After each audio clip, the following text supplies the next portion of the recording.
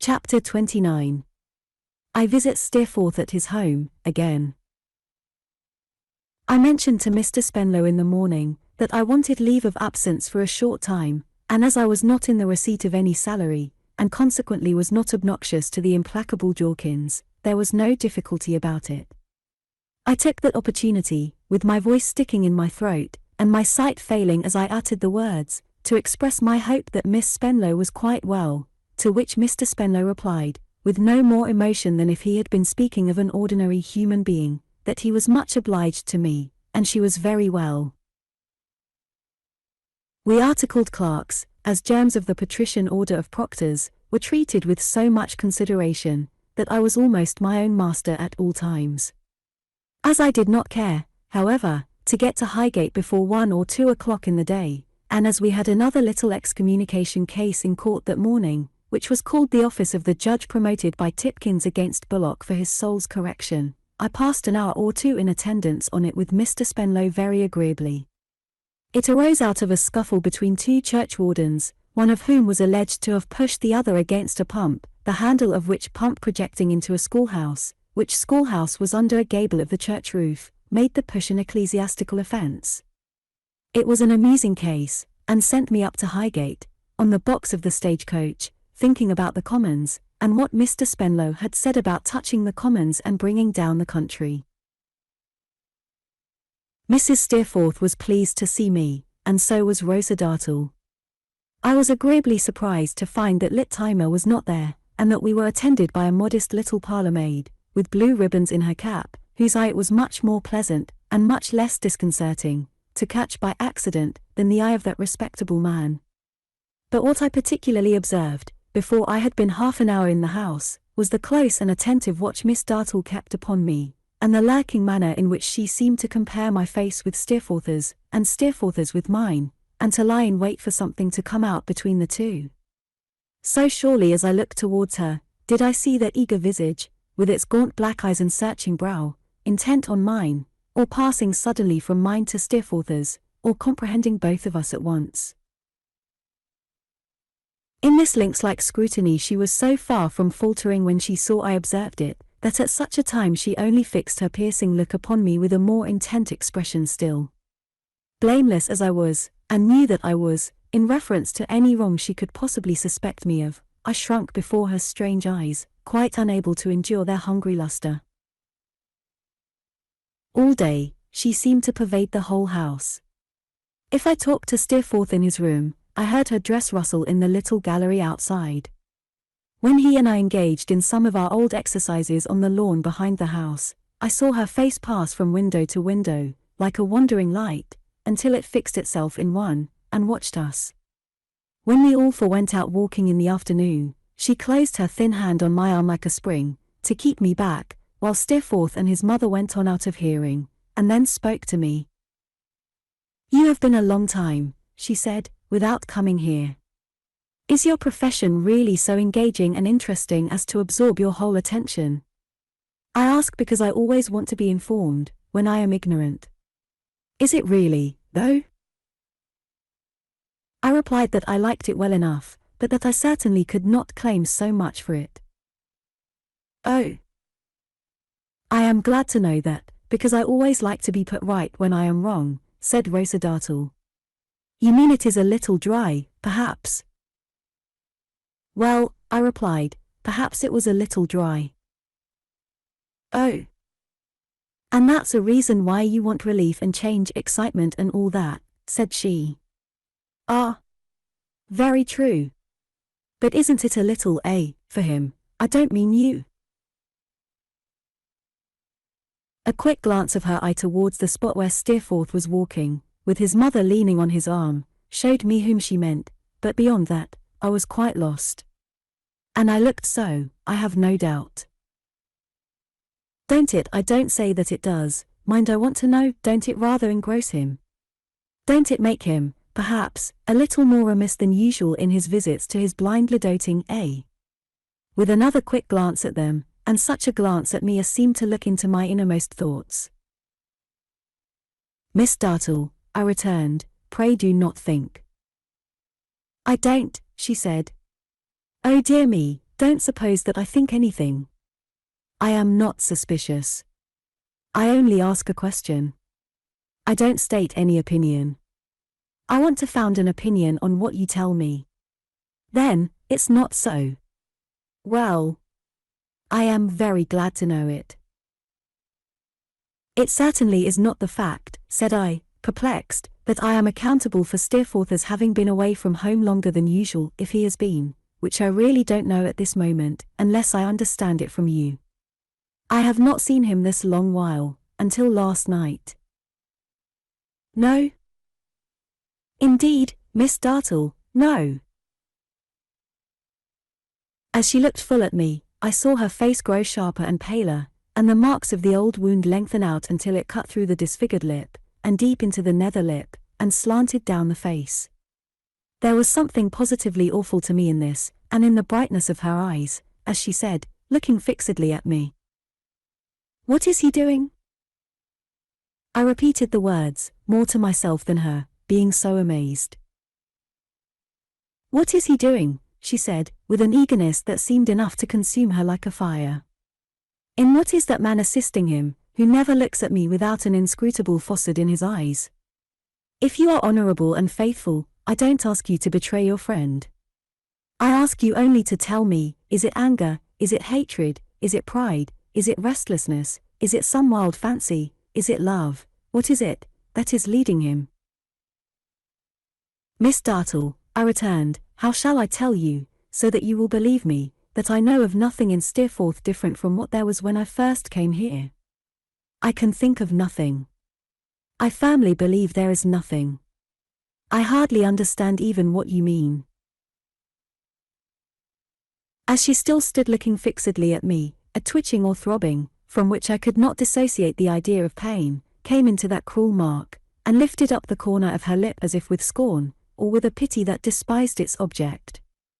She put her hand upon it hurriedly, a hand so thin and delicate, that when I had seen her hold it up before the fire to shade her face, I had compared it in my thoughts to fine porcelain, and saying, in a quick, fierce, passionate way, I swear you to secrecy about this, said not a word more.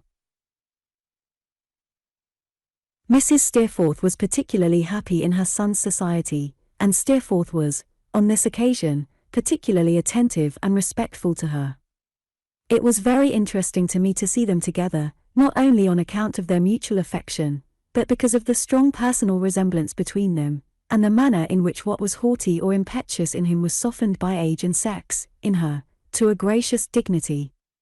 I thought, more than once, that it was well no serious cause of division had ever come between them, or two such natures, I ought rather to express it, two such shades of the same nature might have been harder to reconcile than the two extremest opposites in creation. The idea did not originate in my own discernment, I am bound to confess, but in a speech of Rosa Dartle's. She said at dinner, "Oh, but do tell me, though, somebody, because I have been thinking about it all day, and I want to know." "You want to know what, Rosa?" returned Mrs. Steerforth. Pray, Rosa, do not be mysterious." "Mysterious?" she cried. "Oh. Really? Do you consider me so?" "Do I constantly entreat you," said Mrs. Steerforth, "to speak plainly, in your own natural manner?" "Oh.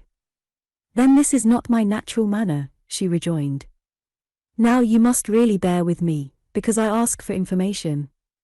We never know ourselves. It has become a second nature," said Mrs. Steerforth, without any displeasure, "but I remember, and so must you, I think, when your manner was different, Rosa, when it was not so guarded, and was more trustful." "I am sure you are right," she returned, "and so it is that bad habits grow upon one." "Really? Less guarded and more trustful? How can I, imperceptibly, have changed, I wonder? Well, that's very odd. I must study to regain my former self." "I wish you would," said Mrs. Steerforth, with a smile. "Oh. I really will, you know," she answered. I will learn frankness from Let Me See from James. You cannot learn frankness, Rosa, said Mrs. Steerforth quickly, for there was always some effect of sarcasm in what Rosa Dartle said, though it was said, as this was, in the most unconscious manner in the world, in a better school. That I am sure of, she answered, with uncommon fervour. If I am sure of anything, of course, you know, I am sure of that. Mrs. Steerforth appeared to me to regret having been a little nettled, for she presently said, in a kind tone, Well, my dear Rosa, we have not heard what it is that you want to be satisfied about. That I want to be satisfied about, she replied, with provoking coldness. Oh. It was only whether people, who are like each other in their moral constitution, is that the phrase? It's as good a phrase as another, said Steerforth. Thank you, whether people, who are like each other in their moral constitution, are in greater danger than people not so circumstanced, supposing any serious cause of variance to arise between them, of being divided angrily and deeply. I should say yes, said Steerforth. Should you? She retorted. Dear me. Supposing then, for instance, any unlikely thing will do for a supposition, that you and your mother were to have a serious quarrel. My dear Rosa, interposed Mrs. Steerforth, laughing good-naturedly, suggests some other supposition. James and I know our duty to each other better, I pray heaven. Oh, said Miss Dartle, nodding her head thoughtfully. To be sure. That would prevent it. Why, of course it would. Exactly. Now, I am glad I have been so foolish as to put the case, for it is so very good to know that your duty to each other would prevent it. Thank you very much. One other little circumstance connected with Miss Dartle I must not omit, for I had reason to remember it thereafter, when all the irremediable past was rendered plain. During the whole of this day, but especially from this period of it, Steerforth exerted himself with his utmost skill, and that was with his utmost ease, to charm this singular creature into a pleasant and pleased companion. That he should succeed, was no matter of surprise to me. That she should struggle against the fascinating influence of his delightful art, delightful nature, I thought it then, did not surprise me either, for I knew that she was sometimes jaundiced and perverse. I saw her features and her manner slowly change, I saw her look at him with growing admiration, I saw her try, more and more faintly, but always angrily, as if she condemned a weakness in herself, to resist the captivating power that he possessed, and finally, I saw her sharp glance soften, and her smile become quite gentle, and I ceased to be afraid of her as I had really been all day, and we all sat about the fire, talking and laughing together, with as little reserve as if we had been children. Whether it was because we had sat there so long, or because Steerforth was resolved not to lose the advantage he had gained, I do not know, but we did not remain in the dining-room more than 5 minutes after her departure. She is playing her harp, said Steerforth, softly, at the drawing-room door, and nobody but my mother has heard her do that, I believe, these 3 years. He said it with a curious smile, which was gone directly, and we went into the room and found her alone. Don't get up, said Steerforth, which she had already done, my dear Rosa, don't. Be kind for once, and sing us an Irish song. What do you care for an Irish song? She returned.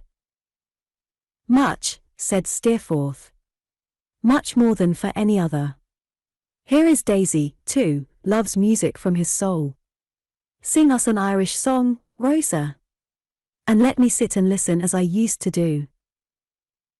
He did not touch her, or the chair from which she had risen, but sat himself near the harp.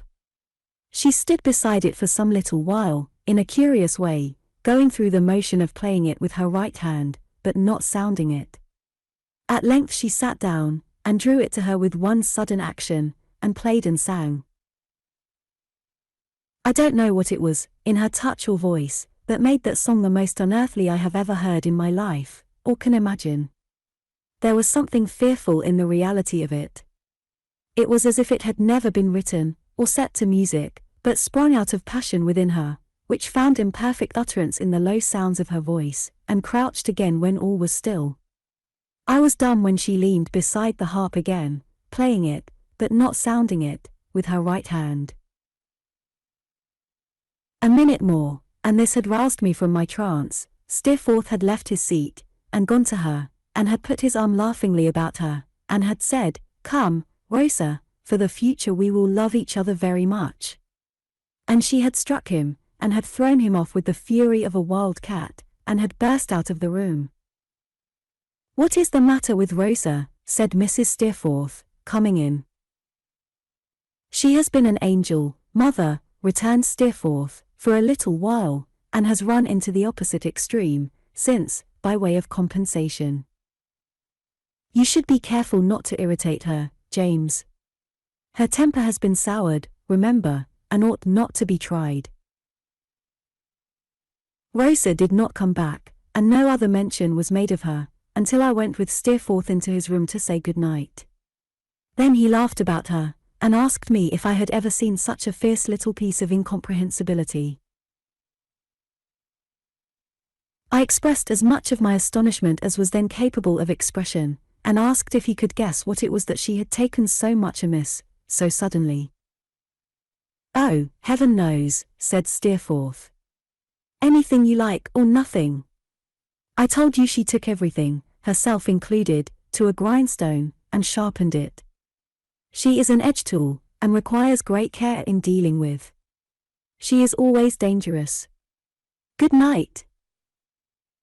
"Good night," said I, "my dear Steerforth. I shall be gone before you wake in the morning. Good night." He was unwilling to let me go, and stood, holding me out, with a hand on each of my shoulders, as he had done in my own room. "Daisy," he said, with a smile, "for though that's not the name your godfathers and godmothers gave you, it's the name I like best to call you by, and I wish you could give it to me." "Why, so I can, if I choose," said I. "Daisy, if anything should ever separate us, you must think of me at my best, old boy. Come. Let us make that bargain. Think of me at my best, if circumstances should ever part us." "You have no best to me, Steerforth," said I, "and no worst. You are always equally loved, and cherished in my heart." So much compunction for having ever wronged him, even by a shapeless thought, did I feel within me, that the confession of having done so was rising to my lips. But for the reluctance I had to betray the confidence of Agnes, but for my uncertainty how to approach the subject with no risk of doing so, it would have reached them before he said, "God bless you, Daisy, and good night." In my doubt, it did not reach them, and we shook hands, and we parted. I was up with the dull dawn, and, having dressed as quietly as I could, looked into his room.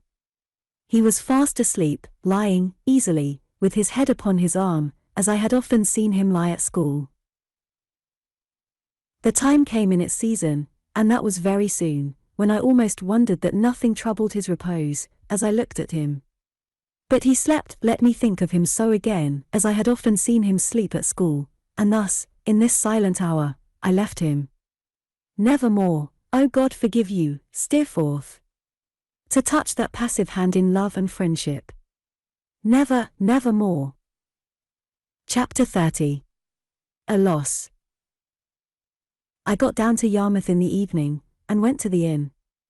I knew that Peggotty's spare room, my room, was likely to have occupation enough in a little while, if that great visitor, before whose presence all the living must give place, were not already in the house, so I betook myself to the inn, and dined there, and engaged my bed. It was 10 o'clock when I went out. Many of the shops were shut, and the town was dull. When I came to Omer and Joram's, I found the shutters up, but the shop door standing open. As I could obtain a perspective view of Mr. Omer inside, smoking his pipe by the parlour door, I entered, and asked him how he was. "Why, bless my life and soul," said Mr. Omer, "how do you find yourself? Take a seat. Smoke not disagreeable, I hope." "By no means," said I like it in somebody else's pipe." What, not in your own, eh? Mr. Omer returned, laughing. All the better, sir. Bad habit for a young man. Take a seat. I smoke, myself, for the asthma. Mr. Omer had made room for me, and placed a chair. He now sat down again very much out of breath, gasping at his pipe as if it contained a supply of that necessary, without which he must perish. I am sorry to have heard bad news of Mr. Barkis, said I. Mr. Omer looked at me, with a steady countenance, and shook his head. Do you know how he is tonight? I asked. The very question I should have put to you, sir, returned Mr. Omer, but on account of delicacy. It's one of the drawbacks of our line of business. When a party's ill, we can't ask how the party is. The difficulty had not occurred to me, though I had had my apprehensions too, when I went in, of hearing the old tune. On its being mentioned, I recognized it, however, and said as much. Yes, yes, you understand, said Mr. Omer, nodding his head. We daresn't do it. Bless you, it would be a shock that the generality of parties mightn't recover, to say Omer and Joram's compliments, and how do you find yourself this morning? Or this afternoon, as it may be. Mr. Omer and I nodded at each other, and Mr. Omer recruited his wind by the aid of his pipe. It's one of the things that cut the trade off from attentions they could often wish to show, said Mr. Omer. Take myself. If I have known Barkis a year, to move to as he went by, I have known him 40 years. But I can't go and say, how is he? I felt it was rather hard on Mr. Omer, and I told him so. I'm not more self-interested, I hope, than another man, said Mr. Omer. Look at me. My wind may fail me at any moment, and it ain't likely that, to my own knowledge, I'd be self-interested under such circumstances. I say it ain't likely, in a man who knows his wind will go, when it does go, as if a pair of bellows was cut open, and that man a grandfather, said Mr. Omer. I said, not at all. It ain't that I complain of my line of business, said Mr. Omer. It ain't that. Some good and some bad goes, no doubt, to all callings. What I wish is, that parties was brought up stronger-minded. Mr. Omer, with a very complacent and amiable face, took several puffs in silence, and then said, resuming his first point. Accordingly we're obliged, in ascertaining how Barkis goes on, to limit ourselves to Emily. She knows what our real objects are, and she don't have any more alarms or suspicions about us, than if we was so many lambs. Minnie and Joram have just stepped down to the house, in fact, she's there, after hours, helping her aunt a bit, to ask her how he is tonight, and if you was to please to wait till they come back, they'd give you full particulars. Will you take something? A glass of srub and water, now. I smoke on srub and water, myself, said Mr. Omer, taking up his glass, because it's considered softening to the passages, by which this troublesome breath of mine gets into action. But, Lord bless you, said Mr. Omer, huskily, it ain't the passages that's out of order. Give me breath enough, said I to my daughter Minnie, and I'll find passages, my dear. He really had no breath to spare, and it was very alarming to see him laugh.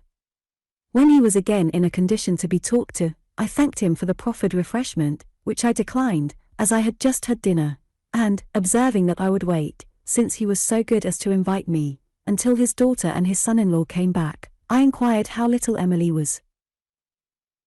Well, sir, said Mr. Omer, removing his pipe, that he might rub his chin, I tell you truly, I shall be glad when her marriage has taken place.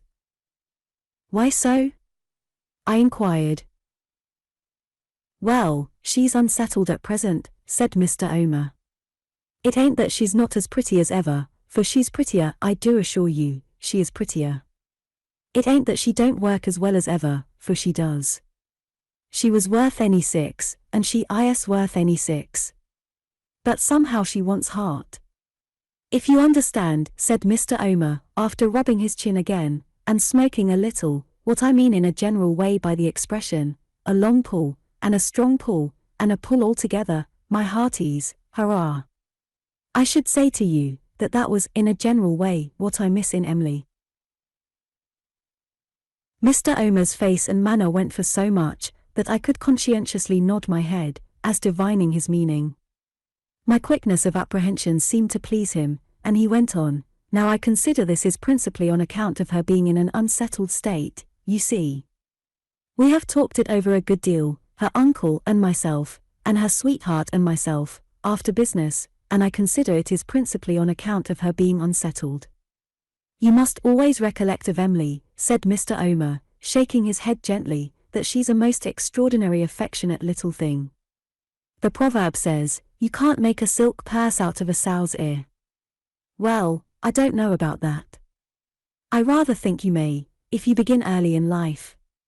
She has made a home out of that old boat, sir, that stone and marble couldn't beat. I am sure she has, said I. To see the clinging of that pretty little thing to her uncle, said Mr. Omer, to see the way she holds on to him, tighter and tighter, and closer, every day, is to see a sight. Now, you know, there's a struggle going on when that's the case. Why should it be made a longer one than is needful? I listened attentively to the good old fellow, and acquiesced, with all my heart, in what he said. Therefore, I mentioned to them, said Mr. Omer, in a comfortable, easygoing tone, this. I said, now, don't consider Emily nailed down in point of time, at all. Make it your own time. Her services have been more valuable than was supposed, her learning has been quicker than was supposed, Omer and Joram can run their pen through what remains, and she's free when you wish. If she likes to make any little arrangement, afterwards, in the way of doing any little thing for us at home, very well. If she don't, very well still. We're no losers, anyhow. For, don't you see, said Mr. Omer, touching me with his pipe, it ain't likely that a man so short of breath as myself, and a grandfather too, would go and strain points with a little bit of a blue-eyed blossom, like her. Not at all, I am certain, said I. Not at all. You're right, said Mr. Omer. Well, sir, her cousin, you know it's a cousin she's going to be married to? Oh yes, I replied. I know him well. Of course you do, said Mr. Omer. Well, sir. Her cousin being, as it appears, in good work, and well-to-do, thanked me in a very manly sort of manner for this, conducting himself altogether, I must say, in a way that gives me a high opinion of him, and went and took as comfortable a little house as you or I could wish to clap eyes on. That little house is now furnished right through, as neat and complete as a doll's parlour, and but for Barkis's illness having taken this bad turn, poor fellow, they would have been man and wife, I dare say, by this time. As it is, there's a postponement. And Emily, Mr. Omer? I inquired. Has she become more settled? Why that, you know, he returned, rubbing his double chin again, can't naturally be expected. The prospect of the change and separation, and all that, is, as one may say, close to her and far away from her, both at once. Barkis's death needn't put it off much, but his lingering might. Anyway, it's an uncertain state of matters, you see.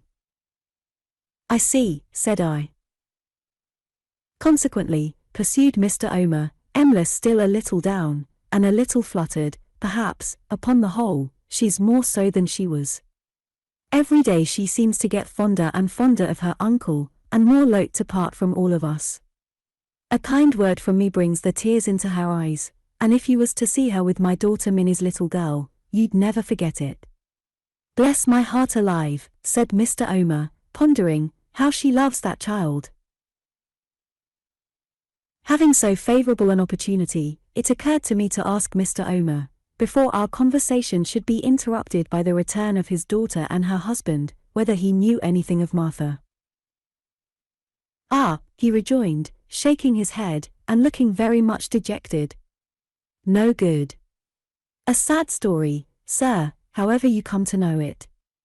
I never thought there was harm in the girl. I wouldn't wish to mention it before my daughter Minnie, for she'd take me up directly, but I never did. None of us ever did. Mr. Omer, hearing his daughter's footstep before I heard it, touched me with his pipe, and shut up one eye, as a caution. She and her husband came in immediately afterwards. Their report was that Mr. Barkis was as bad could be, that he was quite unconscious, and that Mr. Chillip had mournfully said in the kitchen, on going away just now, that the College of Physicians, the College of Surgeons, and Apothecaries' Hall, if they were all called in together, couldn't help him.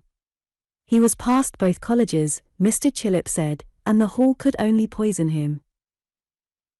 Hearing this, and learning that Mr. Peggotty was there, I determined to go to the house at once. I bade good night to Mr. Omer, and to Mr. and Mrs. Joram, and directed my steps thither, with a solemn feeling, which made Mr. Barkis quite a new and different creature. My low tap at the door was answered by Mr. Peggotty. He was not so much surprised to see me as I had expected. I remarked this in Peggotty, too, when she came down, and I have seen it since, and I think, in the expectation of that dread surprise, all other changes and surprises dwindle into nothing.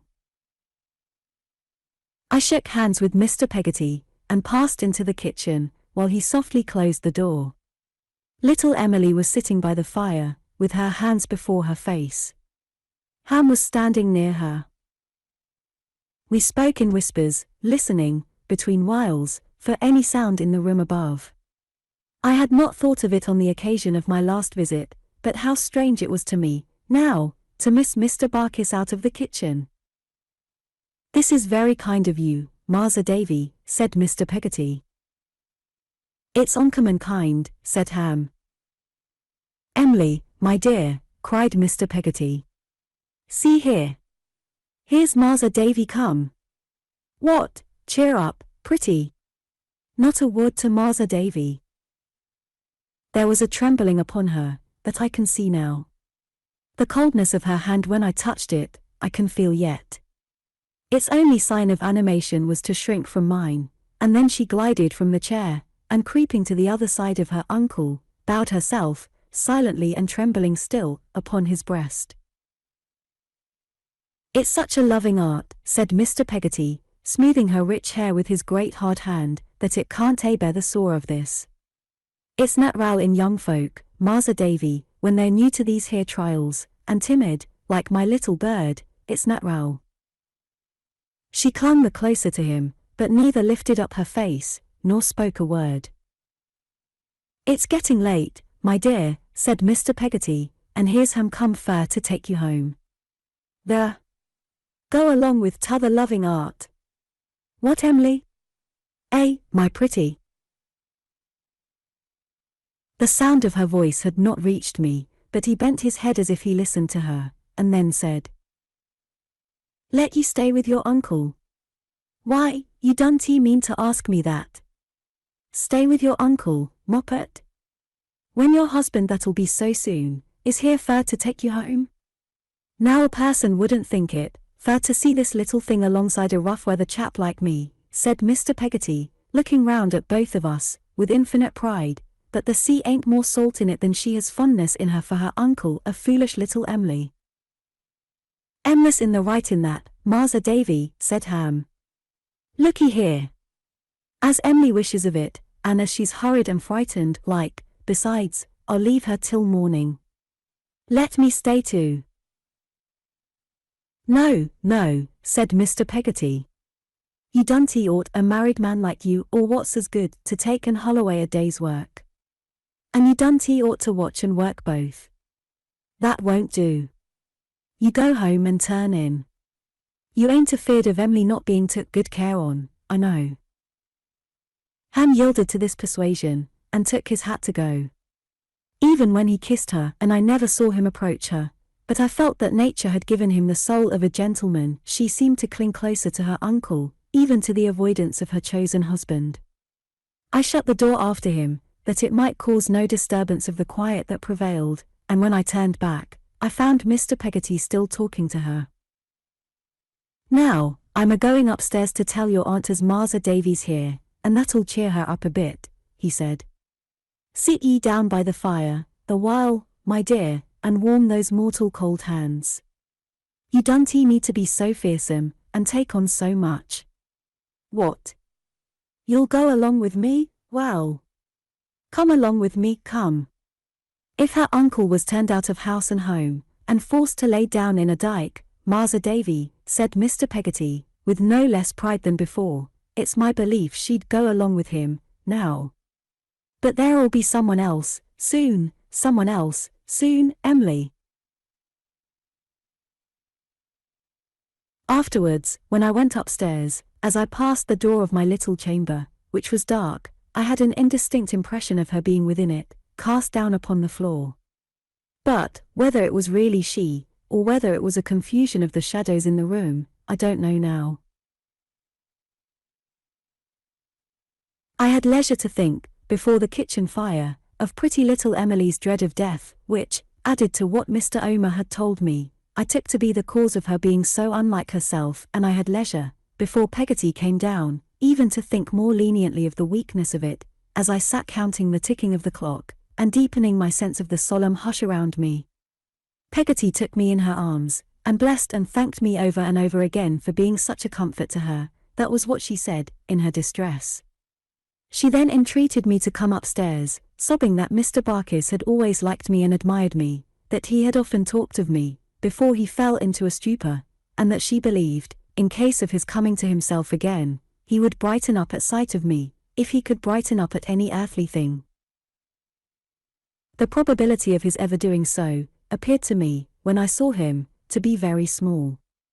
He was lying with his head and shoulders out of bed, in an uncomfortable attitude, half resting on the box which had cost him so much pain and trouble. I learned that, when he was past creeping out of bed to open it, and past assuring himself of its safety by means of the divining rod I had seen him use, he had required to have it placed on the chair at the bedside, where he had ever since embraced it, night and day. His arm lay on it now. Time and the world were slipping from beneath him, but the box was there, and the last words he had uttered were, in an explanatory tone, "Old clothes." "Barkis, my dear," said Peggotty, almost cheerfully, bending over him, while her brother and I stood at the bed's foot. "Here's my dear boy, Master Davy, who brought us together, Barkis. That you sent messages by, you know. Won't you speak to Master Davy?" He was as mute and senseless as the box, from which his form derived the only expression it had. "He's a-going out with the tide," said Mr. Peggotty to me, behind his hand. My eyes were dim and so were Mr. Peggotty's, but I repeated in a whisper, "With the tide." "People can't die, along the coast," said Mr. Peggotty, "except when the tide's pretty nigh out. They can't be born, unless it's pretty nigh in, not properly born, till flood. He's a-going out with the tide. It's ebb at 2:30, slack water half an hour. If he lives till it turns, he'll hold his own till past the flood, and go out with the next tide." We remained there, watching him, a long time, hours. What mysterious influence my presence had upon him in that state of his senses, I shall not pretend to say, but when he at last began to wander feebly, it is certain he was muttering about driving me to school. "His coming to himself," said Peggotty. Mr. Peggotty touched me, and whispered with much awe and reverence, "They are both a-going out fast." "Barkis, my dear," said Peggotty. "See Pete Barkis," he cried faintly. "No better woman anywhere. Look. Here's Master Davy," said Peggotty. For he now opened his eyes.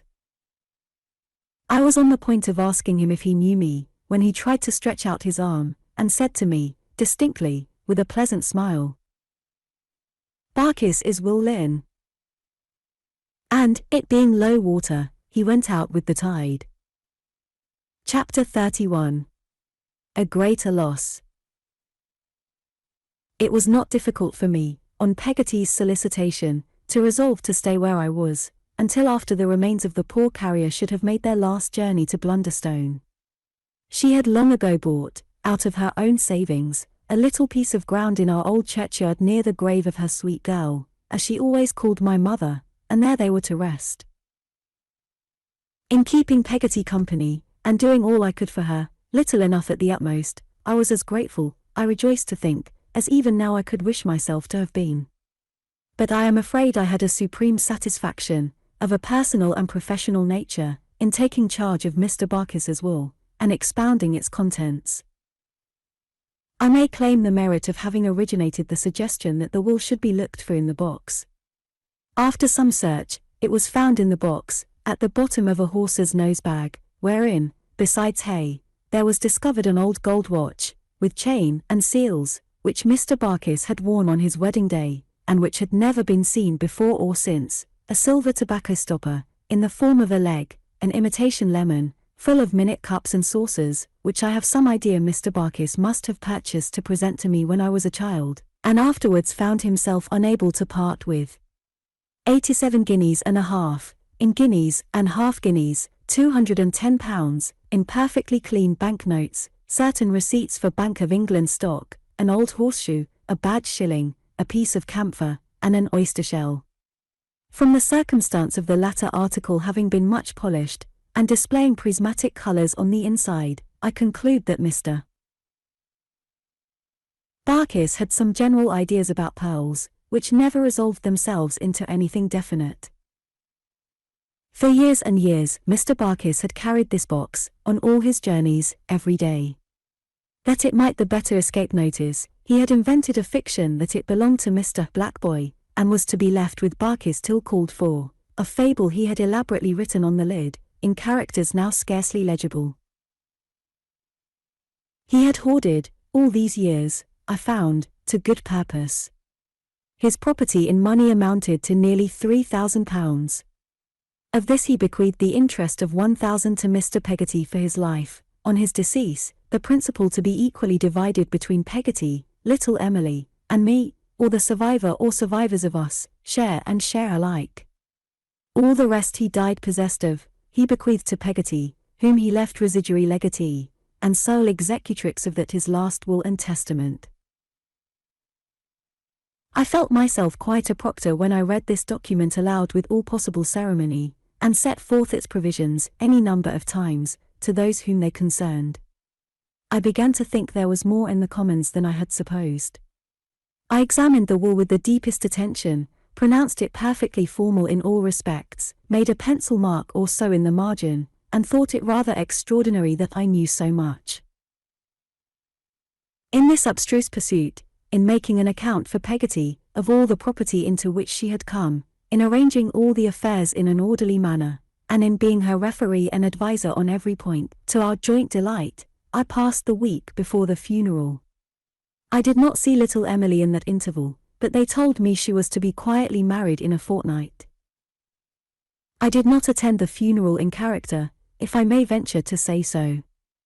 I mean I was not dressed up in a black coat and a streamer, to frighten the birds, but I walked over to Blunderstone early in the morning, and was in the churchyard when it came, attended only by Peggotty and her brother.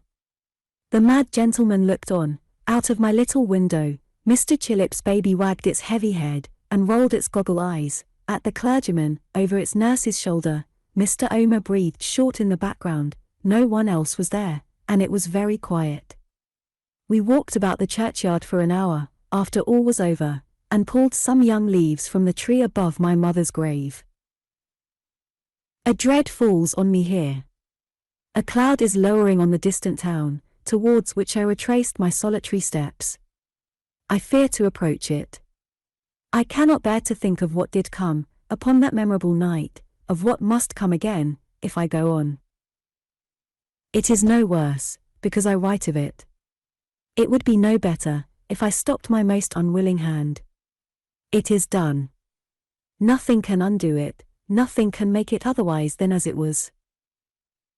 My old nurse was to go to London with me next day, on the business of the will. Little Emily was passing that day at Mr. Omer's.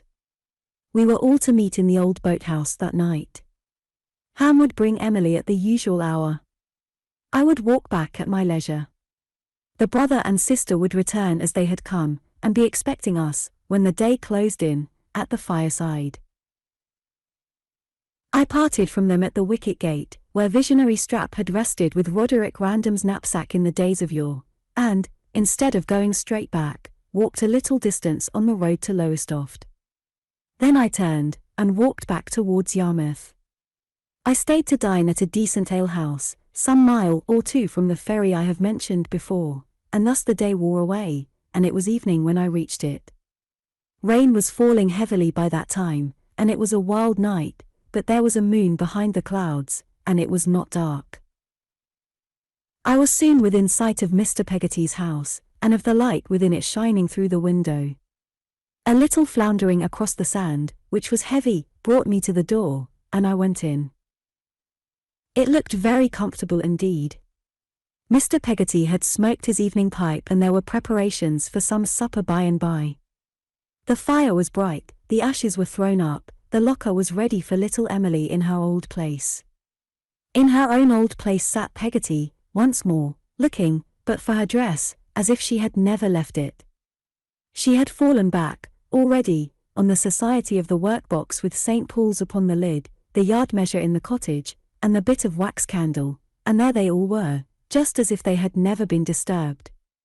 Mrs. Gummidge appeared to be fretting a little, in her old corner, and consequently looked quite natural, too. "You're first of the lot, Marser Davy," said Mr. Peggotty with a happy face. "Don't 'ee keep in that coat, sir, if it's wet."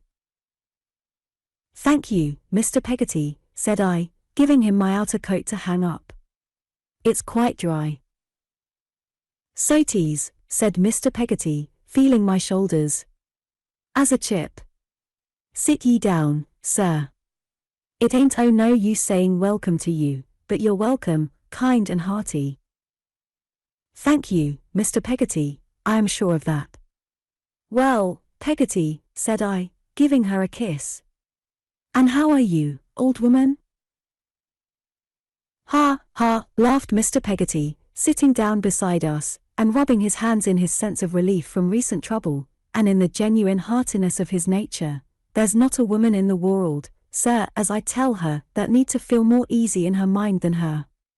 She done her duty by the departed, and the departed knowed it, and the departed done what was right by her, as she done what was right by the departed, and it's all right." Mrs. Gummidge groaned. "Cheer up, my pretty mother," said Mr. Peggotty. But he shook his head aside at us, evidently sensible of the tendency of the late occurrences to recall the memory of the old one. "Don't 'ee be down. Cheer up, for your own self, only a little bit, and see if a good deal more don't 'ee come that row." "Not to me, Dan'l," returned Mrs. Gummidge. "Nothing's nat'ral to me but to be lone and lorn." "No, no," said Mr. Peggotty, soothing her sorrows. "Yes, yes, Dan'l," said Mrs. Gummidge.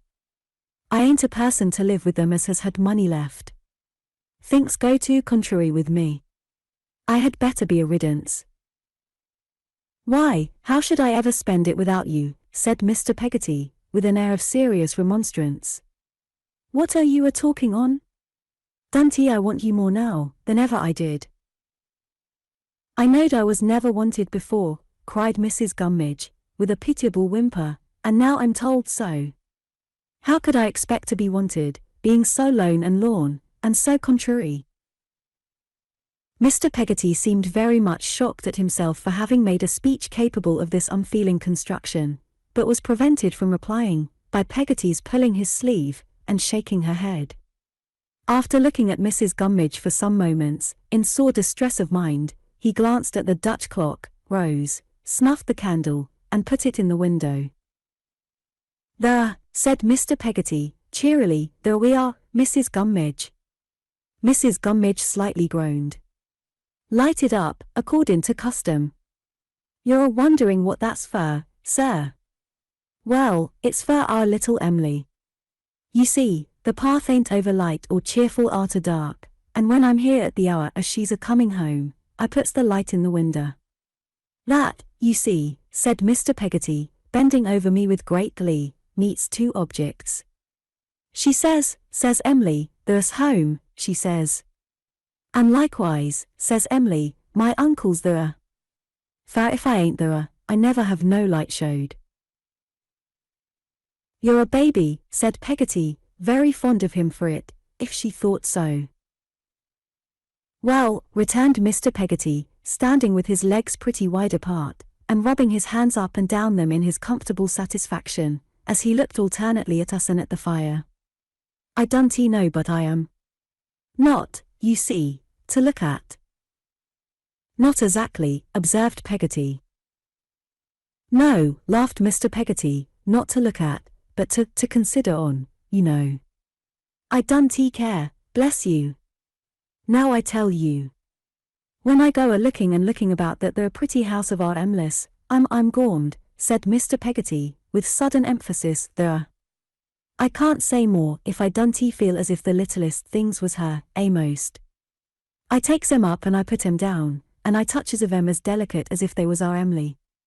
So 'tis with her little bonnets and that.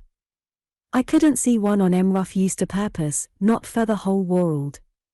There's a babby for you, in the form of a great sea porcupine, said Mr. Peggotty, relieving his earnestness with a roar of laughter. Peggotty and I both laughed, but not so loud. It's my opinion, you see, said Mr. Peggotty, with a delighted face, after some further rubbing of his legs, as this is along of my having played with her so much, and made believe as we was Turks, and French, and sharks, and every variety of foreigners, bless you, yes, and lions and whales, and I don't know what all, when she wa'n't no higher than my knee.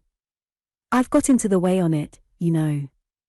Why, this here candle, now, said Mr. Peggotty, gleefully holding out his hand towards it, I know very well that arter she's married and gone, I shall put that candle there, just the same as now. I know very well that when I'm here o' nights, and where else should I live, bless your hearts, whatever fortin I come into, and she ain't here or I ain't there, I shall put the candle in the window, and sit afore the fire, pretending I'm expecting of her, like I'm a-doing now. There's a babby for you, said Mr. Peggotty, with another roar, in the form of a sea porcupine. Why, at the present minute, when I see the candle sparkle up, I says to myself, she's a-looking at it. Emless a-coming. There's a babby for you, in the form of a sea porcupine. Right for all that, said Mr. Peggotty, stopping in his roar, and smiting his hands together, for here she is. It was only Ham. The night should have turned more wet since I came in, for he had a large sou'wester hat on, slouched over his face. Where's Em'ly? Said Mr. Peggotty. Ham made a motion with his head, as if she were outside. Mr. Peggotty took the light from the window, trimmed it, put it on the table, and was busily stirring the fire, when Ham, who had not moved, said, Marser Davy, will you come out a minute, and see what Em'ly and me has got to show you? We went out.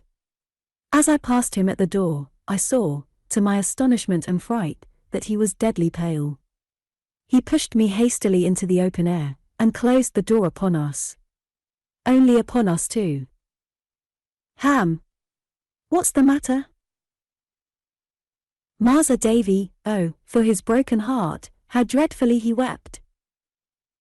I was paralyzed by the sight of such grief. I don't know what I thought, or what I dreaded. I could only look at him. Ham!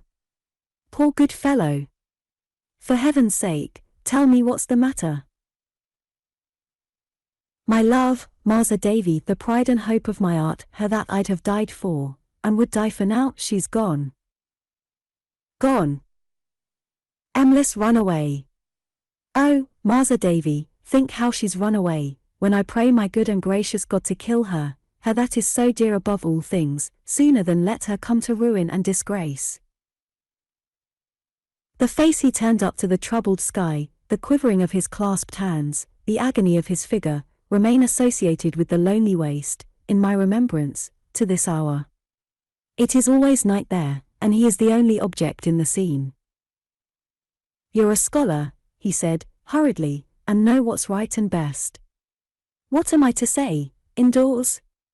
How am I ever to break it to him, Master Davy? I saw the door move, and instinctively tried to hold the latch on the outside, to gain a moment's time. It was too late. Mr. Peggotty thrust forth his face, and never could I forget the change that came upon it when he saw us, if I were to live 500 years.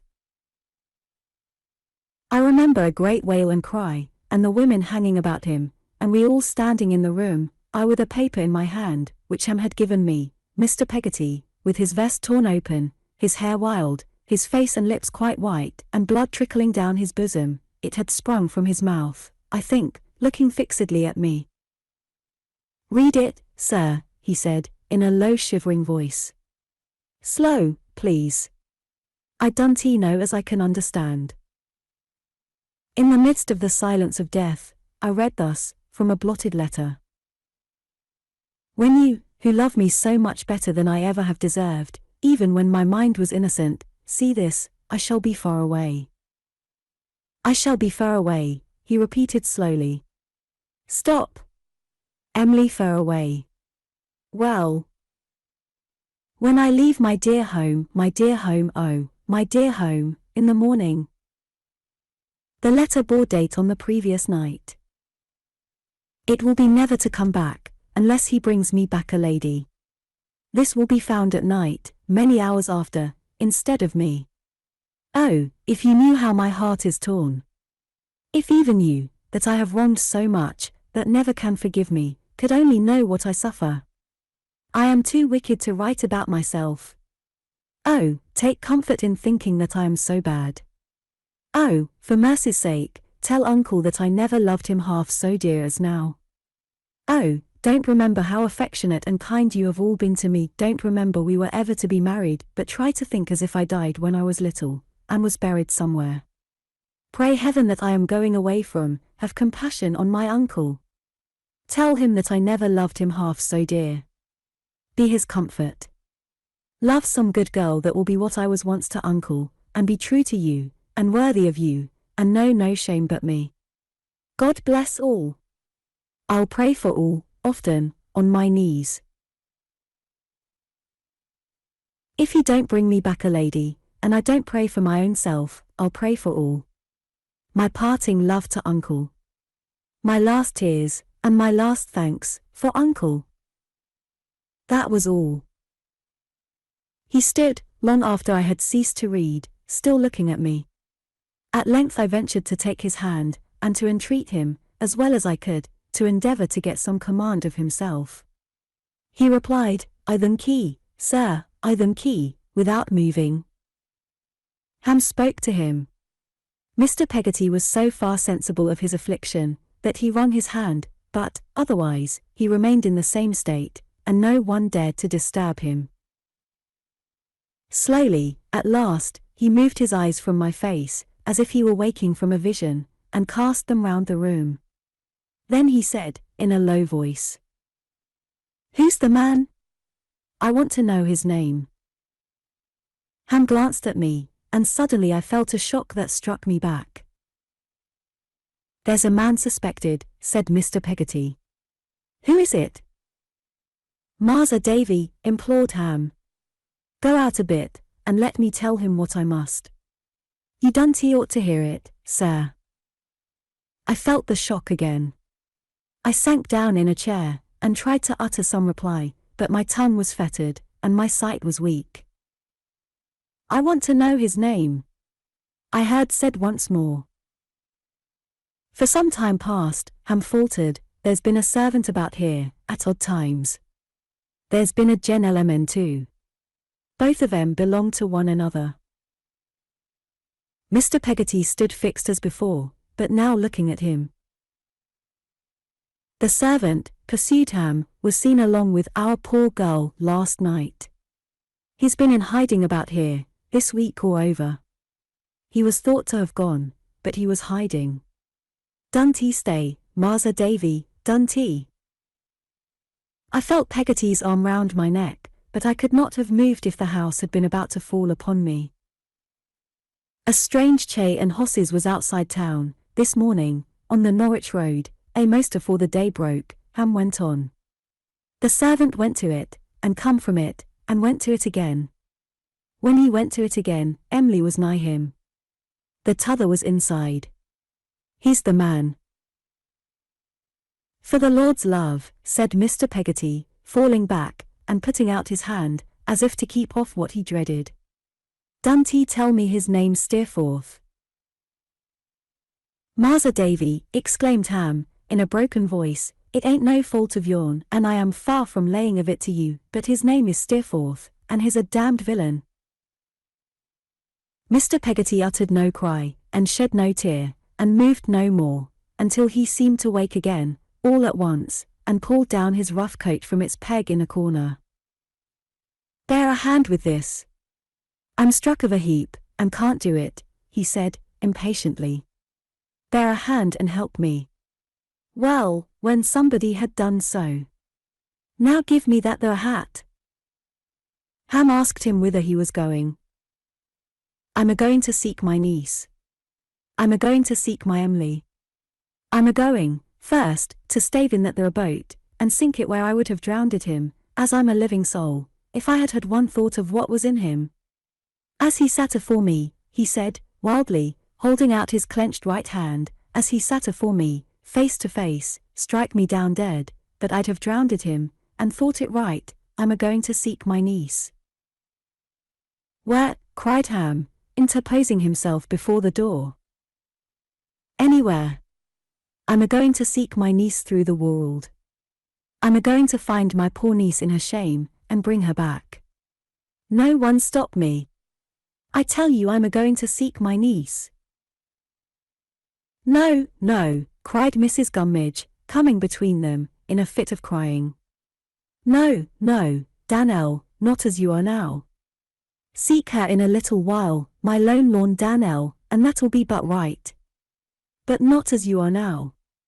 Sit ye down, and give me your forgiveness for having ever been a worrit to you, Dan'l. What have my contraries ever been to this? And let us speak a word about them times when she was first an orphan, and when Ham was too, and when I was a poor widow woman, and you took me in.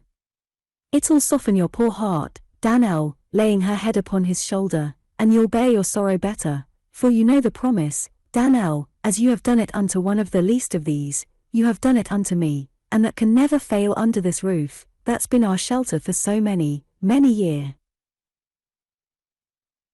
He was quite passive now, and when I heard him crying, the impulse that had been upon me to go down upon my knees, and ask their pardon for the desolation I had caused, and curse Steerforth, yielded to a better feeling, my overcharged heart found the same relief, and I cried too.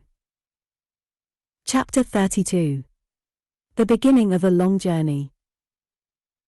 What is natural in me, is natural in many other men, I infer, and so I am not afraid to write that I never had loved Steerforth better than when the ties that bound me to him were broken. In the keen distress of the discovery of his unworthiness, I thought more of all that was brilliant in him, I softened more towards all that was good in him, I did more justice to the qualities that might have made him a man of a noble nature and a great name, than ever I had done in the height of my devotion to him. Deeply as I felt my own unconscious part in his pollution of an honest home, I believed that if I had been brought face to face with him, I could not have uttered one reproach. I should have loved him so well still, though he fascinated me no longer. I should have held in so much tenderness the memory of my affection for him, that I think I should have been as weak as a spirit-wounded child, in all but the entertainment of a thought that we could ever be reunited. That thought I never had.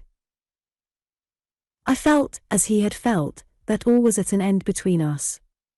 What his remembrances of me were, I have never known. They were light enough, perhaps, and easily dismissed, but mine of him were as the remembrances of a cherished friend, who was dead. Yes, Steerforth, long removed from the scenes of this poor history. My sorrow may bear involuntary witness against you at the judgment throne, but my angry thoughts or my reproaches never will, I know. The news of what had happened soon spread through the town, insomuch that as I passed along the streets next morning, I overheard the people speaking of it at their doors. Many were hard upon her, some few were hard upon him, but towards her second father and her lover there was but one sentiment. Among all kinds of people a respect for them in their distress prevailed, which was full of gentleness and delicacy. The seafaring men kept apart, when those two were seen early, walking with slow steps on the beach, and stood in knots, talking compassionately among themselves. It was on the beach, close down by the sea, that I found them. It would have been easy to perceive that they had not slept all last night, even if Peggotty had failed to tell me of their still sitting just as I left them, when it was broad day. They looked worn, and I thought Mr. Peggotty's head was bowed in one night more than in all the years I had known him. But they were both as grave and steady as the sea itself, then lying beneath a dark sky, waveless, yet with a heavy roll upon it, as if it breathed in its rest, and touched, on the horizon, with a strip of silvery light from the unseen sun. "We have had a mort of talk, sir," said Mr. Peggotty to me, when we had all three walked a little while in silence, "of what we ought and Dunty ought to do. But we see our course now." I happened to glance at Ham, then looking out to sea upon the distant light, and a frightful thought came into my mind, not that his face was angry, for it was not. I recall nothing but an expression of stern determination in it, that if ever he encountered Steerforth, he would kill him. "My duty here, sir," said Mr. Peggotty, "is done. I'm a-going to seek my—" He stopped, and went on in a firmer voice, "I'm a-going to seek her. That's my duty evermore." He shook his head when I asked him where he would seek her, and inquired if I were going to London tomorrow. I told him I had not gone today, fearing to lose the chance of being of any service to him, but that I was ready to go when he would. "I'll go along with you, sir," he rejoined, "if you're agreeable, tomorrow." We walked again, for a while, in silence. "Ham," he presently resumed, "he'll hold to his present work, and go and live along with my sister. The old boat yonder." "Will you desert the old boat, Mr. Peggotty?" I gently interposed. "My station, Master Davy," he returned, "ain't there no longer, and if ever a boat foundered, since there was darkness on the face of the deep, that one's gone down. But no, sir, no, I don't mean as it should be deserted. Far from that." We walked again for a while, as before, until he explained. "My wishes is, sir, as it shall look, day and night, winter and summer, as it has always looked, since she fust knowed it. If ever she should come a-wandering back, I wouldn't have the old place seem to cast her off, you understand, but seem to tempt her to draw nigher to tea, and to peep in, maybe, like a ghost, out of the wind and rain, through the old window, at the old seat by the fire. Then, maybe, Master Davy, seeing none but Mrs. Gummidge there, she might take heart to creep in, trembling, and might come to be laid down in her old bed, and rest her weary head where it was once so gay." I could not speak to him in reply, though I tried. "Every night," said Mr. Peggotty, "as reg'lar as the night comes, the candle must be stood in its old pane of glass, that if ever she should see it, it may seem to say, 'Come back, my child, come back.' If ever there's a knock, Ham, partickler a soft knock, arter dark, at your aunt's door, don't you go nigh it. Let it be her, not you, that sees my fallen child."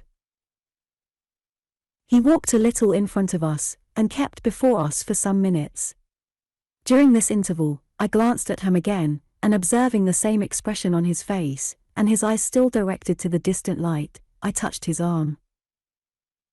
Twice I called him by his name, in the tone in which I might have tried to rouse a sleeper, before he heeded me. When I at last inquired on what his thoughts were so bent, he replied, "On what's afore me, Master Davy, and over yon." "On the life before you, do you mean?" He had pointed confusedly out to sea. Master Davy. I don't rightly know how 'tis, but from over yon there seemed to me to come the end of it, like, looking at me as if he were waking, but with the same determined face." "What end?"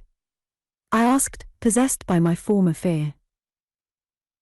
"I don't know," he said, thoughtfully. "I was calling to mind that the beginning of it all did take place here, and then the end come. But it's gone.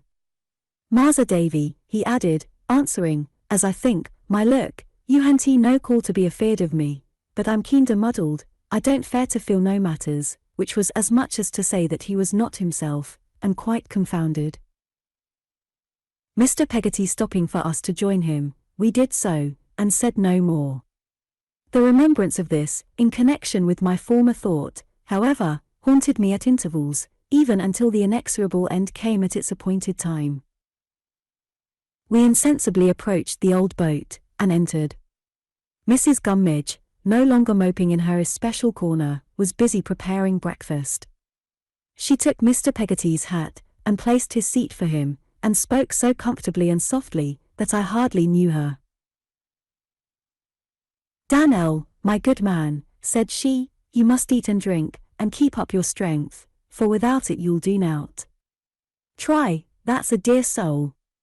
And if I disturb you with my cliquetin," she meant her chattering, "tell me so, Dan'l, and I won't."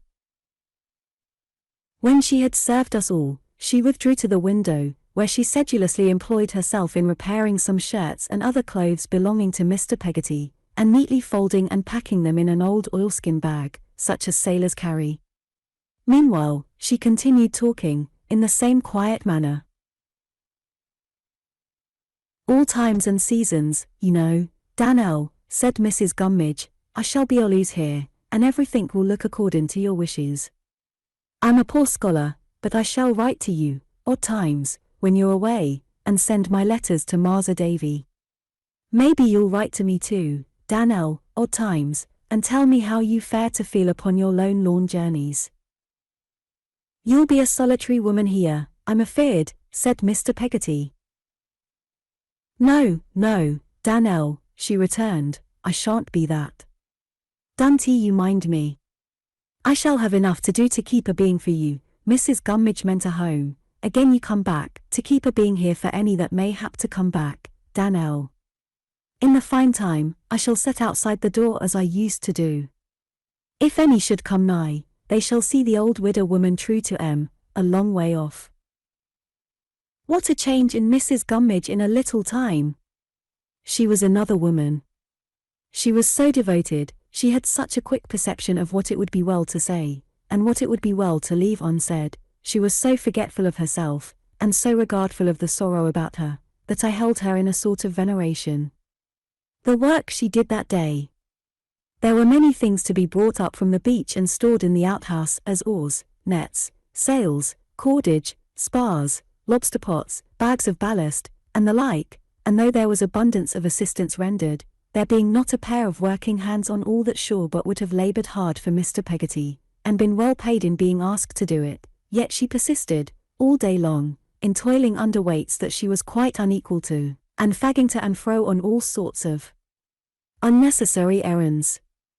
As to deploring her misfortunes, she appeared to have entirely lost the recollection of ever having had any. She preserved an equable cheerfulness in the midst of her sympathy, which was not the least astonishing part of the change that had come over her. Querulousness was out of the question. I did not even observe her voice to falter, or a tear to escape from her eyes, the whole day through, until twilight, when she and I and Mr. Peggotty being alone together, and he having fallen asleep in perfect exhaustion, she broke into a half-suppressed fit of sobbing and crying, and taking me to the door, said, "Ever bless you, Master Davy, be a friend to him, poor dear."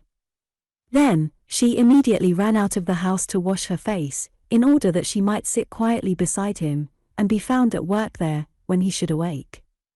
In short, I left her, when I went away at night, the prop and staff of Mr. Peggotty's affliction, and I could not meditate enough upon the lesson that I read in Mrs. Gummidge, and the new experience she unfolded to me.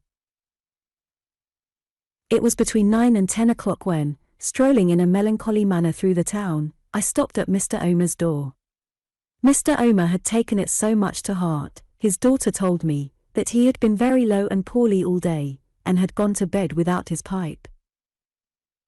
"A deceitful, bad-hearted girl," said Mrs. Joram. "There was no good in her, ever." "Don't say so," I returned. "You don't think so?" "Yes, I do," cried Mrs. Joram, angrily. "No, no," said I. Mrs. Joram tossed her head, endeavoring to be very stern and cross, but she could not command her softer self, and began to cry. I was young, to be sure, but I thought much the better of her for this sympathy, and fancied it became her, as a virtuous wife and mother, very well indeed. "What will she ever do?" sobbed Minnie. "Where will she go? What will become of her?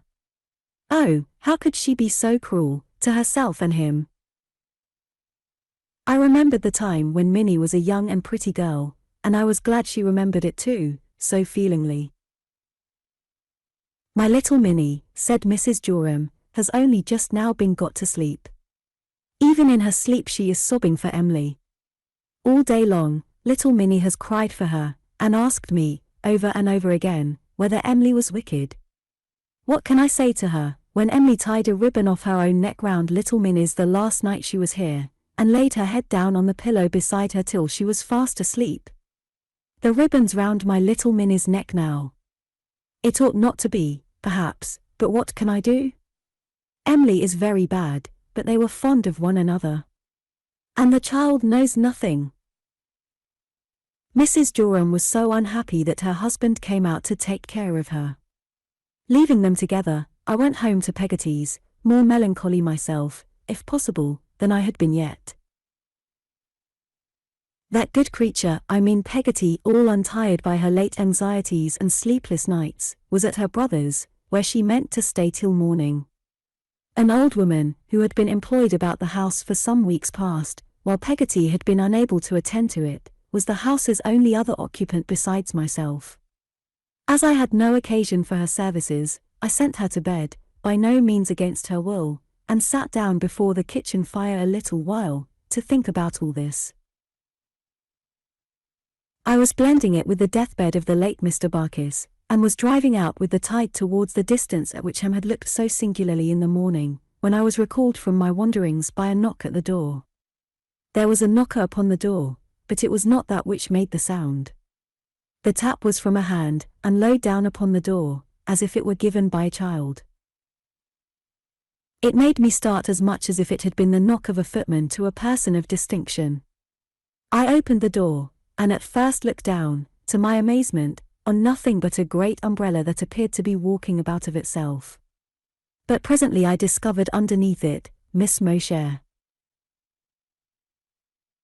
I might not have been prepared to give the little creature a very kind reception, if, on her removing the umbrella, which her utmost efforts were unable to shut up, she had shown me the volatile expression of face which had made so great an impression on me at our first and last meeting.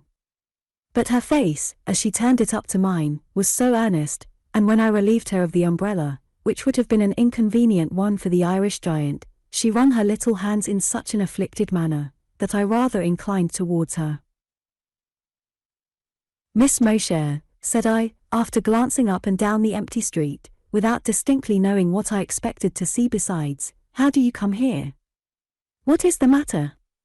She motioned to me with her short right arm, to shut the umbrella for her, and passing me hurriedly, went into the kitchen.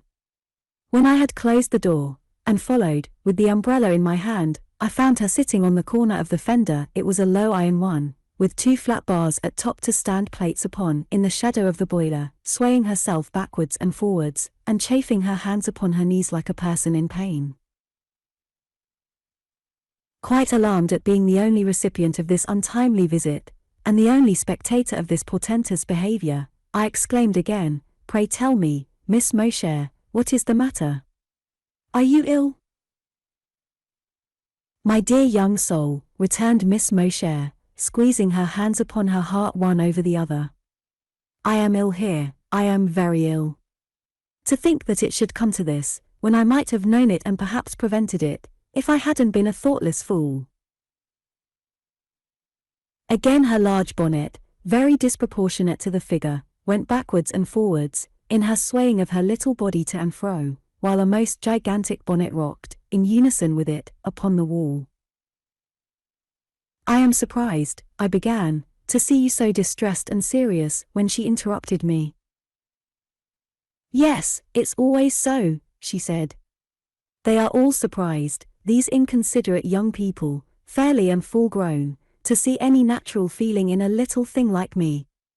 They make a plaything of me, use me for their amusement, throw me away when they are tired, and wonder that I feel more than a toy horse or a wooden soldier. Yes, yes, that's the way. The old way. It may be, with others, I returned, but I do assure you it is not with me. Perhaps I ought not to be at all surprised to see you as you are now, I know so little of you. I said, without consideration, what I thought. What can I do? Returned the little woman, standing up, and holding out her arms to show herself. See what I am, my father was, and my sister is, and my brother is. I have worked for sister and brother these many years, hard, Mr. Copperfield, all day. I must live. I do no harm.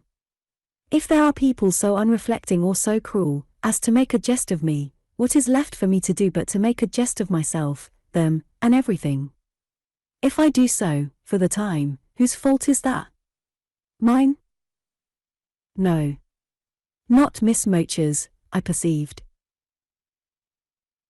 If I had shown myself a sensitive dwarf to your false friend, pursued the little woman, shaking her head at me, with reproachful earnestness, how much of his help or goodwill do you think I should ever have had? If little Mosher, who had no hand, young gentleman, in the making of herself, addressed herself to him, or the like of him, because of her misfortunes, when do you suppose her small voice would have been heard? Little Mosher would have as much need to live, if she was the bitterest and dullest of pygmies, but she couldn't do it. No. She might whistle for her bread and butter till she died of air. Miss Mosher sat down on the fender again, and took out her handkerchief, and wiped her eyes. Be thankful for me, if you have a kind heart, as I think you have, she said, that while I know well what I am, I can be cheerful and endure it all. I am thankful for myself, at any rate, that I can find my tiny way through the world, without being beholden to anyone, and that in return for all that is thrown at me, in folly or vanity, as I go along, I can throw bubbles back. If I don't brood over all I want, it is the better for me, and not the worse for anyone. If I am a plaything for you giants, be gentle with me. Miss Mosher replaced her handkerchief in her pocket, looking at me with very intent expression all the while, and pursued. I saw you in the street just now. You may suppose I am not able to walk as fast as you, with my short legs and short breath, and I couldn't overtake you, but I guessed where you came, and came after you. I have been here before, today, but the good woman wasn't at home.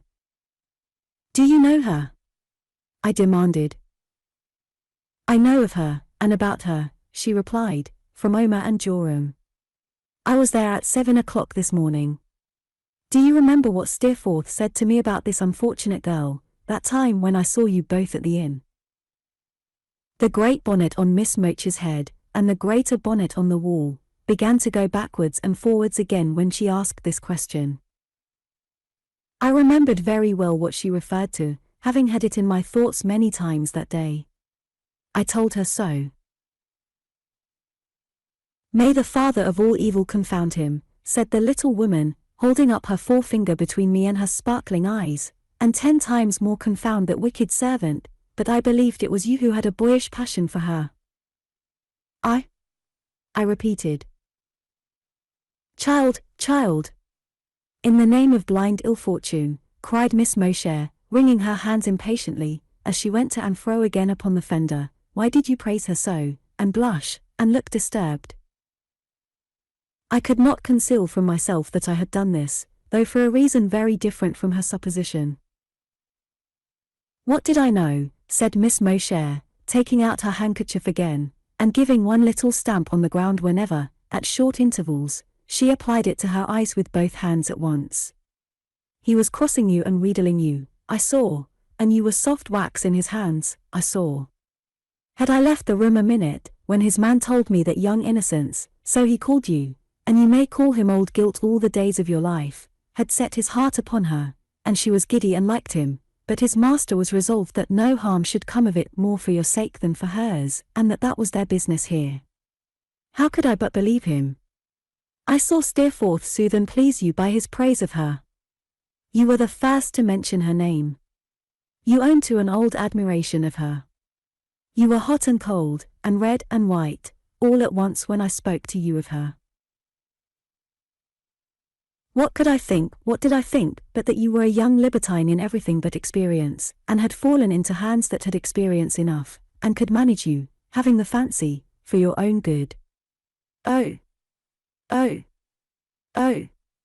They were afraid of my finding out the truth, exclaimed Miss Mosher, getting off the fender, and trotting up and down the kitchen with her two short arms distressfully lifted up, because I am a sharp little thing, I need be, to get through the world at all, and they deceived me altogether, and I gave the poor unfortunate girl a letter, which I fully believe was the beginning of her ever speaking to Littimer, who was left behind on purpose. I stood amazed at the revelation of all this perfidy, looking at Miss Mosher as she walked up and down the kitchen until she was out of breath, when she sat upon the fender again, and, drying her face with her handkerchief, shook her head for a long time, without otherwise moving, and without breaking silence. My country rounds, she added at length, brought me to Norwich, Mr. Copperfield, the night before last. What I happened to find there, about their secret way of coming and going, without you, which was strange, led to my suspecting something wrong. I got into the coach from London last night, as it came through Norwich, and was here this morning. Oh, oh, oh. Too late. Poor little Mosher turned so chilly after all her crying and fretting, that she turned round on the fender, putting her poor little wet feet in among the ashes to warm them, and sat looking at the fire, like a large doll. I sat in a chair on the other side of the hearth, lost in unhappy reflections, and looking at the fire too, and sometimes at her. I must go, she said at last, rising as she spoke. It's late. You don't mistrust me? Meeting her sharp glance, which was as sharp as ever when she asked me, I could not on that short challenge answer no, quite frankly. Come, said she, accepting the offer of my hand to help her over the fender, and looking wistfully up into my face, you know you wouldn't mistrust me, if I was a full-sized woman. I felt that there was much truth in this, and I felt rather ashamed of myself. You are a young man, she said, nodding. Take a word of advice, even from 3'0". Try not to associate bodily defects with mental, my good friend, except for a solid reason. She had got over the fender now, and I had got over my suspicion. I told her that I believed she had given me a faithful account of herself, and that we had both been hapless instruments in designing hands. She thanked me, and said I was a good fellow. Now, mind, she exclaimed, turning back on her way to the door, and looking shrewdly at me, with her forefinger up again. I have some reason to suspect, from what I have heard, my ears are always open, I can't afford to spare what powers I have, that they are gone abroad. But if ever they return, if ever any one of them returns, while I am alive, I am more likely than another, going about as I do, to find it out soon. Whatever I know, you shall know. If ever I can do anything to serve the poor betrayed girl, I will do it faithfully, please heaven. And Littimer had better have a bloodhound at his back, than little Mosher. I placed implicit faith in this last statement, when I marked the look with which it was accompanied. Trust me no more, but trust me no less, than you would trust a full-sized woman, said the little creature, touching me appealingly on the wrist. If ever you see me again, unlike what I am now, and like what I was when you first saw me, observe what company I am in. Call to mind that I am a very helpless and defenseless little thing. Think of me at home with my brother like myself and sister like myself, when my day's work is done. Perhaps you won't, then, be very hard upon me, or surprised if I can be distressed and serious. Good night. I gave Miss Mosher my hand, with a very different opinion of her from that which I had hitherto entertained, and opened the door to let her out.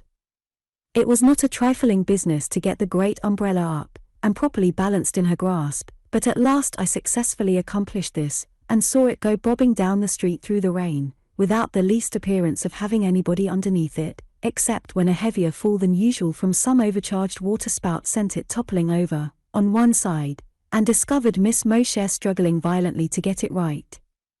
After making one or two sallies to her relief, which were rendered futile by the umbrella's hopping on again, like an immense bird, before I could reach it, I came in, went to bed, and slept till morning. In the morning I was joined by Mr. Peggotty and by my old nurse, and we went at an early hour to the coach office, where Mrs. Gummidge and Ham were waiting to take leave of us. "Massa Davy," Ham whispered, drawing me aside, while Mr. Peggotty was stowing his bag among the luggage, "his life is quite broke up. He don't know where he's going, he don't know what's afore him, he's bound upon a voyage that'll last, on and off, all the rest of his days, take my word for 't, unless he finds what he's a-seeking of. I am sure you'll be a friend to him, Massa Davy." "Trust me, I will indeed," said I, shaking hands with Ham earnestly. Thank ye, very kind, sir. One thing further. I'm in good employ, you know, Massa Davy, and I han't no way now of spending what I gets. Money's of no use to me no more, except to live. If you can lay it out for him, I shall do my work with a better art. Though as to that, sir," and he spoke very steadily and mildly, "you're not to think but I shall work at all times, like a man, and act the best that lays in my power." I told him I was well convinced of it, and I hinted that I hoped the time might even come, when he would cease to lead the lonely life he naturally contemplated now. "No, sir," he said, shaking his head, "all that's past and over with me, sir. No one can never fill the place that's empty. But you'll bear in mind about the money, as there's at all times some laying by for him." Reminding him of the fact that Mr. Peggotty derived a steady, though certainly a very moderate income from the bequest of his late brother-in-law, I promised to do so. We then took leave of each other. I cannot leave him even now, without remembering with a pang, at once his modest fortitude and his great sorrow. As to Mrs. Gummidge, if I were to endeavour to describe how she ran down the street by the side of the coach, seeing nothing but Mr. Peggotty on the roof, through the tears she tried to repress, and dashing herself against the people who were coming in the opposite direction, I should enter on a task of some difficulty. Therefore I had better leave her sitting on a baker's doorstep, out of breath, with no shape at all remaining in her bonnet, and one of her shoes off, lying on the pavement at a considerable distance. When we got to our journey's end, our first pursuit was to look about for a little lodging for Peggotty, where her brother could have a bed. We were so fortunate as to find one, of a very clean and cheap description, over a chandler's shop, only 2 streets removed from me. When we had engaged this domicile, I bought some cold meat at an eating house, and took my fellow travellers home to tea, a proceeding, I regret to state, which did not meet with Mrs. Crupp's approval, but quite the contrary. I ought to observe, however, in explanation of that lady's state of mind, that she was much offended by Peggotty's tucking up her widow's gown before she had been 10 minutes in the place, and setting to work to dust my bedroom. This Mrs. Crupp regarded in the light of a liberty, and a liberty, she said, was a thing she never allowed. Mr. Peggotty had made a communication to me on the way to London for which I was not unprepared. It was, that he purposed first seeing Mrs. Steerforth. As I felt bound to assist him in this, and also to mediate between them, with the view of sparing the mother's feelings as much as possible, I wrote to her that night. I told her as mildly as I could what his wrong was, and what my own share in his injury. I said he was a man in very common life, but of a most gentle and upright character, and that I ventured to express a hope that she would not refuse to see him in his heavy trouble. I mentioned 2 o'clock in the afternoon as the hour of our coming, and I sent the letter myself by the first coach in the morning.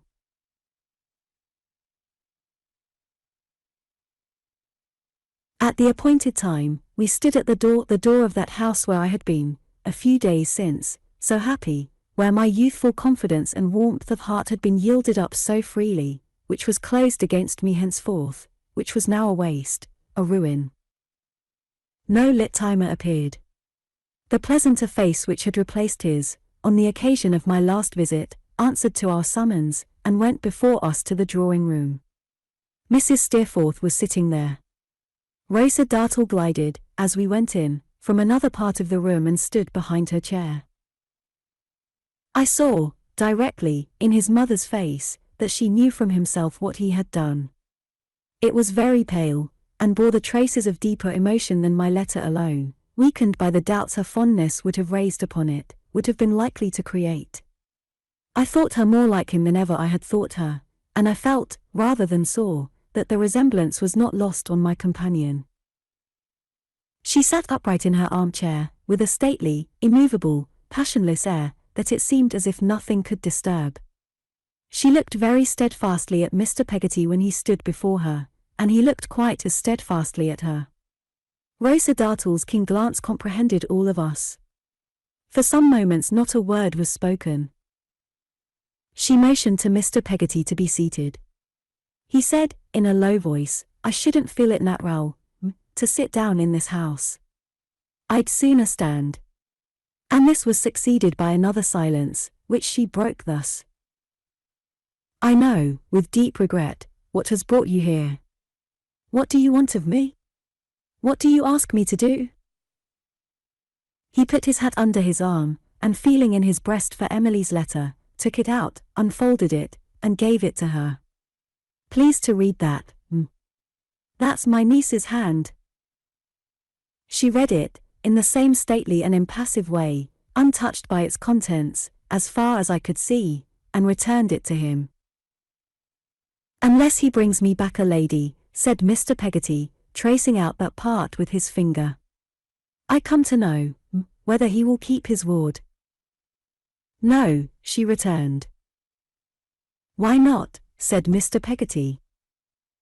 "It is impossible. He would disgrace himself. You cannot fail to know that she is far below him." "Raise her up," said Mr. Peggotty. "She is uneducated and ignorant." "Maybe she's not, maybe she is," said Mr. Peggotty. "I think not, but I'm no judge of them things. Teach her better." "Since you oblige me to speak more plainly, which I am very unwilling to do, her humble connections would render such a thing impossible, if nothing else did." "Hark to this," he returned, slowly and quietly. "You know what it is to love your child. So do I. If she was 100 times my child, I couldn't love her more. You don't know what it is to lose your child. I do. All the heaps of riches in the world would be naught to me, if they was mine, to buy her back. But, save her from this disgrace, and she shall never be disgraced by us. Not one of us that she's growed up among, not one of us that's lived along with her and had her for their all in all, these many year, will ever look upon her pretty face again. We'll be content to let her be, we'll be content to think of her, far off, as if she was underneath another sun and sky, we'll be content to trust her to her husband, to her little children, perhaps, and bide the time when all of us shall be alike in quality afore our God." The rugged eloquence with which he spoke was not devoid of all effect. She still preserved her proud manner, but there was a touch of softness in her voice, as she answered, "I justify nothing. I make no counter-accusations. But I am sorry to repeat, it is impossible. Such a marriage would irretrievably blight my son's career, and ruin his prospects. Nothing is more certain than that it never can take place, and never will. If there is any other compensation—" "I am looking at the likeness of the face," interrupted Mr. Peggotty, with a steady but a kindling eye, "that has looked at me, in my home, at my fireside, in my boat, we're not, smiling and friendly, when it was so treacherous, that I go half wild when I think of it. If the likeness of that face don't turn to burning fire, at the thought of offering money to me for my child's blight and ruin, it's as bad. I don't know, being a lady's, but what it's worse." She changed now, in a moment. An angry flush overspread her features, and she said, in an intolerant manner, grasping the armchair tightly with her hands, "What compensation can you make to Emmy for opening such a pit between me and my son? What is your love to mine? What is your separation to ours?" Miss Dartle softly touched her, and bent down her head to whisper, but she would not hear a word. No, Rosa, not a word. Let the man listen to what I say. My son, who has been the object of my life, to whom its every thought has been devoted, whom I have gratified from a child in every wish, from whom I have had no separate existence since his birth, to take up in a moment with a miserable girl, and avoid me. To repay my confidence with systematic deception, for her sake, and quit me for her. To set this wretched fancy against his mother's claims upon his duty, love, respect, gratitude, claims that every day and hour of his life should have strengthened into ties that nothing could be proof against. Is this no injury? Again Rosa Dartle tried to soothe her, again ineffectually. I say, Rosa, not a word. If he can stake his all upon the lightest object, I can stake my all upon a greater purpose. Let him go where he will, with the means that my love has secured to him. Does he think to reduce me by long absence? He knows his mother very little if he does. Let him put away his whim now, and he is welcome back. Let him not put her away now, and he never shall come near me, living or dying, while I can raise my hand to make a sign against it, unless, being rid of her forever, he comes humbly to me and begs for my forgiveness. This is my right. This is the acknowledgment I will have. This is the separation that there is between us. And is this, she added, looking at her visitor with the proud intolerant air with which she had begun, no injury? While I heard and saw the mother as she said these words, I seemed to hear and see the son, defying them. All that I had ever seen in him of an unyielding, wilful spirit, I saw in her. All the understanding that I had now of his misdirected energy, became an understanding of her character too, and a perception that it was, in its strongest springs, the same. She now observed to me, aloud, resuming her former restraint, that it was useless to hear more, or to say more, and that she begged to put an end to the interview. She rose with an air of dignity to leave the room, when Mr. Peggotty signified that it was needless. Don't ye fear me being any hindrance to you, I have no more to say, he remarked, as he moved towards the door. I come here with no hope, and I take away no hope. I have done what I thought should be done, but I never looked for any good to come of my standing where I do. This has been too evil a house for me and mine, for me to be in my right senses and expect it. With this, we departed, leaving her standing by her elbow chair, a picture of a noble presence and a handsome face. We had, on our way out, to cross a paved hall, with glass sides and roof, over which a vine was trained. Its leaves and shoots were green then, and the day being sunny, a pair of glass doors leading to the garden were thrown open. Rosa Dartle, entering this way with a noiseless step, when we were close to them, addressed herself to me. You do well, she said, indeed, to bring this fellow here. Such a concentration of rage and scorn as darkened her face, and flashed in her jet-black eyes, I could not have thought compressible even into that face. The scar made by the hammer was, as usual in this excited state of her features, strongly marked. When the throbbing I had seen before, came into it as I looked at her, she absolutely lifted up her hand, and struck it. This is a fellow, she said, to champion and bring here, is he not? You are a true man. Miss Dartle, I returned, you are surely not so unjust as to condemn me. Why do you bring division between these two mad creatures, she returned. Don't you know that they are both mad with their own self-will and pride? Is it my doing? I returned. Is it your doing, she retorted. Why do you bring this man here? He is a deeply injured man, Miss Dartle, I replied. You may not know it. I know that James Steerforth, she said, with her hand on her bosom, as if to prevent the storm that was raging there, from being loud, has a false, corrupt heart, and is a traitor. But what need I know or care about this fellow, and his common niece? Miss Dartle, I returned, you deepen the injury. It is sufficient already. I will only say, at parting, that you do him a great wrong." "I do him no wrong," she returned. "They are a depraved, worthless set. I would have her whipped." Mr. Peggotty passed on, without a word, and went out at the door. "Oh, shame, Miss Dartle. Shame," I said indignantly. "How can you bear to trample on his undeserved affliction?" "I would trample on them all," she answered. "I would have his house pulled down. I would have her branded on the face, dressed in rags, and cast out in the streets to starve. If I had the power to sit in judgment on her, I would see it done. See it done? I would do it. I detest her. If I ever could reproach her with her infamous condition, I would go anywhere to do so. If I could hunt her to her grave, I would. If there was any word of comfort that would be a solace to her in her dying hour, and only I possessed it, I wouldn't part with it for life itself." The mere vehemence of her words can convey, I am sensible, but a weak impression of the passion by which she was possessed, and which made itself articulate in her whole figure, though her voice, instead of being raised, was lower than usual.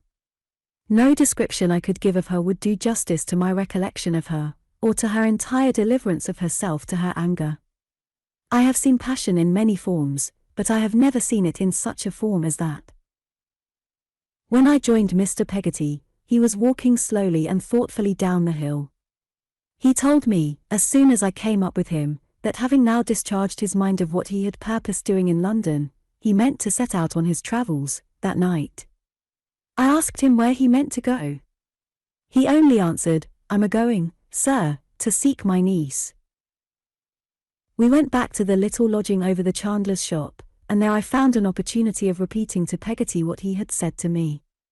She informed me, in return, that he had said the same to her that morning. She knew no more than I did, where he was going, but she thought he had some project shaped out in his mind. I did not like to leave him, under such circumstances, and we all three dined together off a beefsteak pie, which was one of the many good things for which Peggotty was famous and which was curiously flavoured on this occasion, I recollect well, by a miscellaneous taste of tea, coffee, butter, bacon, cheese, new loaves, firewood, candles, and walnut ketchup, continually ascending from the shop. After dinner we sat for an hour or so near the window, without talking much, and then Mr. Peggotty got up, and brought his oilskin bag and his stout stick, and laid them on the table. He accepted, from his sister's stock of ready money, a small sum on account of his legacy, barely enough, I should have thought, to keep him for a month. He promised to communicate with me, when anything befell him, and he slung his bag about him, took his hat and stick, and bade us both good-bye. "All good attend you, dear old woman," he said, embracing Peggotty, "and you too, Master Davy," shaking hands with me. "I'm a-going to seek her, far and wide. If she should come home while I'm away, but there ain't like to be, or if I should bring her back, my meaning is, that she and me shall live and die where no one can't reproach her. If any hurt should come to me, remember that the last words I left for her was, 'My unchanged love is with my darling child, and I forgive her.'" He said this solemnly, bareheaded, then, putting on his hat, he went down the stairs, and away.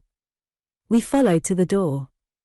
It was a warm, dusty evening, just the time when, in the great main thoroughfare out of which that byway turned, there was a temporary lull in the eternal tread of feet upon the pavement, and a strong red sunshine.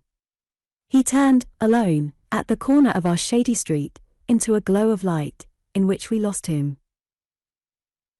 Rarely did that hour of the evening come, rarely did I wake at night, rarely did I look up at the moon, or stars, or watch the falling rain, or hear the wind, but I thought of his solitary figure toiling on, poor pilgrim, and recalled the words, "I'm a-going to seek her, far and wide. If any hurt should come to me, remember that the last words I left for her was, 'My unchanged love is with my darling child, and I forgive her.'" Chapter 33. Blissful. All this time, I had gone on loving Dora, harder than ever. Her idea was my refuge in disappointment and distress, and made some amends to me, even for the loss of my friend.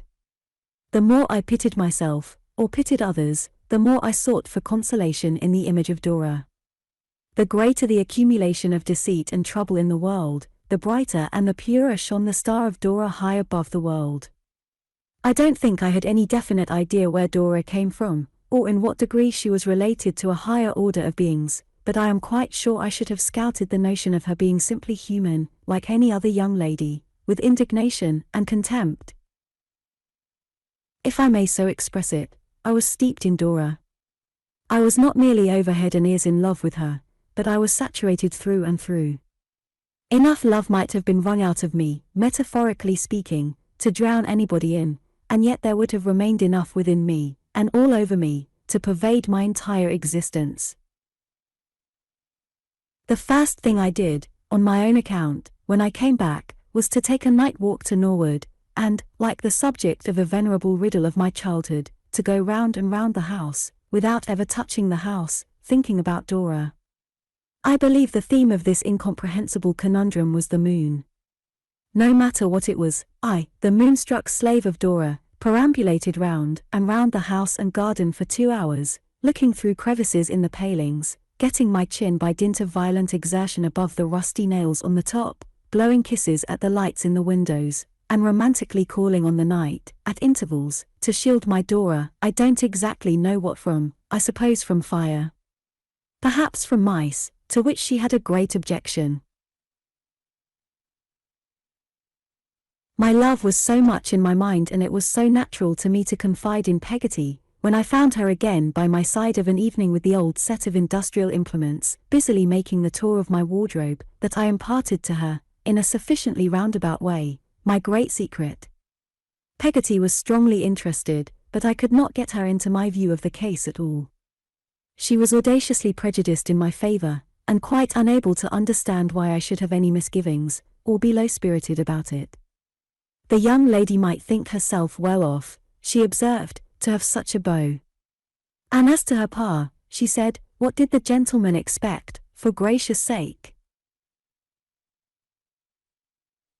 I observed, however, that Mr. Spenlow's proctorial gown and stiff cravat took Peggotty down a little, and inspired her with a greater reverence for the man who was gradually becoming more and more etherealized in my eyes every day, and about whom a reflected radiance seemed to me to beam when he sat erect in court among his papers, like a little lighthouse in a sea of stationery. And by the by, it used to be uncommonly strange to me to consider, I remember, as I sat in court too, how those dim old judges and doctors wouldn't have cared for Dora, if they had known her, how they wouldn't have gone out of their senses with rapture, if marriage with Dora had been proposed to them, how Dora might have sung, and played upon that glorified guitar, until she led me to the verge of madness, yet not have tempted one of those slow-goers an inch out of his road. I despised them, to a man. Frozen-out old gardeners in the flower-beds of the heart, I took a personal offense against them all. The bench was nothing to me but an insensible blunderer. The bar had no more tenderness or poetry in it than the bar of a public house. Taking the management of Peggotty's affairs into my own hands, with no little pride, I proved the will, and came to a settlement with the Legacy Duty Office, and took her to the bank, and soon got everything into an orderly train. We varied the legal character of these proceedings by going to see some perspiring waxwork, in Fleet Street, melted, I should hope, these 20 years, and by visiting Miss Linwood's exhibition, which I remember as a mausoleum of needlework, favourable to self-examination and repentance, and by inspecting the Tower of London, and going to the top of St. Paul's. All these wonders afforded Peggotty as much pleasure as she was able to enjoy, under existing circumstances, except, I think, St. Paul's, which, from her long attachment to her workbox, became a rival of the picture on the lid, and was, in some particulars, vanquished, she considered, by that work of art. Peggotty's business, which was what we used to call common form businesses in the Commons, and very light and lucrative the common form business was, being settled, I took her down to the office one morning to pay her bill. Mr. Spenlow had stepped out, old Tiffy said, to get a gentleman sworn for a marriage license, but as I knew he would be back directly, our place lying close to the surrogates, and to the Vicar General's office too, I told Peggotty to wait. We were a little like undertakers, in the Commons, as regarded probate transactions, generally making it a rule to look more or less cut up, when we had to deal with clients in mourning. In a similar feeling of delicacy, we were always blithe and light-hearted with the licensed clients. Therefore I hinted to Peggotty that she would find Mr. Spenlow much recovered from the shock of Mr. Barkis's decease, and indeed he came in like a bridegroom. But neither Peggotty nor I had eyes for him, when we saw, in company with him, Mr. Murdstone. He was very little changed. His hair looked as thick, and was certainly as black, as ever, and his glance was as little to be trusted as of old. "Ah, Copperfield," said Mr. Spenlow. "You know this gentleman, I believe." I made my gentleman a distant bow, and Peggotty barely recognized him. He was, at first, somewhat disconcerted to meet us two together, but quickly decided what to do, and came up to me. "I hope," he said, "that you are doing well?" "It can hardly be interesting to you," said I. "Yes, if you wish to know." We looked at each other, and he addressed himself to Peggotty. "And you," said he. "I am sorry to observe that you have lost your husband." "It's not the first loss I have had in my life, Mr. Murdstone," replied Peggotty, trembling from head to foot. "I am glad to hope that there is nobody to blame for this one, nobody to answer for it." "Ha," said he, "that's a comfortable reflection. You have done your duty?" "I have not worn anybody's life away," said Peggotty, "I am thankful to think. No, Mr. Murdstone, I have not worrited and frightened any sweet creature to an early grave." He eyed her gloomily, remorsefully I thought, for an instant, and said, turning his head towards me, but looking at my feet instead of my face, "We are not likely to encounter soon again, a source of satisfaction to us both, no doubt, for such meetings as this can never be agreeable. I do not expect that you, who always rebelled against my just authority exerted for your benefit and reformation, should owe me any goodwill now. There is an antipathy between us." "An old one, I believe," said I, interrupting him. He smiled, and shot as evil a glance at me as could come from his dark eyes. "It rankled in your baby breast," he said. "It embittered the life of your poor mother. You are right. I hope you may do better, yet, I hope you may correct yourself." Here he ended the dialogue, which had been carried on in a low voice, in a corner of the outer office, by passing into Mr. Spenlow's room, and saying aloud, in his smoothest manner, "Gentlemen of Mr. Spenlow's profession are accustomed to family differences, and know how complicated and difficult they always are." With that, he paid the money for his license, and, receiving it neatly folded from Mr. Spenlow, together with a shake of the hand, and a polite wish for his happiness and the ladies, went out of the office. I might have had more difficulty in constraining myself to be silent under his words, if I had had less difficulty in impressing upon Peggotty, who was only angry on my account, good creature, that we were not in a place for recrimination, and that I besought her to hold her peace.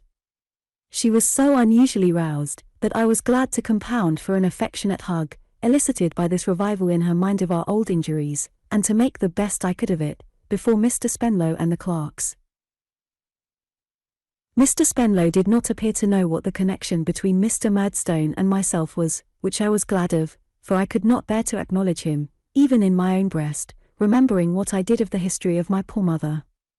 Mr. Spenlow seemed to think, if he thought anything about the matter, that my aunt was the leader of the state party in our family, and that there was a rebel party commanded by somebody else, so I gathered at least from what he said, while we were waiting for Mr. Tiffy to make out Peggotty's bill of costs. "Miss Trotwood," he remarked, "is very firm, no doubt, and not likely to give way to opposition. I have an admiration for her character, and I may congratulate you, Copperfield, on being on the right side.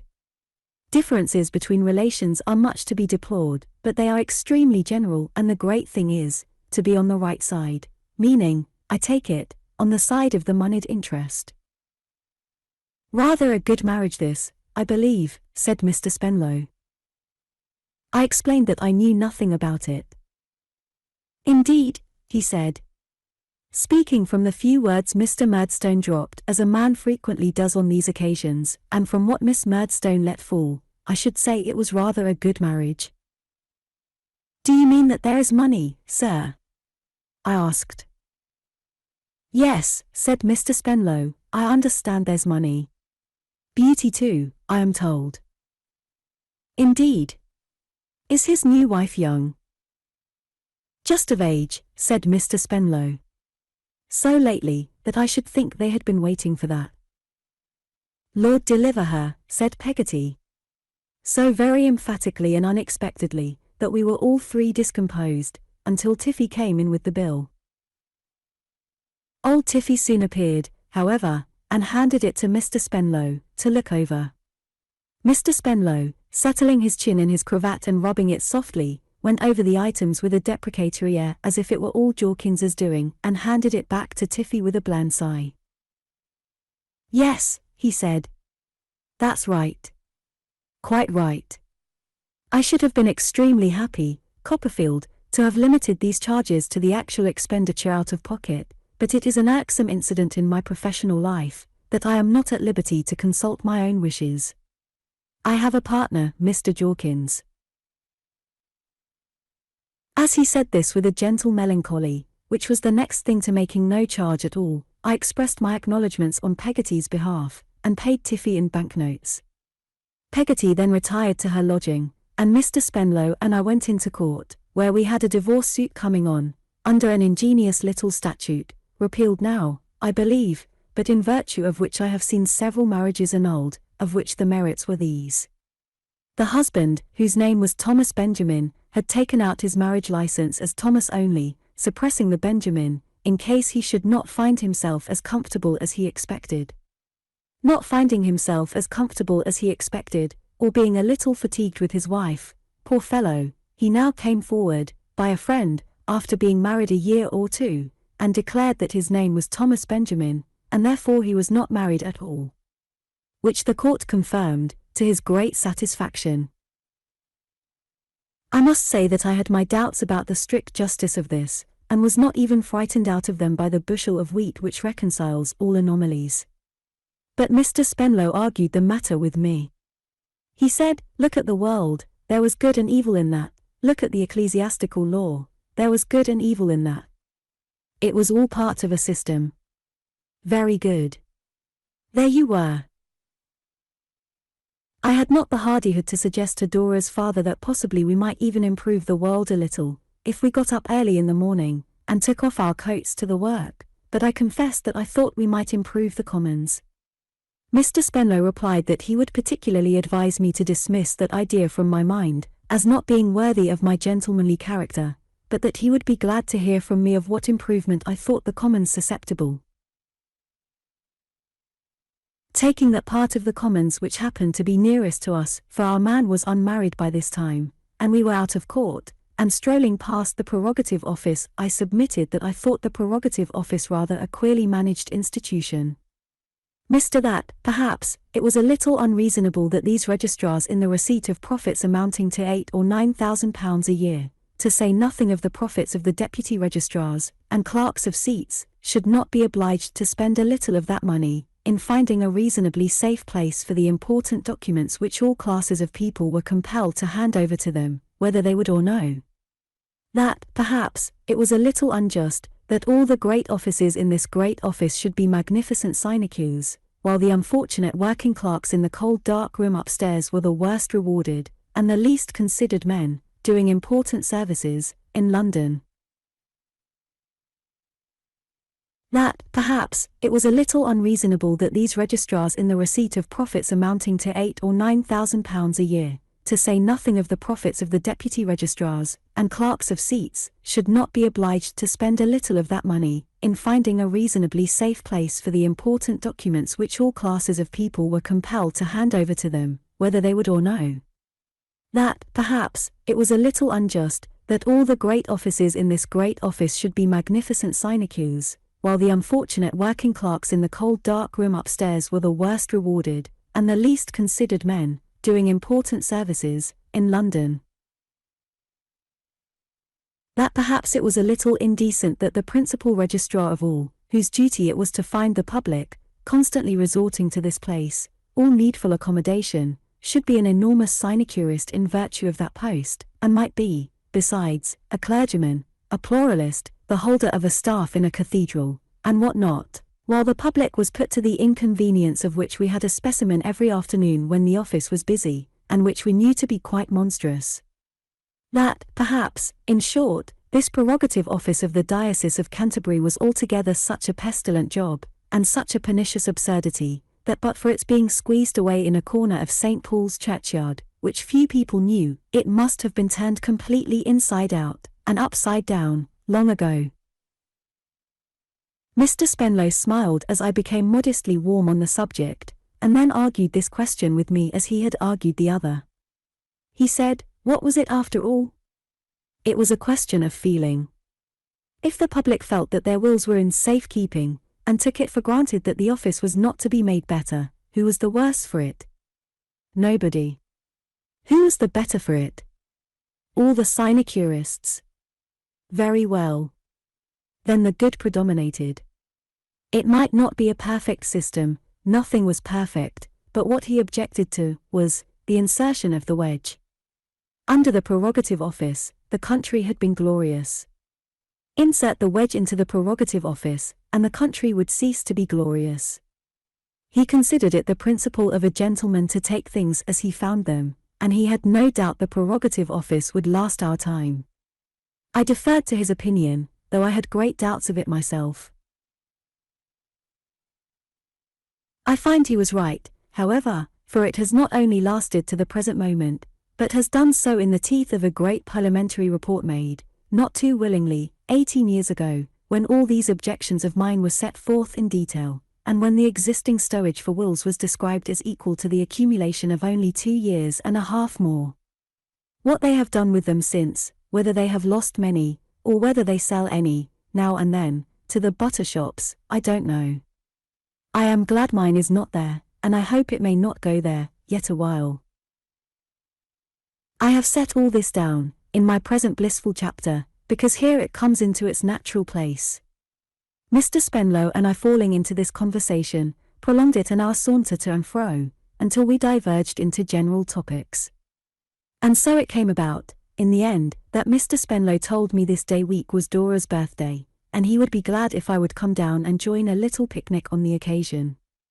I went out of my senses immediately, became a mere driveller next day, on receipt of a little lace-edged sheet of notepaper, favoured by Papa, to remind, and passed the intervening period in a state of dotage. I think I committed every possible absurdity in the way of preparation for this blessed event.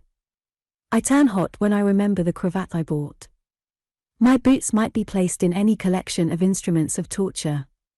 I provided, and sent down by the Norwood coach the night before, a delicate little hamper, amounting in itself, I thought, almost to a declaration.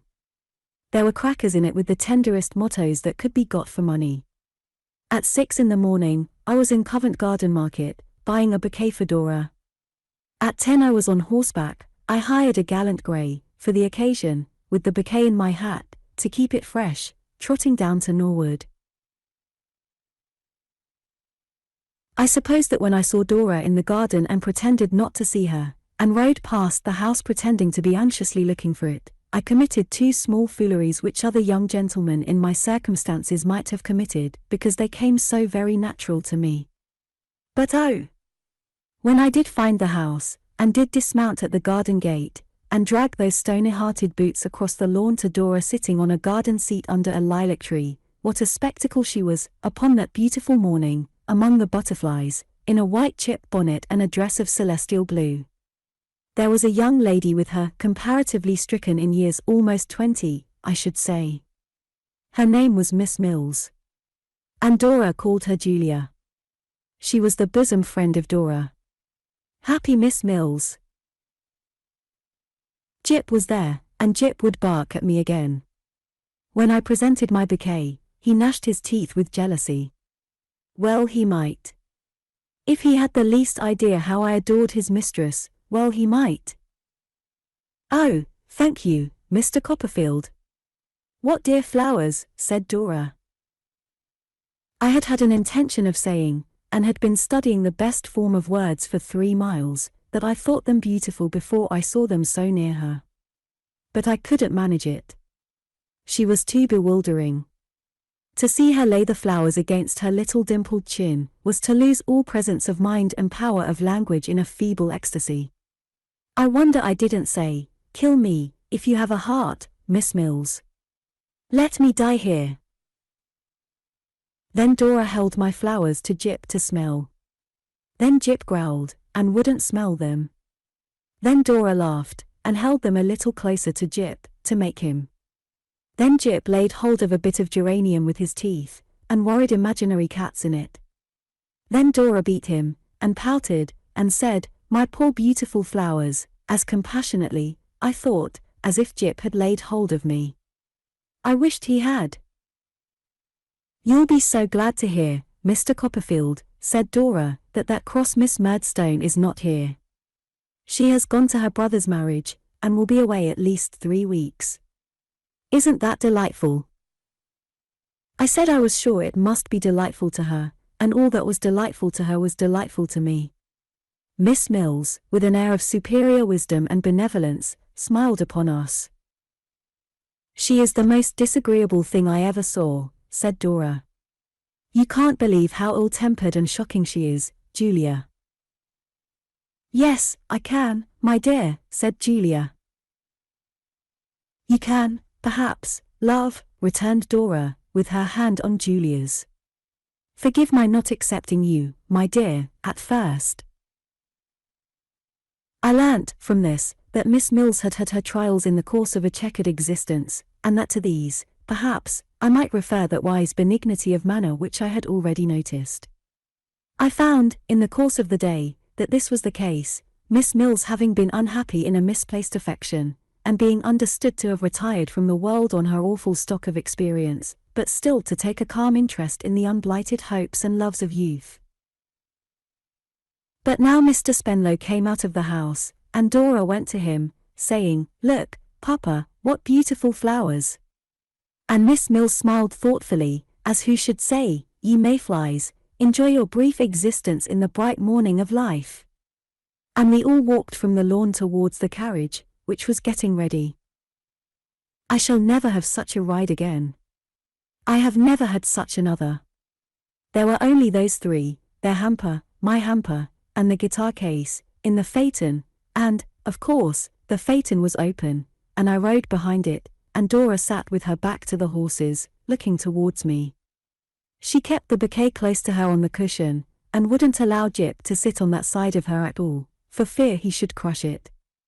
She often carried it in her hand, often refreshed herself with its fragrance. Our eyes at those times often met, and my great astonishment is that I didn't go over the head of my gallant grey into the carriage. There was dust, I believe. There was a good deal of dust, I believe. I have a faint impression that Mr. Spenlow remonstrated with me for riding in it, but I knew of none. I was sensible of a mist of love and beauty about Dora, but of nothing else. He stood up sometimes, and asked me what I thought of the prospect. I said it was delightful, and I dare say it was, but it was all Dora to me. The sun shone Dora, and the birds sang Dora. The south wind blew Dora, and the wild flowers in the hedges were all Dora's, to a bud. My comfort is, Miss Mills understood me. Miss Mills alone could enter into my feelings thoroughly. I don't know how long we were going, and to this hour I know as little where we went. Perhaps it was near Guildford. Perhaps some Arabian night magician opened up the place for the day, and shut it up forever when we came away. It was a green spot, on a hill, carpeted with soft turf. There were shady trees, and heather, and, as far as the eye could see, a rich landscape. It was a trying thing to find people here, waiting for us, and my jealousy, even of the ladies, knew no bounds. But all of my own sex, especially one impostor, 3 or 4 years my elder, with a red whisker, on which he established an amount of presumption not to be endured, were my mortal foes. We all unpacked our baskets, and employed ourselves in getting dinner ready. Red Whisker pretended he could make a salad, which I don't believe, and obtruded himself on public notice. Some of the young ladies washed the lettuces for him, and sliced them under his directions. Dora was among these. I felt that fate had pitted me against this man, and one of us must fall. Red Whisker made his salad. I wondered how they could eat it.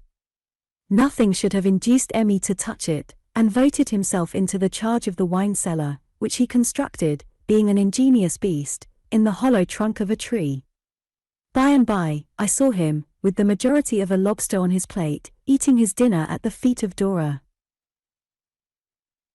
I have but an indistinct idea of what happened for some time after this baleful object presented itself to my view. I was very merry, I know, but it was hollow merriment. I attached myself to a young creature in pink, with little eyes, and flirted with her desperately.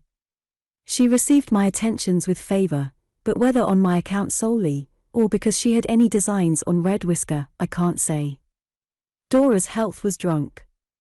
When I drank it, I affected to interrupt my conversation for that purpose, and to resume it immediately afterwards. I caught Dora's eye as I bowed to her, and I thought it looked appealing. But it looked at me over the head of Red Whisker, and I was adamant. The young creature in pink had a mother in green, and I rather think the latter separated us from motives of policy. Howbeit, there was a general breaking up of the party, while the remnants of the dinner were being put away, and I strolled off by myself among the trees, in a raging and remorseful state. I was debating whether I should pretend that I was not well, and fly I don't know where upon my gallant grey, when Dora and Miss Mills met me. "Mr. Copperfield," said Miss Mills, "you are dull." I begged her pardon. "Not at all." "And Dora," said Miss Mills, "you are dull." "Oh dear no. Not in the least." "Mr. Copperfield and Dora," said Miss Mills, with an almost venerable air. "Enough of this. Do not allow a trivial misunderstanding to wither the blossoms of spring, which, once put forth and blighted, cannot be renewed." "I speak," said Miss Mills, "from experience of the past, the remote, irrevocable past. The gushing fountains which sparkle in the sun must not be stopped in mere caprice, the oasis in the desert of Sahara must not be plucked up idly." I hardly knew what I did. I was burning all over to that extraordinary extent, but I took Dora's little hand and kissed it, and she let me. I kissed Miss Mills's hand, and we all seemed, to my thinking, to go straight up to the seventh heaven. We did not come down again. We stayed up there all the evening.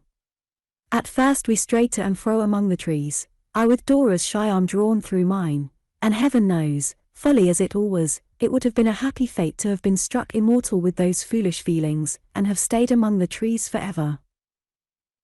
But, much too soon, we heard the others laughing and talking, and calling, "Where's Dora?" So we went back, and they wanted Dora to sing. Red Whisker would have got the guitar case out of the carriage, but Dora told him nobody knew where it was, but I. So Red Whisker was done for in a moment, and I got it, and I unlocked it, and I took the guitar out, and I sat by her, and I held her handkerchief and gloves, and I drank in every note of her dear voice, and she sang to Emmy who loved her, and all the others might applaud as much as they liked, but they had nothing to do with it. I was intoxicated with joy. I was afraid it was too happy to be real, and that I should wake in Buckingham Street presently, and hear Mrs. Crupp clinking the teacups in getting breakfast ready. But Dora sang, and others sang, and Miss Mills sang about the slumbering echoes in the caverns of memory, as if she were 100 years old, and the evening came on, and we had tea, with the kettle boiling gypsy fashion, and I was still as happy as ever. I was happier than ever when the party broke up, and the other people, defeated Red Whisker and all, went their several ways, and we went ours through the still evening and the dying light, with sweet scents rising up around us. Mr. Spenlow being a little drowsy after the champagne, honor to the soil that grew the grape, to the grape that made the wine, to the sun that ripened it, and to the merchant who adulterated it, and being fast asleep in a corner of the carriage, I rode by the side and talked to Dora. She admired my horse and patted him. Oh, what a dear little hand it looked upon a horse, and her shawl would not keep right, and now and then I drew it round her with my arm, and I even fancied that Jip began to see how it was, and to understand that he must make up his mind to be friends with me. That sagacious Miss Mills, too, that amiable, though quite used up, recluse, that little patriarch of something less than 20, who had done with the world, and mustn't on any account have the slumbering echoes in the caverns of memory awakened, what a kind thing she did. "Mr. Copperfield," said Miss Mills, "come to this side of the carriage a moment if you can spare a moment. I want to speak to you." Behold me, on my gallant grey, bending at the side of Miss Mills, with my hand upon the carriage door. Dora is coming to stay with me. She is coming home with me the day after tomorrow. If you would like to call, I am sure Papa would be happy to see you. What could I do but invoke a silent blessing on Miss Mills's head, and store Miss Mills's address in the securest corner of my memory? What could I do but tell Miss Mills, with grateful looks and fervent words, how much I appreciated her good offices, and what an inestimable value I set upon her friendship? Then Miss Mills benignantly dismissed me, saying, "Go back to Dora," and I went, and Dora leaned out of the carriage to talk to me, and we talked all the rest of the way, and I rode my gallant grey so close to the wheel that I grazed his near fore-leg against it, and took the bark off, as his owner told me, to the tune of £3 which I paid, and thought extremely cheap for so much joy. What time Miss Mills sat looking at the moon, murmuring verses and recalling, I suppose, the ancient days when she and earth had anything in common. Norwood was many miles too near, and we reached it many hours too soon, but Mr. Spenlow came to himself a little short of it, and said, "You must come in, Copperfield, and rest," and I consenting, we had sandwiches and wine and water. In the light room, Dora blushing looked so lovely, that I could not tear myself away, but sat there staring, in a dream, until the snoring of Mr. Spenlow inspired me with sufficient consciousness to take my leave. So we parted, I riding all the way to London with the farewell touch of Dora's hand still light on mine, recalling every incident and word 10,000 times, lying down in my own bed at last, as enraptured a young noodle as ever was carried out of his 5 wits by love. When I awoke next morning, I was resolute to declare my passion to Dora, and know my fate.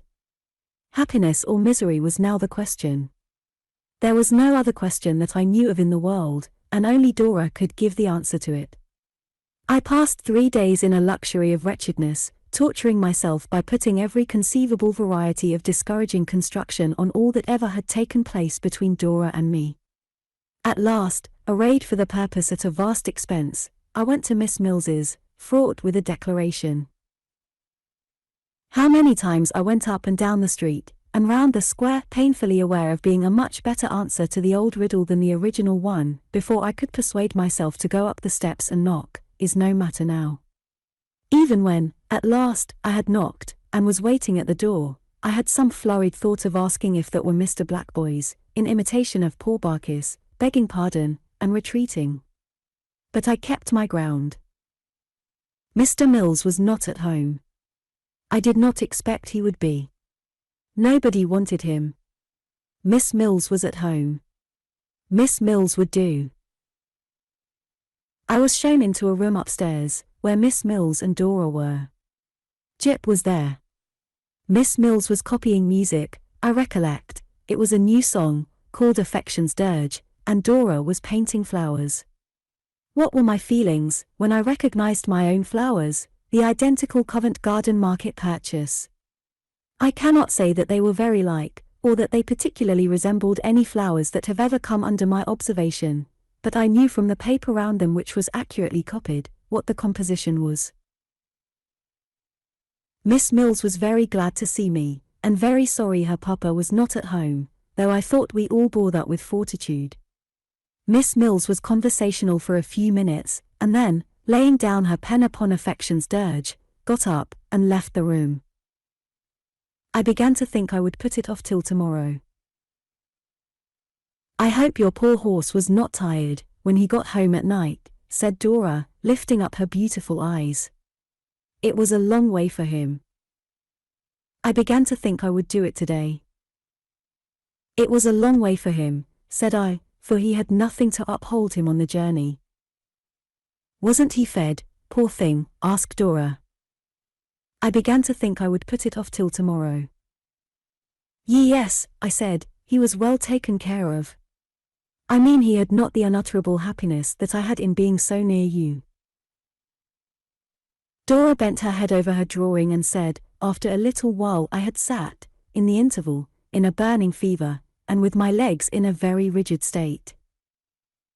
You didn't seem to be sensible of that happiness yourself, at one time of the day. I saw now that I was in for it, and it must be done on the spot. You didn't care for that happiness in the least, said Dora, slightly raising her eyebrows, and shaking her head, when you were sitting by Miss Kit. Kit, I should observe, was the name of the creature in pink, with the little eyes. Though certainly I don't know why you should, said Dora, or why you should call it a happiness at all. But of course you don't mean what you say. And I am sure no one doubts your being at liberty to do whatever you like. Jip, you naughty boy, come here. I don't know how I did it. I did it in a moment. I intercepted Jip. I had Dora in my arms. I was full of eloquence. I never stopped for a word. I told her how I loved her. I told her I should die without her. I told her that I idolized and worshipped her. Jip barked madly all the time. When Dora hung her head and cried, and trembled, my eloquence increased so much the more. If she would like me to die for her, she had but to say the word, and I was ready. Life without Dora's love was not a thing to have on any terms. I couldn't bear it, and I wouldn't. I had loved her every minute, day and night, since I first saw her. I loved her at that minute to distraction. I should always love her, every minute, to distraction. Lovers had loved before, and lovers would love again, but no lover had loved, might, could, would, or should ever love, as I loved Dora. The more I raved, the more Jip barked. Each of us, in his own way, got more mad every moment. Well. Dora and I were sitting on the sofa by and by, quiet enough, and Jip was lying in her lap, winking peacefully at me. It was off my mind. I was in a state of perfect rapture. Dora and I were engaged. I suppose we had some notion that this was to end in marriage. We must have had some, because Dora stipulated that we were never to be married without her papa's consent. But, in our youthful ecstasy, I don't think that we really looked before us or behind us, or had any aspiration beyond the ignorant present. We were to keep our secret from Mr. Spenlow, but I am sure the idea never entered my head, then, that there was anything dishonorable in that. Miss Mills was more than usually pensive when Dora, going to find her, brought her back, I apprehend, because there was a tendency in what had passed to awaken the slumbering echoes in the caverns of memory. But she gave us her blessing, and the assurance of her lasting friendship, and spoke to us, generally, as became a voice from the cloister. What an idle time it was! What an insubstantial, happy, foolish time it was! When I measured Dora's finger for a ring that was to be made of forget-me-nots, and when the jeweller, to whom I took the measure, found me out, and laughed over his order book, and charged me anything he liked for the pretty little toy, with its blue stones so associated in my remembrance with Dora's hand, that yesterday, when I saw such another, by chance, on the finger of my own daughter, there was a momentary stirring in my heart, like pain.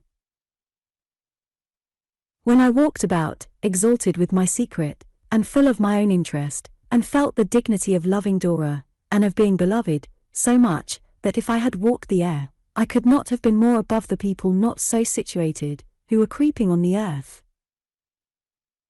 When we had those meetings in the garden of the square, and sat within the dingy summer house, so happy, that I love the London sparrows to this hour, for nothing else, and see the plumage of the tropics in their smoky feathers. When we had our first great quarrel, within a week of our betrothal, and when Dora sent me back the ring, enclosed in a despairing cocked hat note, wherein she used the terrible expression that our love had begun in folly, and ended in madness, which dreadful words occasioned me to tear my hair, and cry that all was over. When, under cover of the night, I flew to Miss Mills, whom I saw by stealth in a back kitchen where there was a mangle, and implored Miss Mills to interpose between us and avert insanity. When Miss Mills undertook the office and returned with Dora, exhorting us, from the pulpit of her own bitter youth, to mutual concession, and the avoidance of the desert of Sahara. When we cried, and made it up, and were so blessed again, that the back kitchen, mangle and all, changed to Love's own temple, where we arranged a plan of correspondence through Miss Mills, always to comprehend at least one letter on each side every day. What an idle time! What an insubstantial, happy, foolish time! Of all the times of mine that time has in his grip, there is none that in one retrospect I can smile at half so much, and think of half so tenderly. Chapter 34. My aunt astonishes me. I wrote to Agnes as soon as Dora and I were engaged. I wrote her a long letter, in which I tried to make her comprehend how blessed I was, and what a darling Dora was.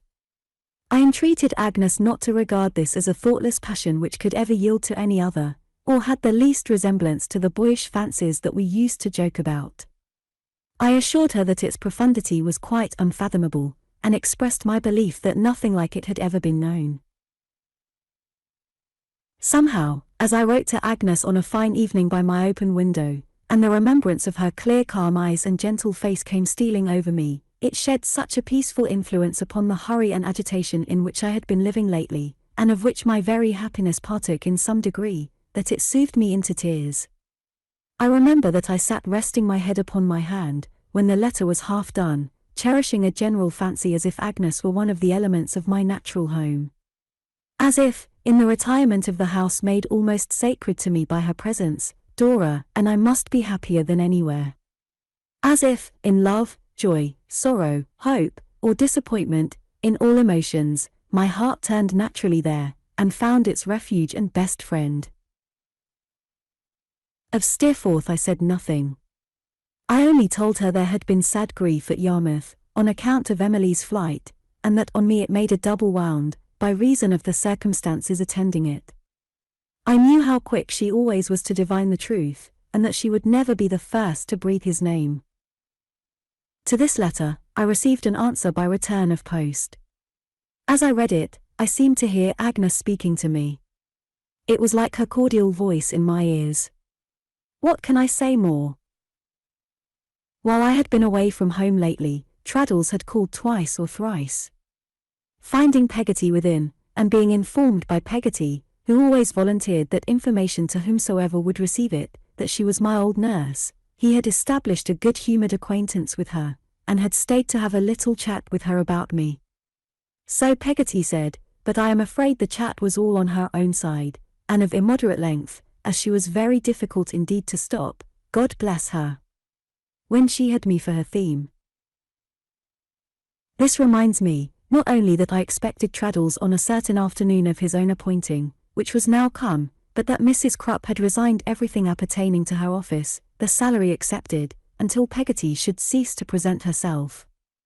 Mrs. Crupp, after holding divers conversations respecting Peggotty, in a very high-pitched voice, on the staircase, with some invisible familiar it would appear, for corporeally speaking she was quite alone at those times, addressed a letter to me, developing her views.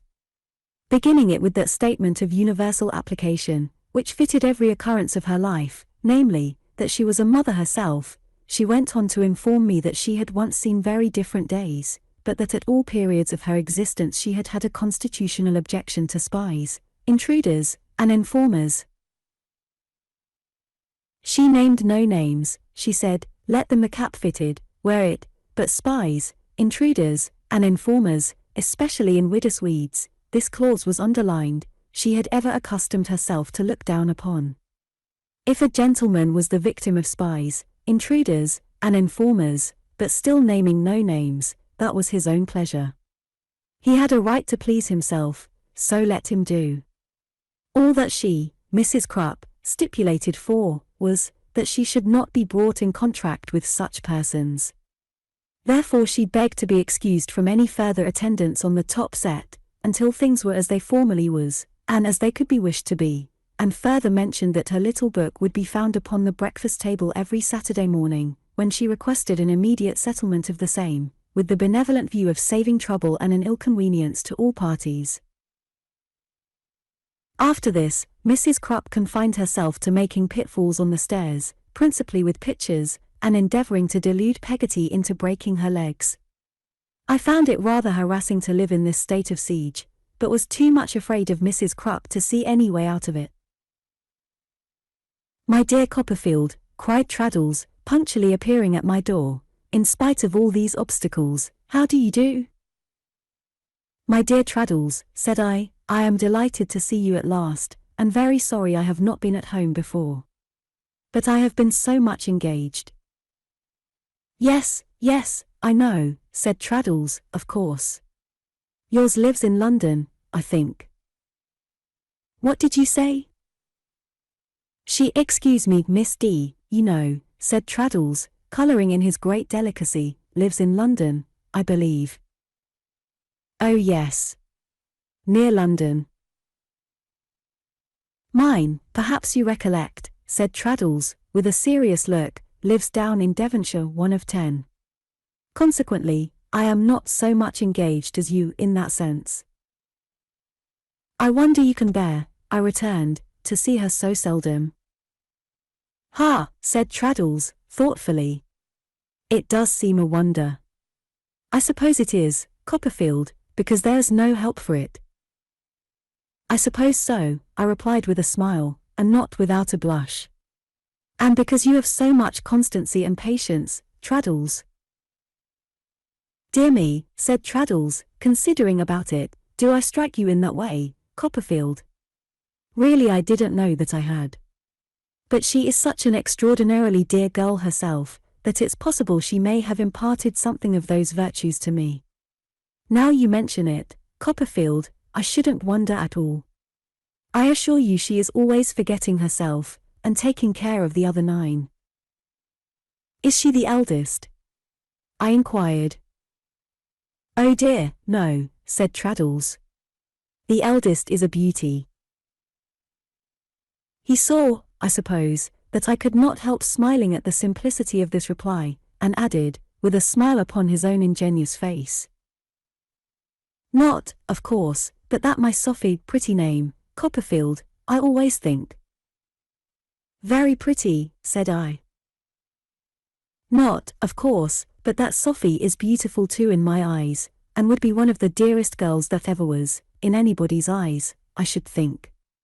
But when I say the eldest is a beauty, I mean she really is a—" He seemed to be describing clouds about himself, with both hands. "Splendid, you know," said Traddles, energetically.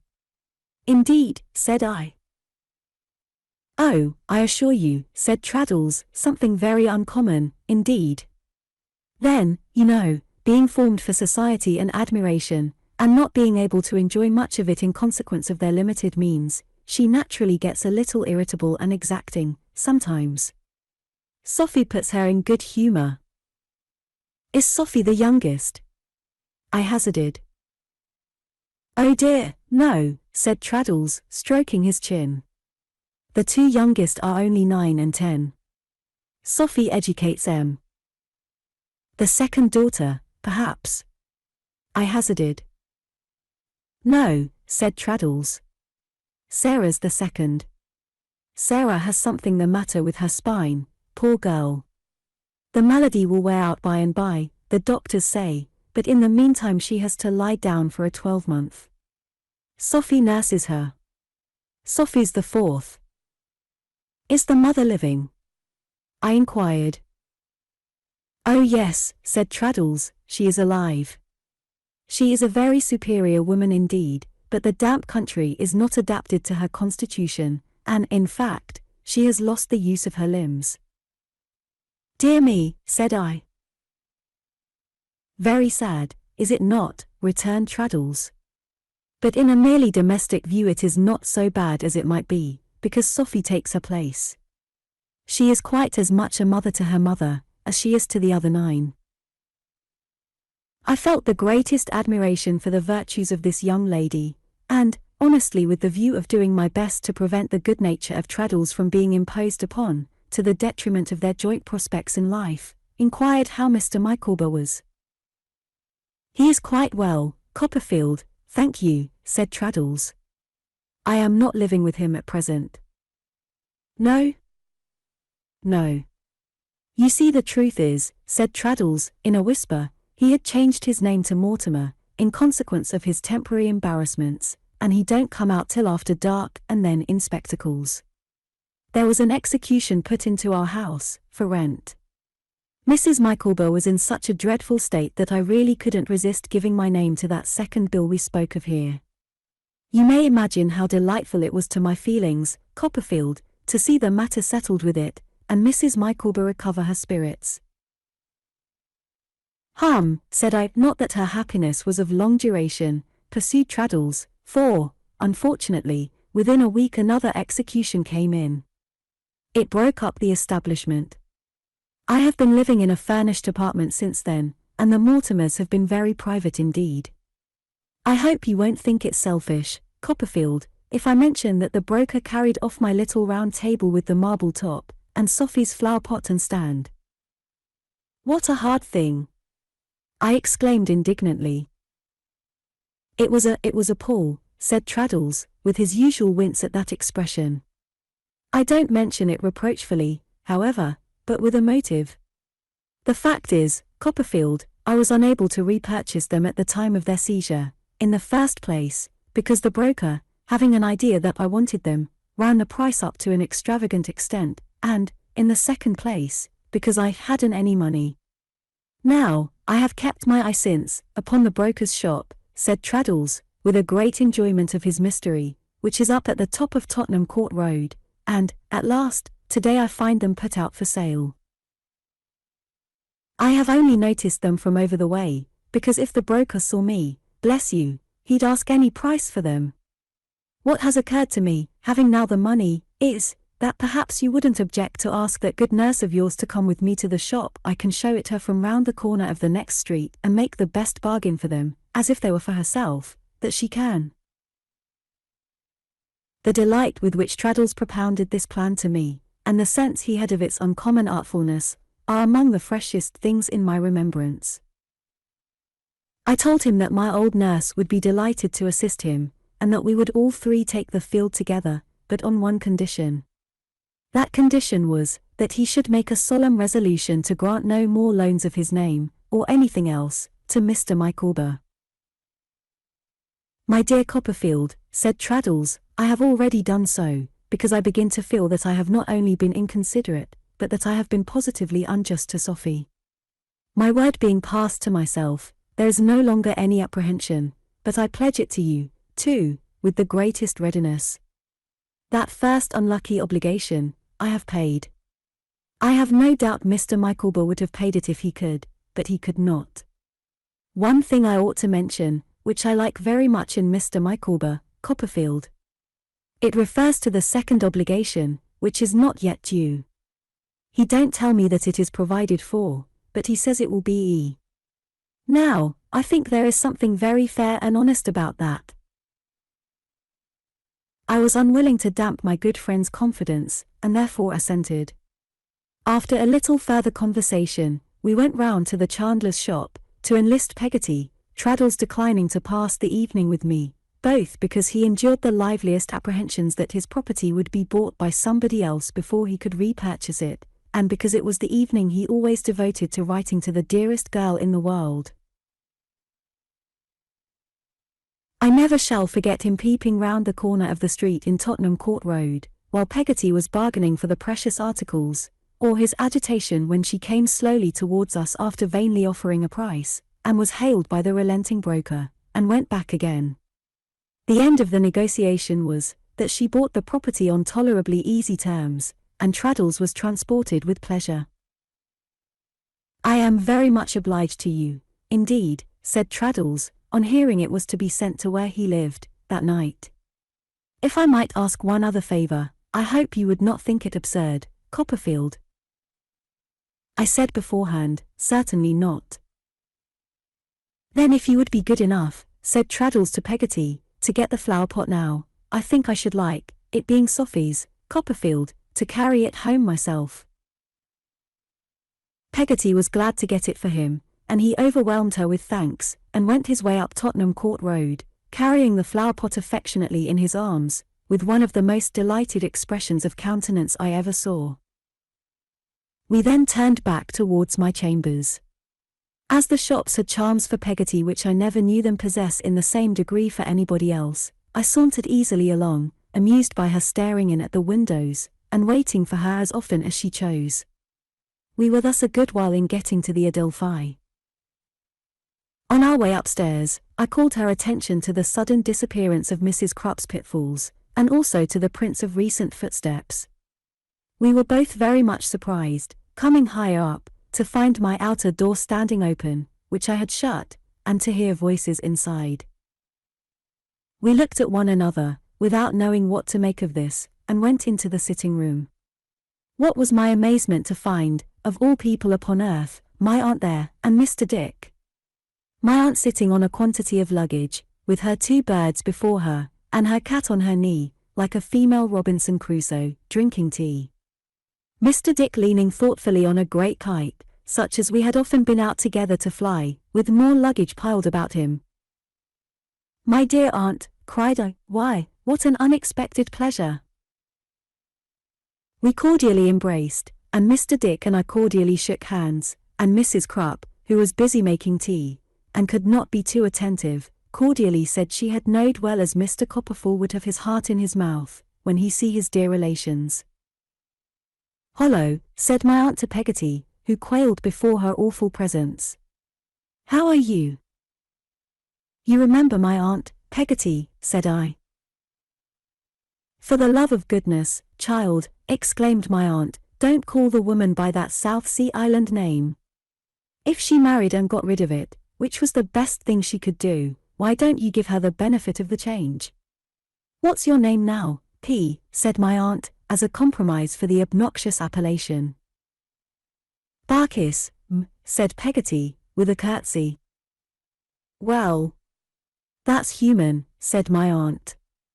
"It sounds less as if you wanted a missionary. How do ye do, Barkis? I hope you're well."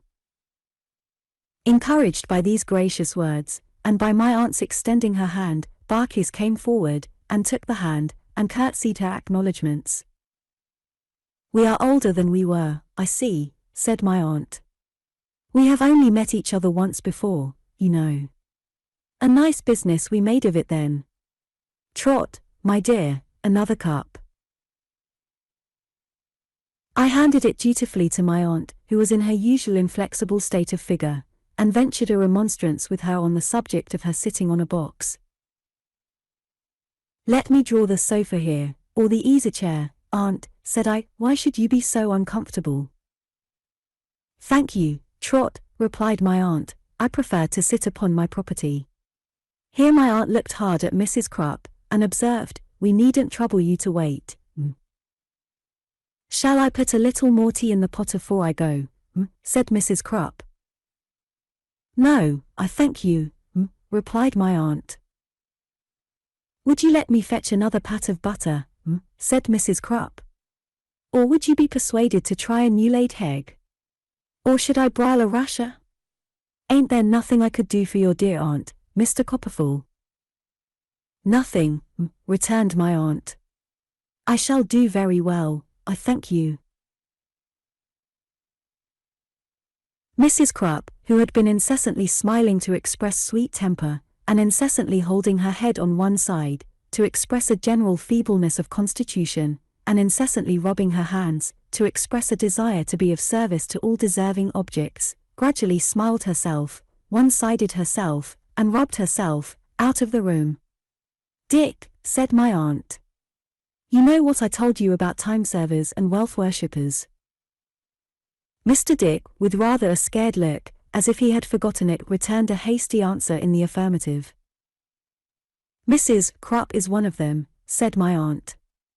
"Barkis, I'll trouble you to look after the tea, and let me have another cup, for I don't fancy that woman's pouring out." I knew my aunt sufficiently well to know that she had something of importance on her mind, and that there was far more matter in this arrival than a stranger might have supposed. I noticed how her eye lighted on me, when she thought my attention otherwise occupied, and what a curious process of hesitation appeared to be going on within her, while she preserved her outward stiffness and composure. I began to reflect whether I had done anything to offend her, and my conscience whispered me that I had not yet told her about Dora. Could it by any means be that, I wondered? As I knew she would only speak in her own good time, I sat down near her, and spoke to the birds, and played with the cat, and was as easy as I could be. But I was very far from being really easy, and I should still have been so, even if Mr. Dick, leaning over the great kite behind my aunt, had not taken every secret opportunity of shaking his head darkly at me, and pointing at her. "Trot," said my aunt at last, when she had finished her tea, and carefully smoothed down her dress, and wiped her lips, "you needn't go, Barkis. Trot, have you got to be firm and self-reliant?" "I hope so, Aunt." "What do you think?" inquired Miss Betsy. "I think so, Aunt." "Then why, my love," said my aunt, looking earnestly at me, "why do you think I prefer to sit upon this property of mine tonight?" I shook my head, unable to guess. "Because," said my aunt, "it's all I have. Because I'm ruined, my dear. If the house, and every one of us, had tumbled out into the river together, I could hardly have received a greater shock." "Dick knows it," said my aunt, laying her hand calmly on my shoulder. "I am ruined, my dear Trot. All I have in the world is in this room, except the cottage, and that I have left Janet to let. Barkis, I want to get a bed for this gentleman tonight. To save expense, perhaps you can make up something here for myself. Anything will do. It's only for tonight. We'll talk about this, more, tomorrow." I was roused from my amazement, and concern for her, I am sure, for her, by her falling on my neck, for a moment, and crying that she only grieved for me. In another moment she suppressed this emotion, and said with an aspect more triumphant than dejected, "We must meet reverses boldly, and not suffer them to frighten us, my dear. We must learn to act the play out. We must live misfortune down, Trot." Chapter 35. Depression. As soon as I could recover my presence of mind, which quite deserted me in the first overpowering shock of my aunt's intelligence, I proposed to Mr. Dick to come round to the chandler's shop, and take possession of the bed which Mr. Peggotty had lately vacated. The chandler's shop being in Hungerford Market, and Hungerford Market being a very different place in those days, there was a low wooden colonnade before the door, not very unlike that before the house where the little man and woman used to live, in the old weather-glass, which pleased Mr. Dick mightily. The glory of lodging over this structure would have compensated him, I dare say, for many inconveniences, but, as there were really few to bear, beyond the compound of flavours I have already mentioned, and perhaps the want of a little more elbow-room, he was perfectly charmed with his accommodation. Mrs. Crupp had indignantly assured him that there wasn't room to swing a cat there, but, as Mr. Dick justly observed to me, sitting down on the foot of the bed, nursing his leg, "You know, Trotwood, I don't want to swing a cat. I never do swing a cat. Therefore, what does that signify to me?" I tried to ascertain whether Mr. Dick had any understanding of the causes of this sudden and great change in my aunt's affairs. As I might have expected, he had none at all. The only account he could give of it was, that my aunt had said to him, the day before yesterday, "Now, Dick, are you really and truly the philosopher I take you for?" That then he had said, yes, he hoped so. That then my aunt had said, "Dick, I am ruined." That then he had said, "Oh, indeed." That then my aunt had praised him highly, which he was glad of. And that then they had come to me, and had bottled porter and sandwiches on the road. Mr. Dick was so very complacent, sitting on the foot of the bed, nursing his leg, and telling me this, with his eyes wide open and a surprised smile, that I am sorry to say I was provoked into explaining to him that ruin meant distress, want, and starvation, but I was soon bitterly reproved for this harshness, by seeing his face turn pale, and tears coursed down his lengthened cheeks, while he fixed upon me a look of such unutterable woe, that it might have softened a far harder heart than mine. I took infinitely greater pains to cheer him up again than I had taken to depress him, and I soon understood, as I ought to have known at first, that he had been so confident, merely because of his faith in the wisest and most wonderful of women, and his unbounded reliance on my intellectual resources. The latter, I believe, he considered a match for any kind of disaster not absolutely mortal. "What can we do, Trotwood?" said Mr. Dick. "There's the memorial dash." "To be sure there is," said I, "but all we can do just now, Mr. Dick, is to keep a cheerful countenance, and not let my aunt see that we are thinking about it." He assented to this in the most earnest manner, and implored me, if I should see him wandering an inch out of the right course, to recall him by some of those superior methods which were always at my command. But I regret to state that the fright I had given him proved too much for his best attempts at concealment. All the evening his eyes wandered to my aunt's face, with an expression of the most dismal apprehension, as if he saw her growing thin on the spot. He was conscious of this, and put a constraint upon his head, but his keeping that immovable, and sitting rolling his eyes like a piece of machinery, did not mend the matter at all. I saw him look at the loaf at supper, which happened to be a small one, as if nothing else stood between us and famine, and when my aunt insisted on his making his customary repast, I detected him in the act of pocketing fragments of his bread and cheese, I have no doubt for the purpose of reviving us with those savings, when we should have reached an advanced stage of attenuation. My aunt, on the other hand, was in a composed frame of mind, which was a lesson to all of us, to me, I am sure. She was extremely gracious to Peggotty, except when I inadvertently called her by that name, and, strange as I knew she felt in London, appeared quite at home. She was to have my bed, and I was to lie in the sitting-room, to keep guard over her. She made a great point of being so near the river, in case of a conflagration, and I suppose really did find some satisfaction in that circumstance. "Trot, my dear," said my aunt, when she saw me making preparations for compounding her usual night draught, "No."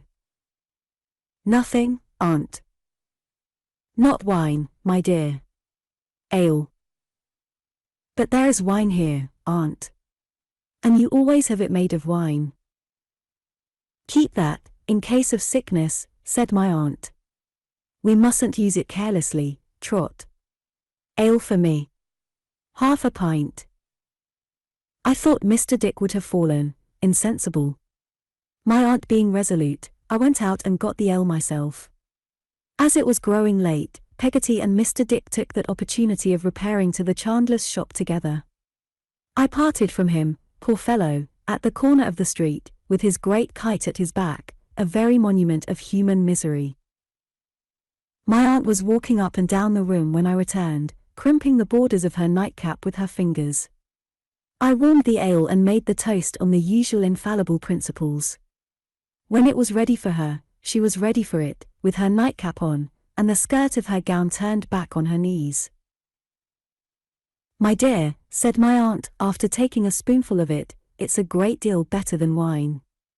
Not half so bilious."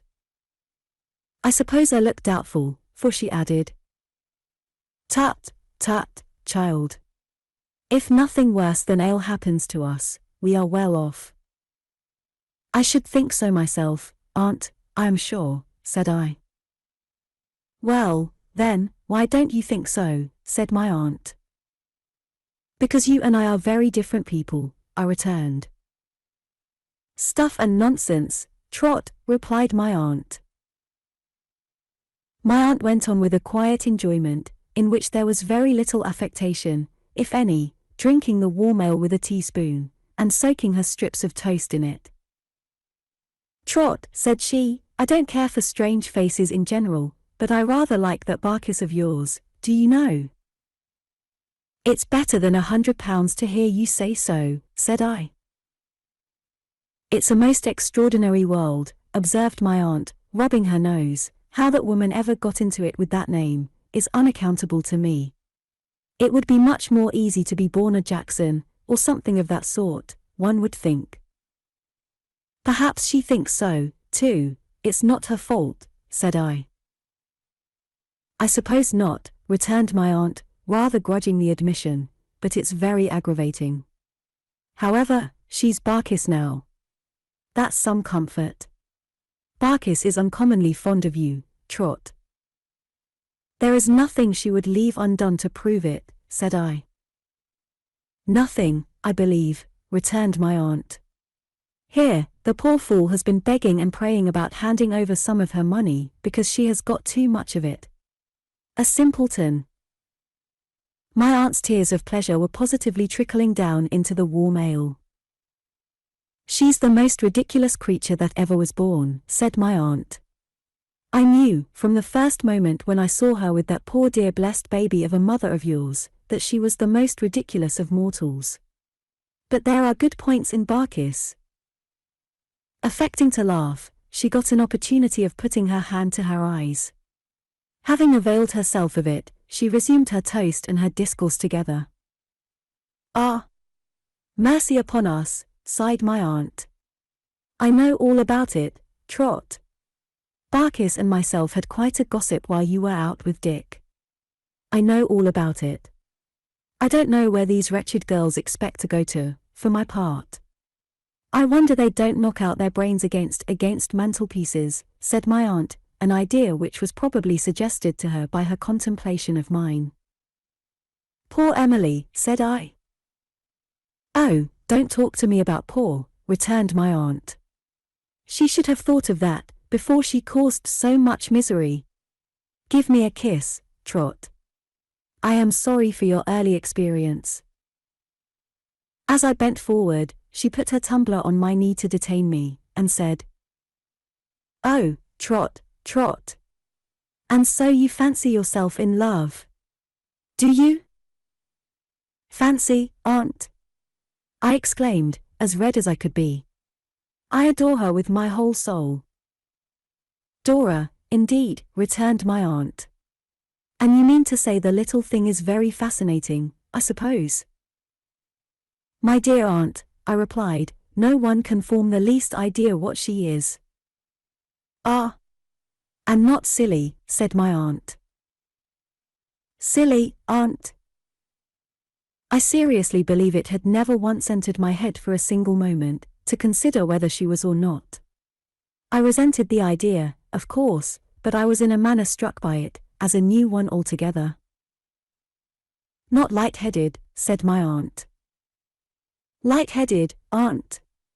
I could only repeat this daring speculation with the same kind of feeling with which I had repeated the preceding question. Well, well, said my aunt. I only ask. I don't depreciate her. Poor little couple. And so you think you were formed for one another, and are to go through a participatable kind of life, like two pretty pieces of confectionery, do you, Trot? She asked me this so kindly, and with such a gentle air, half playful and half sorrowful, that I was quite touched. We are young and inexperienced, aunt, I know, I replied, and I dare say we say and think a good deal that is rather foolish. But we love one another truly, I am sure. If I thought Dora could ever love anybody else, or cease to love me, or that I could ever love anybody else, or cease to love her, I don't know what I should do, go out of my mind, I think. Ah, Trot, said my aunt, shaking her head, and smiling gravely, blind, blind, blind. Someone that I know, Trot, my aunt pursued, after a pause, though of a very pliant disposition, has an earnestness of affection in him that reminds me of poor baby. Earnestness is what that somebody must look for, to sustain him and improve him, Trot.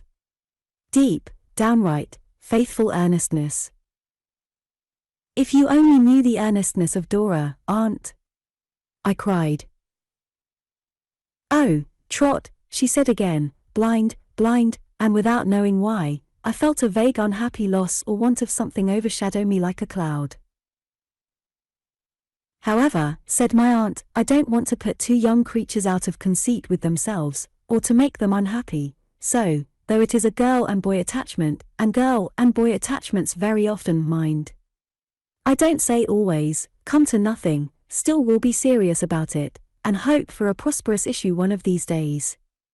There's time enough for it to come to anything." This was not upon the whole very comforting to a rapturous lover, but I was glad to have my aunt in my confidence, and I was mindful of her being fatigued. So I thanked her ardently for this mark of her affection, and for all her other kindnesses towards me, and after a tender good night, she took her nightcap into my bedroom. How miserable I was, when I lay down! How I thought and thought about my being poor, in Mr. Spenlow's eyes, about my not being what I thought I was, when I proposed to Dora, about the chivalrous necessity of telling Dora what my worldly condition was, and releasing her from her engagement if she thought fit, about how I should contrive to live, during the long term of my articles, when I was earning nothing, about doing something to assist my aunt, and seeing no way of doing anything, about coming down to have no money in my pocket, and to wear a shabby coat, and to be able to carry Dora no little presents, and to ride no gallant greys, and to show myself in no agreeable light. Sordid and selfish as I knew it was, and as I tortured myself by knowing that it was, to let my mind run on my own distress so much, I was so devoted to Dora that I could not help it. I knew that it was base in me not to think more of my aunt, and less of myself, but, so far, selfishness was inseparable from Dora, and I could not put Dora on one side for any mortal creature. How exceedingly miserable I was, that night! As to sleep, I had dreams of poverty in all sorts of shapes, but I seemed to dream without the previous ceremony of going to sleep. Now I was ragged, wanting to sell Dora matches, 6 bundles for a halfpenny. Now I was at the office in a nightgown and boots, remonstrated with by Mr. Spenlow on appearing before the clients in that airy attire. Now I was hungrily picking up the crumbs that fell from old Tiffy's daily biscuit, regularly eaten when St. Paul's struck 1. Now I was hopelessly endeavoring to get a license to marry Dora, having nothing but one of Uriah Heep's gloves to offer in exchange, which the whole Commons rejected, and still, more or less conscious of my own room, I was always tossing about like a distressed ship in a sea of bedclothes. My aunt was restless, too, for I frequently heard her walking to and fro. 2 or 3 times in the course of the night, attired in a long flannel wrapper in which she looked 7 feet high, she appeared, like a disturbed ghost, in my room, and came to the side of the sofa on which I lay. On the first occasion I started up in alarm, to learn that she inferred from a particular light in the sky, that Westminster Abbey was on fire, and to be consulted in reference to the probability of its igniting Buckingham Street, in case the wind changed. Lying still, after that, I found that she sat down near me, whispering to herself, "Poor boy." And then it made me 20 times more wretched, to know how unselfishly mindful she was of me, and how selfishly mindful I was of myself. It was difficult to believe that a night so long to me, could be short to anybody else. This consideration set me thinking and thinking of an imaginary party where people were dancing the hours away, until that became a dream too, and I heard the music incessantly playing one tune, and saw Dora incessantly dancing one dance, without taking the least notice of me. The man who had been playing the harp all night, was trying in vain to cover it with an ordinary-sized nightcap, when I awoke, or I should rather say, when I left off trying to go to sleep, and saw the sun shining in through the window at last. There was an old Roman bath in those days at the bottom of one of the streets out of the Strand, it may be there still, in which I have had many a cold plunge. Dressing myself as quietly as I could, and leaving Peggotty to look after my aunt, I tumbled head foremost into it, and then went for a walk to Hampstead. I had a hope that this brisk treatment might freshen my wits a little, and I think it did them good, for I soon came to the conclusion that the first step I ought to take was, to try if my articles could be cancelled and the premium recovered. I got some breakfast on the Heath, and walked back to Doctors' Commons, along the watered roads and through a pleasant smell of summer flowers, growing in gardens, and carried into town on hucksters' heads, intent on this first effort to meet our altered circumstances. I arrived at the office so soon, after all, that I had half an hour's loitering about the Commons, before old Tiffy, who was always first, appeared with his key. Then I sat down in my shady corner, looking up at the sunlight on the opposite chimney pots, and thinking about Dora, until Mr. Spenlow came in, crisp and curly. "How are you, Copperfield?" said he. "Fine morning." "Beautiful morning, sir," said I. "Could I say a word to you before you go into court?" "By all means," said he. "Come into my room." I followed him into his room, and he began putting on his gown, and touching himself up before a little glass he had, hanging inside a closet door. "I am sorry to say," said I, "that I have some rather disheartening intelligence from my aunt." "No," said he. "Dear me. Not paralysis, I hope?" "It has no reference to her health, sir," I replied. "She has met with some large losses. In fact, she has very little left, indeed." "You astound me, Copperfield," cried Mr. Spenlow. I shook my head. "Indeed, sir," said I, "her affairs are so changed, that I wished to ask you whether it would be possible at a sacrifice on our part of some portion of the premium. Of course," I put in this, on the spur of the moment, warned by the blank expression of his face, "to cancel my articles." What it cost me to make this proposal, nobody knows. It was like asking, as a favor, to be sentenced to transportation from Dora. "To cancel your articles, Copperfield." "Cancel?" I explained with tolerable firmness, that I really did not know where my means of subsistence were to come from, unless I could earn them for myself. I had no fear for the future, I said, and I laid great emphasis on that, as if to imply that I should still be decidedly eligible for a son-in-law one of these days, but, for the present, I was thrown upon my own resources. "I am extremely sorry to hear this, Copperfield," said Mr. Spenlow. "Extremely sorry. It is not usual to cancel articles for any such reason. It is not a professional course of proceeding. It is not a convenient precedent at all. Far from it. At the same time—" "You are very good, sir," I murmured, anticipating a concession. "Not at all. Don't mention it," said Mr. Spenlow. "At the same time, I was going to say, if it had been my lot to have my hands unfettered, if I had not a partner, Mr. Jorkins." My hopes were dashed in a moment, but I made another effort. "Do you think, sir," said I, "if I were to mention it to Mr. Jorkins?" Mr. Spenlow shook his head discouragingly. "Heaven forbid, Copperfield," he replied, "that I should do any man an injustice, still less, Mr. Jorkins. But I know my partner, Copperfield. Mr. Jorkins is not a man to respond to a proposition of this peculiar nature. Mr. Jorkins is very difficult to move from the beaten track. You know what he is." I am sure I knew nothing about him, except that he had originally been alone in the business, and now lived by himself in a house near Montague Square, which was fearfully in want of painting, that he came very late of a day, and went away very early, that he never appeared to be consulted about anything, and that he had a dingy little black hole of his own upstairs, where no business was ever done, and where there was a yellow old cartridge paper pad upon his desk, unsoiled by ink, and reported to be 20 years of age. "Would you object to my mentioning it to him, sir?" I asked. "By no means," said Mr. Spenlow. "But I have some experience of Mr. Jorkins, Copperfield. I wish it were otherwise, for I should be happy to meet your views in any respect. I cannot have the objection to your mentioning it to Mr. Jorkins, Copperfield, if you think it worthwhile." Availing myself of this permission, which was given with a warm shake of the hand, I sat thinking about Dora, and looking at the sunlight stealing from the chimney pots down the wall of the opposite house, until Mr. Jorkins came. I then went up to Mr. Jorkins's room, and evidently astonished Mr. Jorkins very much by making my appearance there. "Come in, Mr. Copperfield," said Mr. Jorkins. "Come in." I went in, and sat down, and stated my case to Mr. Jorkins pretty much as I had stated it to Mr. Spenlow.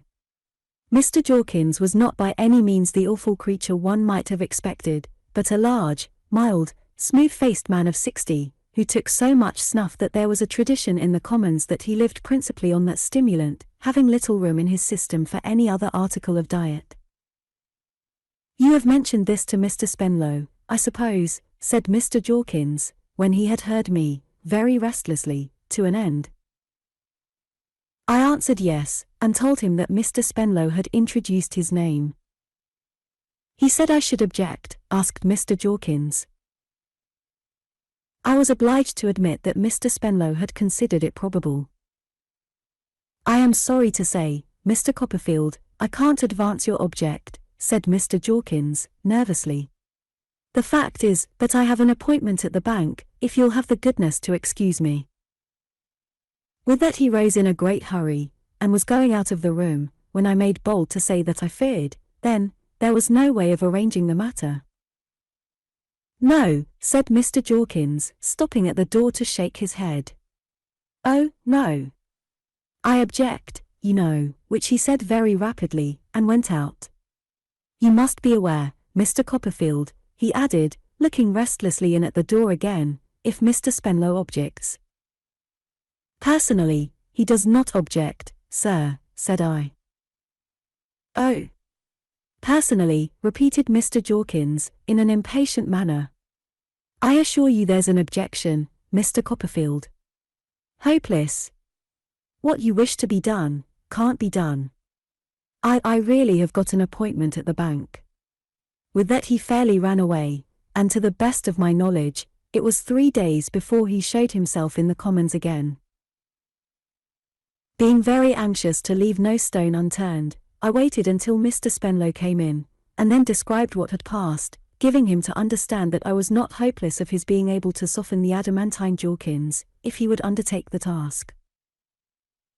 "Copperfield," returned Mr. Spenlow, with a gracious smile, "you have not known my partner, Mr. Jorkins, as long as I have.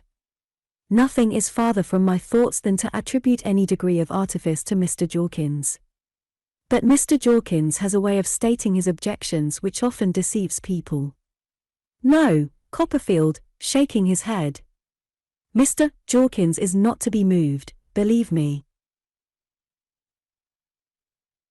I was completely bewildered between Mr. Spenlow and Mr. Jorkins, as to which of them really was the objecting partner, but I saw with sufficient clearness that there was obduracy somewhere in the firm, and that the recovery of my aunt's £1,000 was out of the question.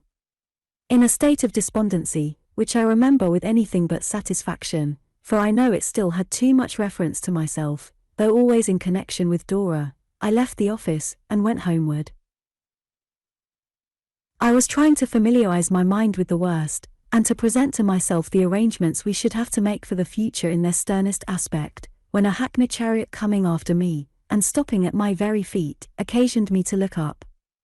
A fair hand was stretched forth to me from the window, and the face I had never seen without a feeling of serenity and happiness, from the moment when it first turned back on the old oak staircase with the great broad balustrade, and when I associated its softened beauty with the stained glass window in the church, was smiling on me. "Agnes!" I joyfully exclaimed. "Oh, my dear Agnes, of all people in the world, what a pleasure to see you." "Is it, indeed?" she said, in her cordial voice. "I want to talk to you so much," said I. "It's such a lightening of my heart, only to look at you. If I had had a conjurer's cap, there is no one I should have wished for but you." "What?" returned Agnes. "Well, perhaps Dora first," I admitted, with a blush. "Certainly, Dora first, I hope," said Agnes, laughing. "But you next," said I. "Where are you going?" She was going to my rooms to see my aunt. The day being very fine, she was glad to come out of the chariot, which smelt, I had my head in it all this time, like a stable put under a cucumber frame. I dismissed the coachman, and she took my arm, and we walked on together. She was like hope embodied, to me. How different I felt in one short minute, having Agnes at my side. My aunt had written her one of the odd, abrupt notes very little longer than a bank note to which her epistolary efforts were usually limited. She had stated therein that she had fallen into adversity, and was leaving Dover for good, but had quite made up her mind to it, and was so well that nobody need be uncomfortable about her. Agnes had come to London to see my aunt, between whom and herself there had been a mutual liking these many years. Indeed, it dated from the time of my taking up my residence in Mr. Wickfield's house. She was not alone, she said. Her papa was with her, and Uriah Heep. And now they are partners, said I. Confound him. Yes, said Agnes. They have some business here, and I took advantage of their coming, to come too. You must not think my visit all friendly and disinterested, Trotwood, for I am afraid I may be cruelly prejudiced. I do not like to let papa go away alone, with him. Does he exercise the same influence over Mr. Wickfield still, Agnes? Agnes shook her head. There is such a change at home, said she, that you would scarcely know the dear old house. They live with us now. They, said I. Mr. Heep and his mother. He sleeps in your old room, said Agnes, looking up into my face. I wish I had the ordering of his dreams, said I. He wouldn't sleep there long. I keep my own little room, said Agnes, where I used to learn my lessons. How the time goes! You remember? The little panelled room that opens from the drawing room? Remember, Agnes? When I saw you, for the first time, coming out at the door, with your quaint little basket of keys hanging at your side. It is just the same, said Agnes, smiling. I am glad you think of it so pleasantly. We were very happy.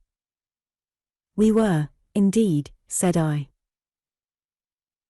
I keep that room to myself still, but I cannot always desert Mrs. Heep, you know. And so, said Agnes, quietly, I feel obliged to bear her company, when I might prefer to be alone. But I have no other reason to complain of her. If she tires me, sometimes, by her praises of her son, it is only natural in a mother. He is a very good son to her.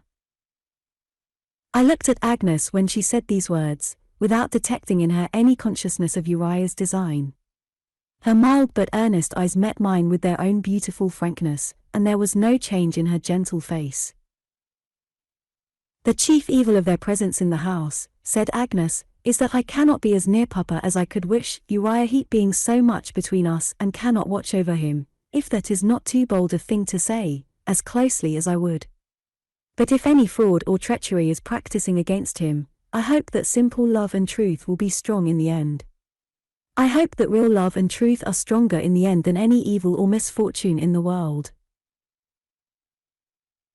A certain bright smile, which I never saw on any other face, died away, even while I thought how good it was, and how familiar it had once been to me, and she asked me, with a quick change of expression, we were drawing very near my street, if I knew how the reverse in my aunt's circumstances had been brought about.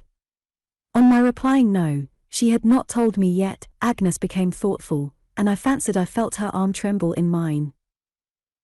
We found my aunt alone, in a state of some excitement.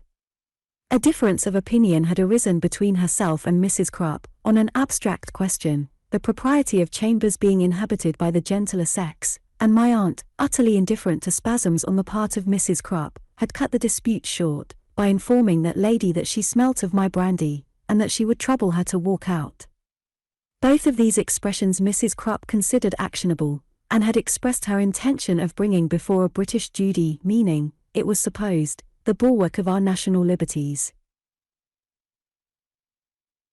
My aunt, however, having had time to cool, while Peggotty was out showing Mr. Dick the soldiers at the Horse Guards, and being, besides, greatly pleased to see Agnes rather plumed herself on the affair than otherwise, and received us with unimpaired good humour. When Agnes laid her bonnet on the table, and sat down beside her, I could not but think, looking on her mild eyes and her radiant forehead, how natural it seemed to have her there, how trustfully, although she was so young and inexperienced, my aunt confided in her, how strong she was, indeed, in simple love and truth. We began to talk about my aunt's losses, and I told them what I had tried to do that morning. Which was injudicious, Trot, said my aunt, but well meant. You are a generous boy, I suppose I must say, young man, now, and I am proud of you, my dear. So far, so good. Now, Trot and Agnes, let us look the case of Betsy Trotwood in the face, and see how it stands. I observed Agnes turn pale, as she looked very attentively at my aunt. My aunt, patting her cat, looked very attentively at Agnes.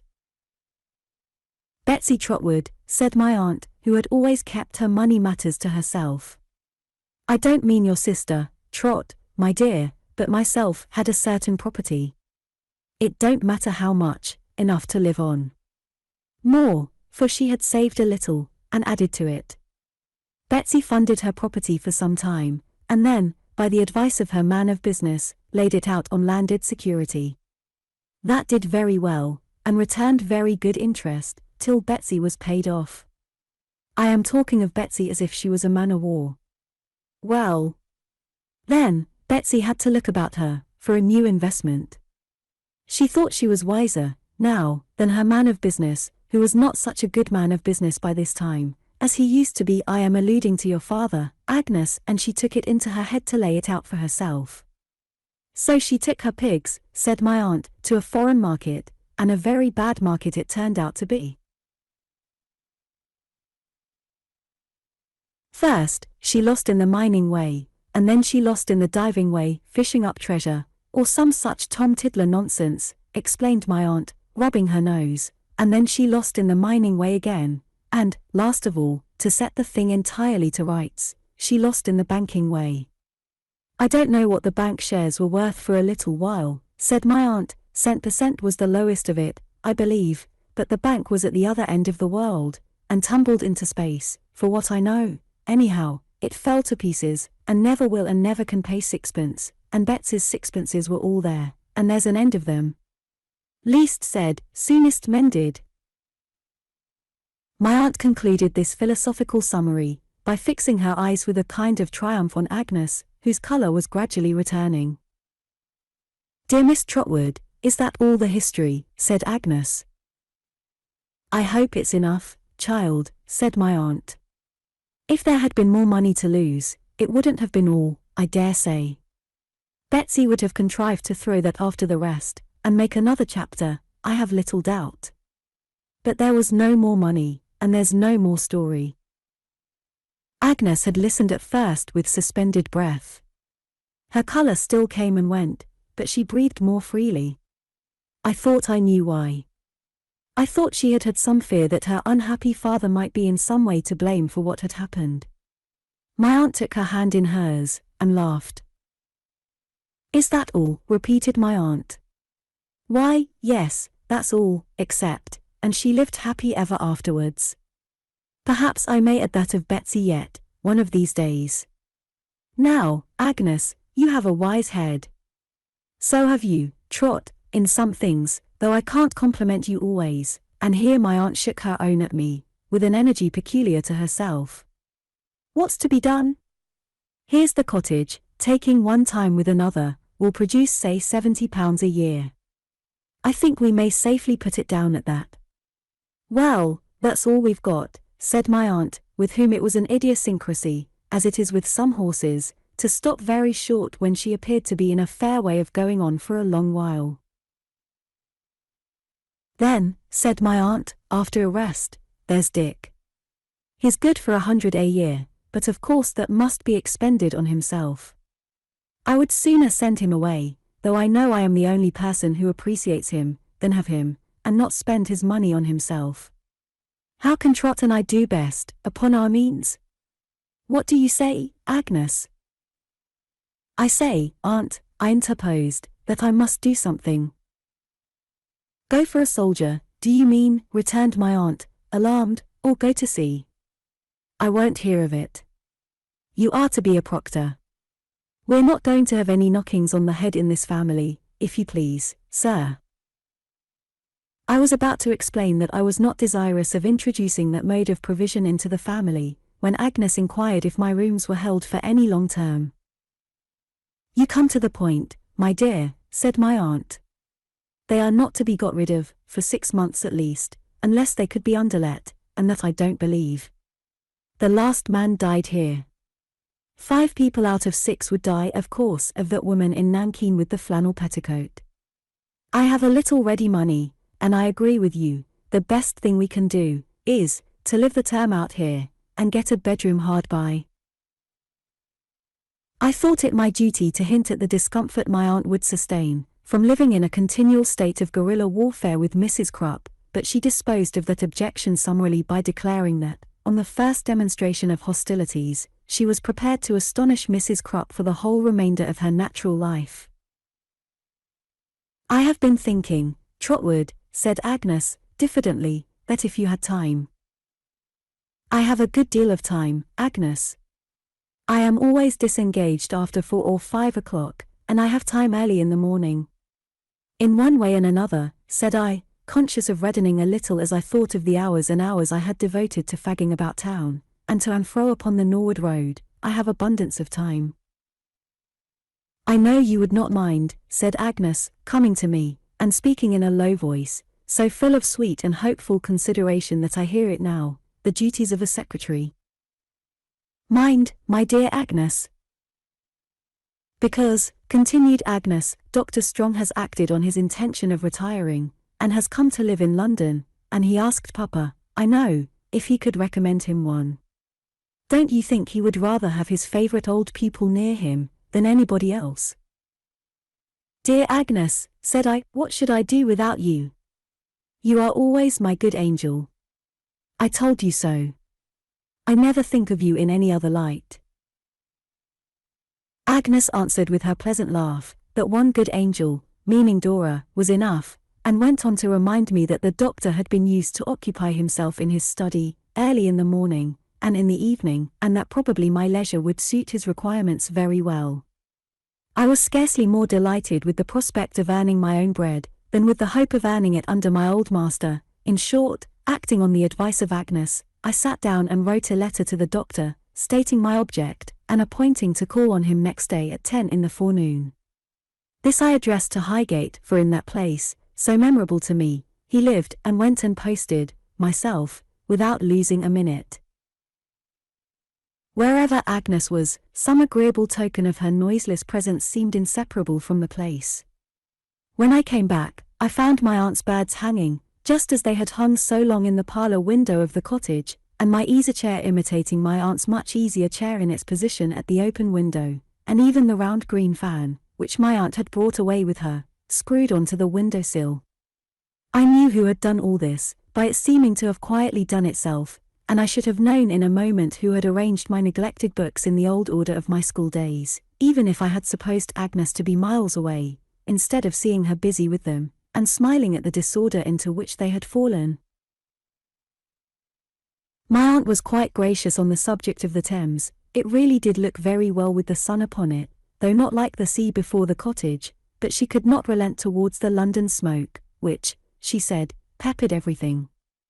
A complete revolution, in which Peggotty bore a prominent part, was being effected in every corner of my rooms, in regard of this pepper, and I was looking on, thinking how little even Peggotty seemed to do with a good deal of bustle, and how much Agnes did without any bustle at all, when a knock came at the door. "I think," said Agnes, turning pale, "it's Papa. He promised me that he would come." I opened the door, and admitted, not only Mr. Wickfield, but Uriah Heep. I had not seen Mr. Wickfield for some time. I was prepared for a great change in him, after what I had heard from Agnes, but his appearance shocked me. It was not that he looked many years older, though still dressed with the old scrupulous cleanliness, or that there was an unwholesome ruddiness upon his face, or that his eyes were full and bloodshot, or that there was a nervous trembling in his hand, the cause of which I knew, and had for some years seen at work. It was not that he had lost his good looks, or his old bearing of a gentleman, for that he had not, but the thing that struck me most, was, that with the evidences of his native superiority still upon him, he should submit himself to that crawling impersonation of meanness, Uriah Heep. The reversal of the two natures, in their relative positions, Uriah's of power and Mr. Wickfield's of dependence, was a sight more painful to me than I can express. If I had seen an ape taking command of a man, I should hardly have thought it a more degrading spectacle. He appeared to be only too conscious of it himself. When he came in, he stood still, and with his head bowed, as if he felt it.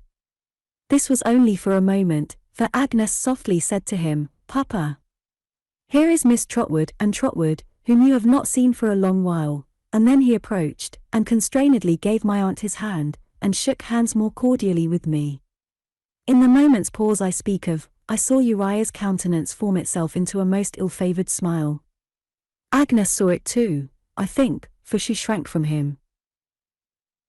What my aunt saw, or did not see, I defy the science of physiognomy to have made out, without her own consent. I believe there never was anybody with such an imperturbable countenance when she chose. Her face might have been a dead wall on the occasion in question, for any light it threw upon her thoughts, until she broke silence with her usual abruptness. "Well, Wickfield," said my aunt, and he looked up at her for the first time. "I have been telling your daughter how well I have been disposing of my money for myself, because I couldn't trust it to you, as you were growing rusty in business matters. We have been taking counsel together, and getting on very well, all things considered. Agnes is worth the whole firm, in my opinion." "If I may humbly make the remark," said Uriah Heep, with a writhe, "I fully agree with Miss Betsy Trotwood, and should be only too happy if Miss Agnes was a partner." "You're a partner yourself, you know," returned my aunt, "and that's about enough for you, I expect. How do you find yourself, sir?" In acknowledgment of this question, addressed to him with extraordinary curtness, Mr. Heep, uncomfortably clutching the blue bag he carried, replied that he was pretty well. He thanked my aunt, and hoped she was the same. "And you, master, I should say, Mr. Copperfield," pursued Uriah. "I hope I see you well." "I am rejoiced to see you, Mr. Copperfield, even under present circumstances." I believe that, for he seemed to relish them very much. "Present circumstances is not what your friends would wish for you, Mr. Copperfield, but it isn't money makes the man, it's I am really unequal with my humble powers to express what it is," said Uriah, with a fawning jerk, "but it isn't money." Here he shook hands with me, not in the common way, but standing at a good distance from me, and lifting my hand up and down like a pump handle, that he was a little afraid of. "And how do you think we are looking, Master Copperfield, I should say, Mr. fawned Uriah. "Don't you find Mr. Wickfield blooming, sir?" "Years don't tell much in our firm, Master Copperfield, except in raising up the humble, namely, mother and self, and in developing," he added, as an afterthought, "the beautiful, namely, Miss Agnes."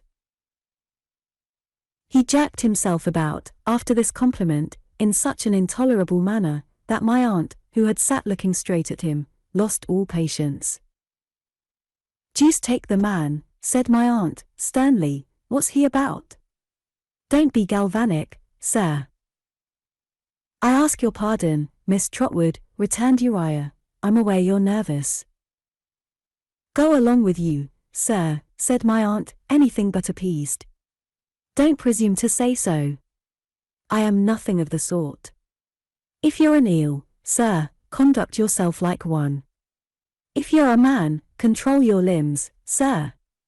"Good God," said my aunt, with great indignation, "I am not going to be serpentined and corkscrewed out of my senses." Mr. Heep was rather abashed, as most people might have been, by this explosion, which derived great additional force from the indignant manner in which my aunt afterwards moved in her chair, and shook her head as if she were making snaps or bounces at him. But he said to me aside in a meek voice, "I am well aware, Master Copperfield, that Miss Trotwood, though an excellent lady, has a quick temper. Indeed I think I had the pleasure of knowing her, when I was a numble clerk, before you did, Master Copperfield, and it's only natural, I am sure, that it should be made quicker by present circumstances. The wonder is, that it isn't much worse. I only called to say that if there was anything we could do, in present circumstances, mother or self, or Wickfield and Heap, we should be really glad. I may go so far, said Uriah, with a sickly smile at his partner. Uriah Heap, said Mr. Wickfield, in a monotonous forced way, is active in the business, Trotwood. What he says, I quite concur in. You know I had an old interest in you. Apart from that, what Uriah says I quite concur in. Oh, what a reward it is, said Uriah, drawing up one leg, at the risk of bringing down upon himself another visitation from my aunt, to be so trusted in. But I hope I am able to do something to relieve him from the fatigues of business, Master Copperfield. Uriah Heap is a great relief to me, said Mr. Wickfield, in the same dull voice. It's a load off my mind, Trotwood, to have such a partner. The Red Fox made him say all this, I knew, to exhibit him to me in the light he had indicated on the night when he poisoned my rest. I saw the same ill-favored smile upon his face again, and saw how he watched me. You are not going, Papa, said Agnes, anxiously. Will you not walk back with Trotwood and me? He would have looked to Uriah, I believe, before replying, if that worthy had not anticipated him. I am bespoke myself, said Uriah, on business, otherwise I should have been happy to have kept with my friends. But I leave my partner to represent the firm. Miss Agnes, ever yours. I wish you good day, Master Copperfield, and leave my humble respects for Miss Betsy Trotwood. With those words, he retired, kissing his great hand, and leering at us like a mask. We sat there, talking about our pleasant old Canterbury days, an hour or two. Mr. Wickfield, left to Agnes, soon became more like his former self, though there was a settled depression upon him, which he never shook off. For all that, he brightened, and had an evident pleasure in hearing us recall the little incidents of our old life, many of which he remembered very well. He said it was like those times, to be alone with Agnes and me again, and he wished to heaven they had never changed. I am sure there was an influence in the placid face of Agnes, and in the very touch of her hand upon his arm, that did wonders for him. My aunt, who was busy nearly all this while with Peggotty, in the inner room, would not accompany us to the place where they were staying, but insisted on my going, and I went. We dined together. After dinner, Agnes sat beside him, as of old, and poured out his wine. He took what she gave him, and no more like a child, and we all three sat together at a window as the evening gathered in. When it was almost dark, he lay down on a sofa, Agnes pillowing his head and bending over him a little while, and when she came back to the window, it was not so dark but I could see tears glittering in her eyes. I pray heaven that I never may forget the dear girl in her love and truth, at that time of my life, for if I should, I must be drawing near the end, and then I would desire to remember her best. She filled my heart with such good resolutions, strengthened my weakness so, by her example, so directed, I know not how, she was too modest and gentle to advise me in many words, the wandering ardor and unsettled purpose within me, that all the little good I have done, and all the harm I have forborne, I solemnly believe I may refer to her.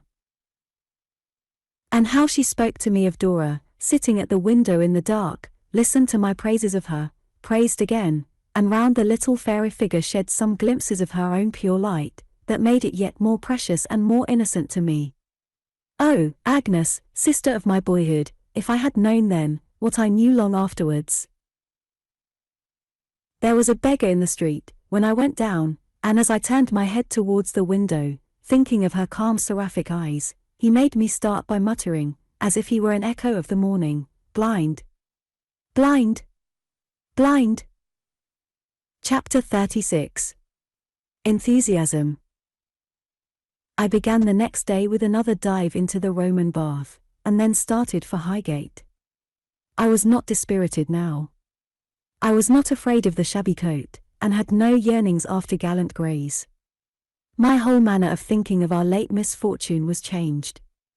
What I had to do was to show my aunt that her past goodness to me had not been thrown away on an insensible, ungrateful object. What I had to do was to turn the painful discipline of my younger days to account, by going to work with a resolute and steady heart. What I had to do was to take my woodman's axe in my hand and clear my own way through the forest of difficulty by cutting down the trees until I came to Dora. And I went on at a mighty rate, as if it could be done by walking. When I found myself on the familiar Highgate Road, pursuing such a different errand from that old one of pleasure, with which it was associated, it seemed as if a complete change had come on my whole life. But that did not discourage me. With the new life, came new purpose, new intention. Great was the labor, priceless the reward. Dora was the reward, and Dora must be won.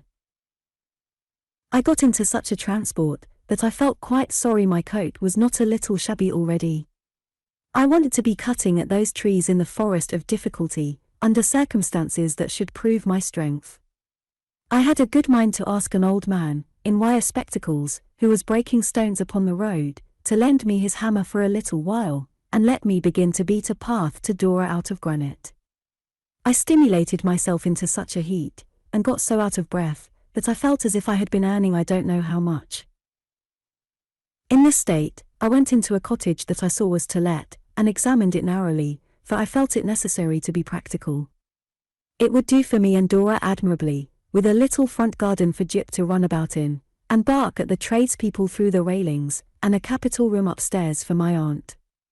I came out again, hotter and faster than ever, and dashed up to Highgate, at such a rate that I was there an hour too early, and, though I had not been, should have been obliged to stroll about to cool myself, before I was at all presentable. My first care, after putting myself under this necessary course of preparation, was to find the doctor's house. It was not in that part of Highgate where Mrs. Steerforth lived, but quite on the opposite side of the little town. When I had made this discovery, I went back, in an attraction I could not resist, to a lane by Mrs. Steerforth's, and looked over the corner of the garden wall. His room was shut up close. The conservatory doors were standing open, and Rosa Dartle was walking, bareheaded, with a quick, impetuous step, up and down a gravel walk on one side of the lawn. She gave me the idea of some fierce thing, that was dragging the length of its chain to and fro upon a beaten track, and wearing its heart out. I came softly away from my place of observation, and avoiding that part of the neighborhood, and wishing I had not gone near it, strolled about until it was 10 o'clock. The church with the slender spire, that stands on the top of the hill now, was not there then to tell me the time. An old red brick mansion, used as a school, was in its place, and a fine old house it must have been to go to school at, as I recollect it. When I approached the doctor's cottage, a pretty old place, on which he seemed to have expended some money, if I might judge from the embellishments and repairs that had the look of being just completed, I saw him walking in the garden at the side, gaiters and all, as if he had never left off walking since the days of my pupilage. He had his old companions about him, too, for there were plenty of high trees in the neighborhood, and 2 or 3 rooks were on the grass, looking after him, as if they had been written to about him by the Canterbury rooks, and were observing him closely in consequence. Knowing the utter hopelessness of attracting his attention from that distance, I made bold to open the gate, and walk after him, so as to meet him when he should turn round.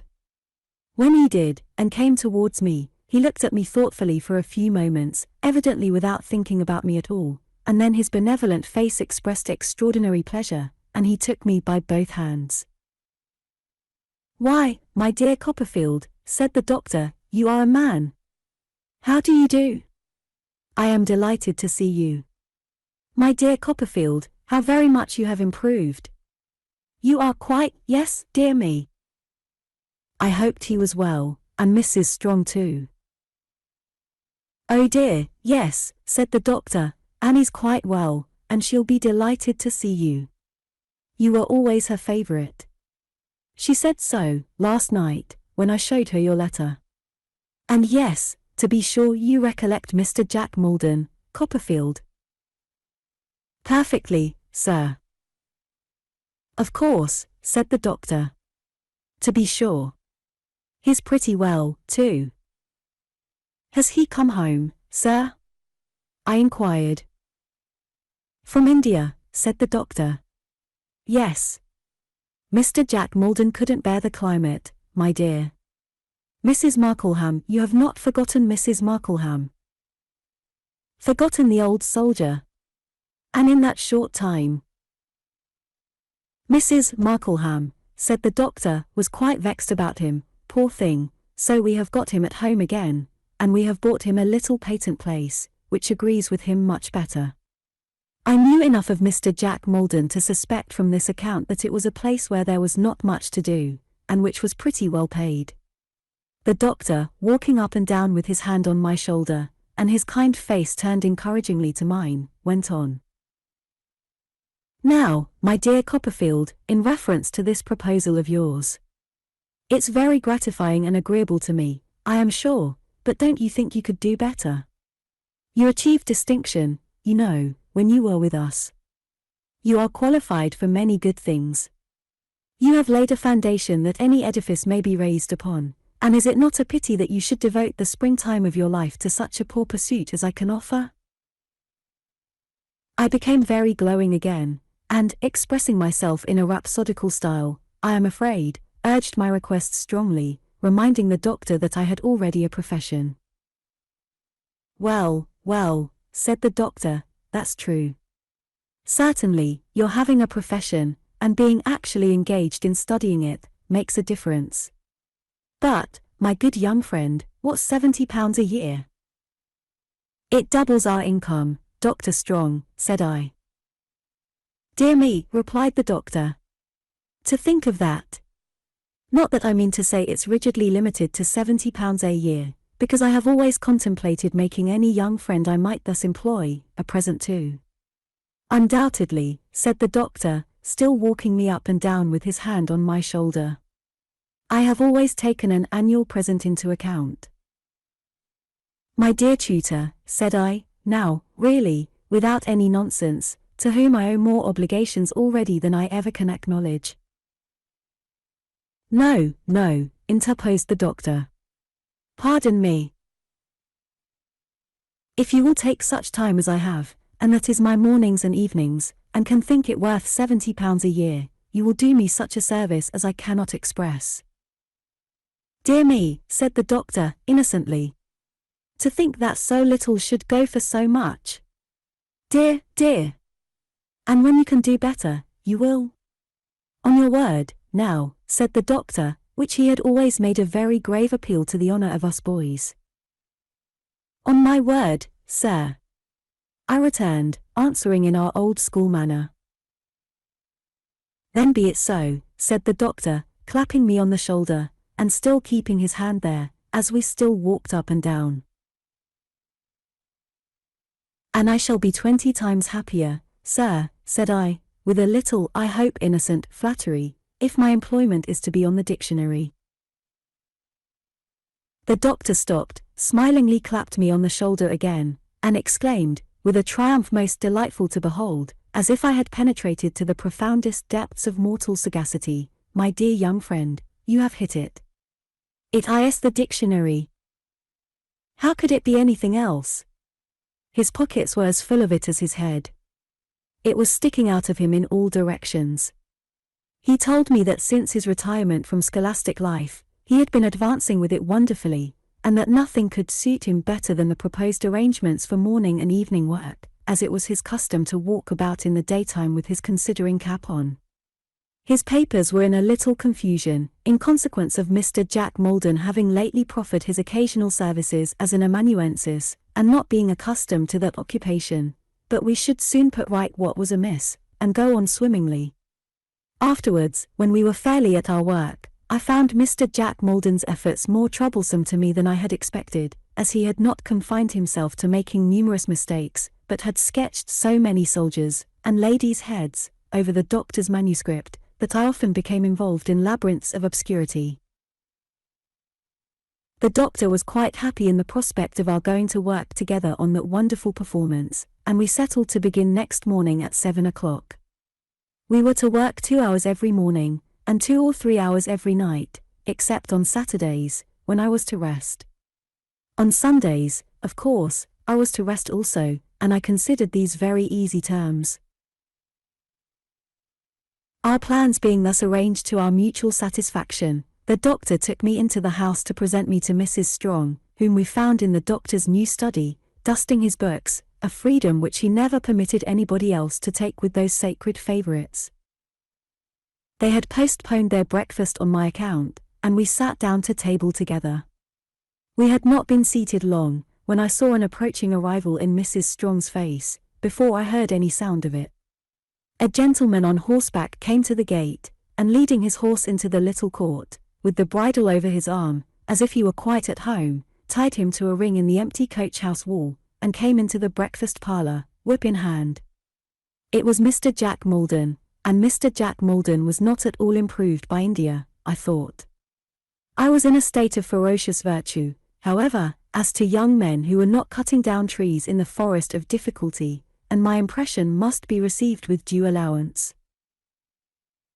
"Mr. Jack," said the doctor. "Copperfield." Mr. Jack Maldon shook hands with me, but not very warmly, I believed, and with an air of languid patronage, at which I secretly took great umbrage.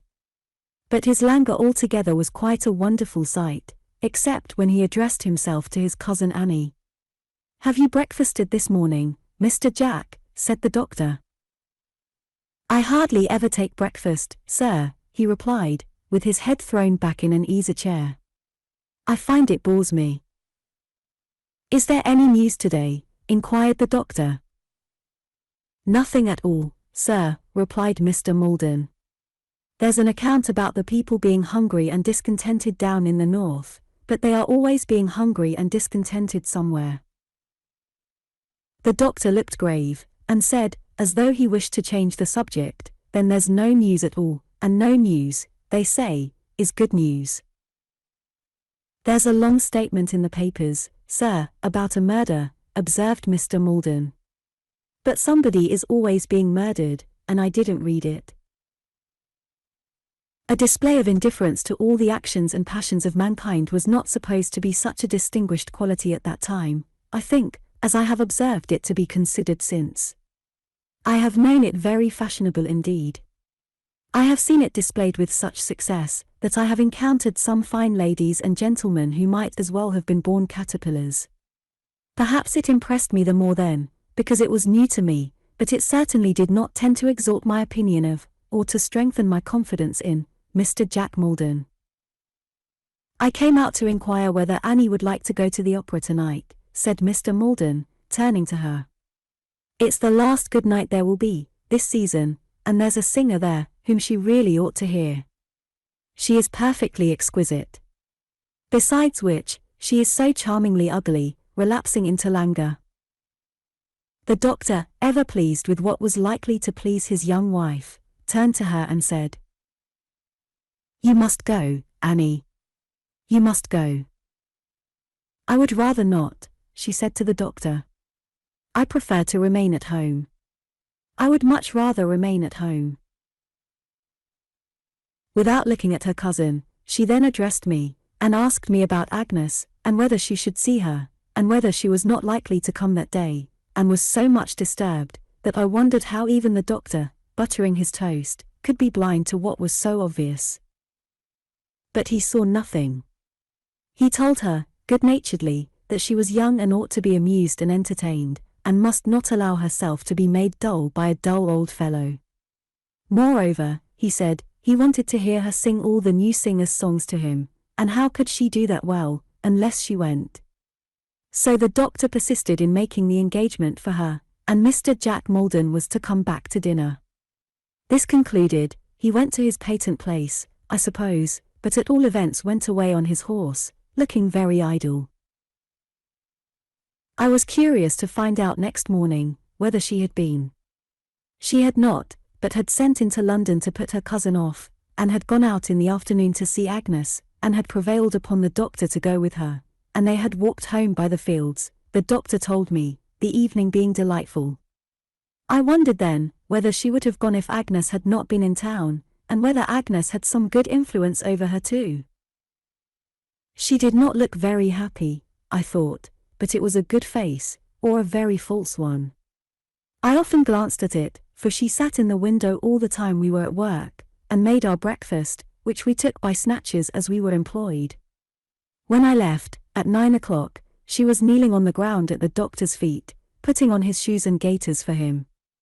There was a softened shade upon her face, thrown from some green leaves overhanging the open window of the low room, and I thought all the way to Doctor's Commons, of the night when I had seen it looking at him as he read.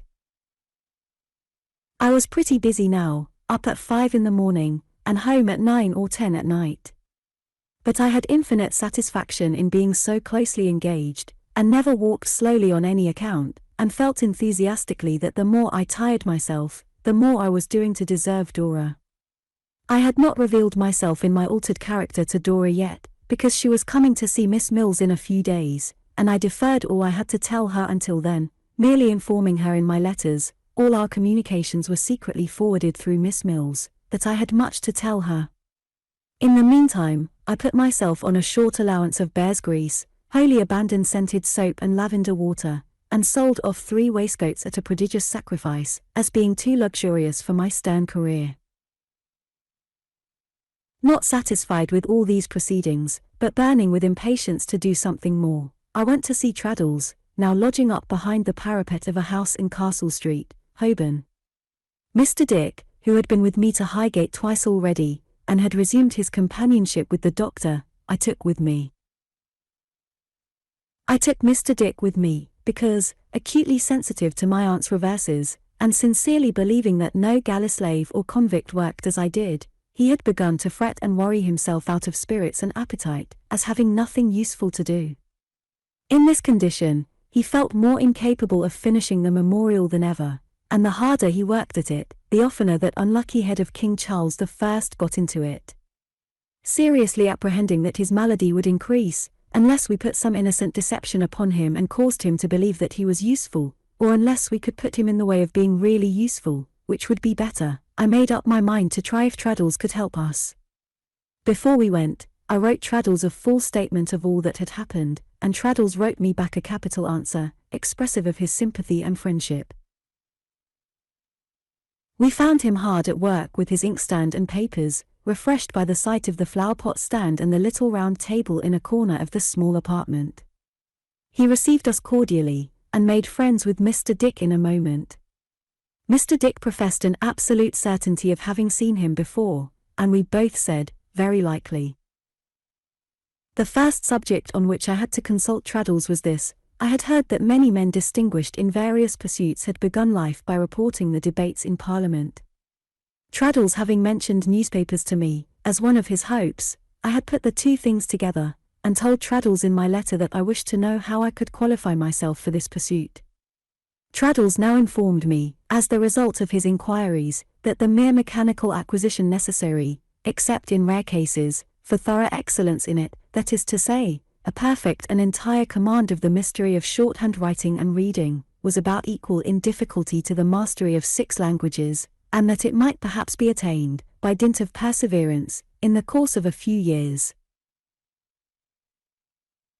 Traddles reasonably supposed that this would settle the business, but I, only feeling that here indeed were a few tall trees to be hewn down, immediately resolved to work my way on to Dora through this thicket, axe in hand. "I am very much obliged to you, my dear Traddles," said I. "I'll begin tomorrow." Traddles looked astonished, as he well might, but he had no notion as yet of my rapturous condition. "I'll buy a book," said I, "with a good scheme of this art in it. I'll work at it at the Commons, where I haven't half enough to do. I'll take down the speeches in our court for practice. Traddles, my dear fellow, I'll master it." "Dear me," said Traddles, opening his eyes, "I had no idea you were such a determined character, Copperfield." I don't know how he should have heard, for it was new enough to me. I passed that off, and brought Mr. Dick on the carpet. "You see," said Mr. Dick, wistfully, "if I could exert myself, Mr. Traddles, if I could beat a drum or blow anything." Poor fellow! I have little doubt he would have preferred such an employment in his heart to all others.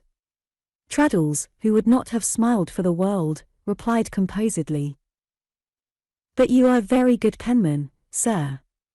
"You told me so, Copperfield." "Excellent," said I. And indeed he was. He wrote with extraordinary neatness. "Don't you think," said Traddles, "you could copy writings, sir, if I got them for you?" Mr. Dick looked doubtfully at me. Trotwood?" I shook my head. Mr. Dick shook his, and sighed. "Tell him about the memorial," said Mr. Dick. I explained to Traddles that there was a difficulty in keeping King Charles I out of Mr. Dick's manuscripts, Mr. Dick in the meanwhile looking very deferentially and seriously at Traddles, and sucking his thumb. "But these writings, you know, that I speak of, are already drawn up and finished," said Traddles after a little consideration. "Mr. Dick has nothing to do with them." "Wouldn't that make a difference, Copperfield? At all events, wouldn't it be well to try?" This gave us new hope. Traddles and I laying our heads together apart, while Mr. Dick anxiously watched us from his chair, we concocted a scheme in virtue of which we got him to work next day, with triumphant success. On a table by the window in Buckingham Street, we set out the work Traddles procured for him, which was to make, I forget how many copies of a legal document about some right-of-way, and on another table we spread the last unfinished original of the great memorial. Our instructions to Mr. Dick were that he should copy exactly what he had before him, without the least departure from the original, and that when he felt it necessary to make the slightest allusion to King Charles I, he should fly to the memorial. We exhorted him to be resolute in this, and left my aunt to observe him.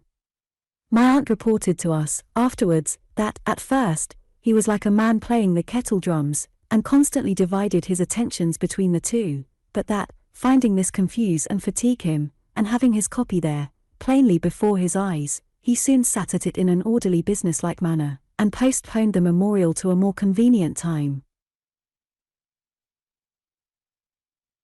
In a word, although we took great care that he should have no more to do than was good for him, and although he did not begin with the beginning of a week, he earned by the following Saturday night 10 shillings and 9 pence, and never, while I live, shall I forget his going about to all the shops in the neighbourhood to change this treasure into sixpences, or his bringing them to my aunt arranged in the form of a heart upon a waiter, with tears of joy and pride in his eyes. He was like one under the propitious influence of a charm, from the moment of his being usefully employed, and if there were a happy man in the world, that Saturday night, it was the grateful creature who thought my aunt the most wonderful woman in existence, and me the most wonderful young man. "No starving now, Trotwood," said Mr. Dick, shaking hands with me in a corner. "I'll provide for her, sir," and he flourished his 10 fingers in the air, as if there were 10 banks. I hardly know which was the better pleased, Traddles or I. "It really," said Traddles, suddenly, taking a letter out of his pocket, and giving it to me, "put Mr. Micawber quite out of my head." The letter, Mr. Micawber never missed any possible opportunity of writing a letter, was addressed to me, by the kindness of T. Traddles, Esquire, of the Inner Temple. It ran thus: "My dear Copperfield, you may possibly not be unprepared to receive the intimation that something has turned up. I may have mentioned to you on a former occasion that I was in expectation of such an event. I am about to establish myself in one of the provincial towns of our favoured island, where the society may be described as a happy admixture of the agricultural and the clerical, in immediate connection with one of the learned professions. Mrs. Micawber and our offspring will accompany me. Our ashes, at a future period, will probably be found commingled in the cemetery attached to a venerable pile, for which the spot to which I refer has acquired a reputation, shall I say from China to Peru. In bidding adieu to the modern Babylon, where we have undergone many vicissitudes, I trust not ignobly, Mrs. Micawber and myself cannot disguise from our minds that we part, it may be for years and it may be forever, with an individual linked by strong associations to the altar of our domestic life. If, on the eve of such a departure, you will accompany our mutual friend, Mr. Thomas Traddles, to our present abode, and there reciprocate the wishes natural to the occasion, you will confer a boon on one who is ever yours, Wilkins Micawber. I was glad to find that Mr. Micawber had got rid of his dust and ashes, and that something really had turned up at last. Learning from Traddles that the invitation referred to the evening then wearing away, I expressed my readiness to do honour to it, and we went off together to the lodging which Mr. Micawber occupied as Mr. Mortimer, and which was situated near the top of the Gray's Inn Road.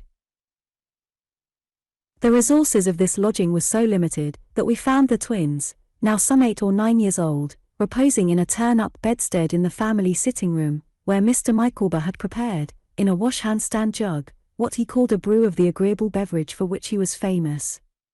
I had the pleasure, on this occasion, of renewing the acquaintance of Master Micawber, whom I found a promising boy of about 12 or 13, very subject to that restlessness of limb which is not an unfrequent phenomenon in youths of his age.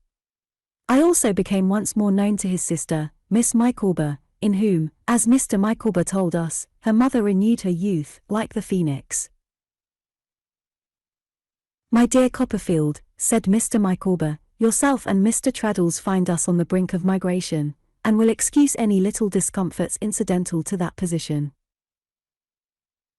Glancing round as I made a suitable reply, I observed that the family effects were already packed, and that the amount of luggage was by no means overwhelming. I congratulated Mrs. Micawber on the approaching change. "My dear Mr. Copperfield," said Mrs. Micawber, "of your friendly interest in all our affairs, I am well assured.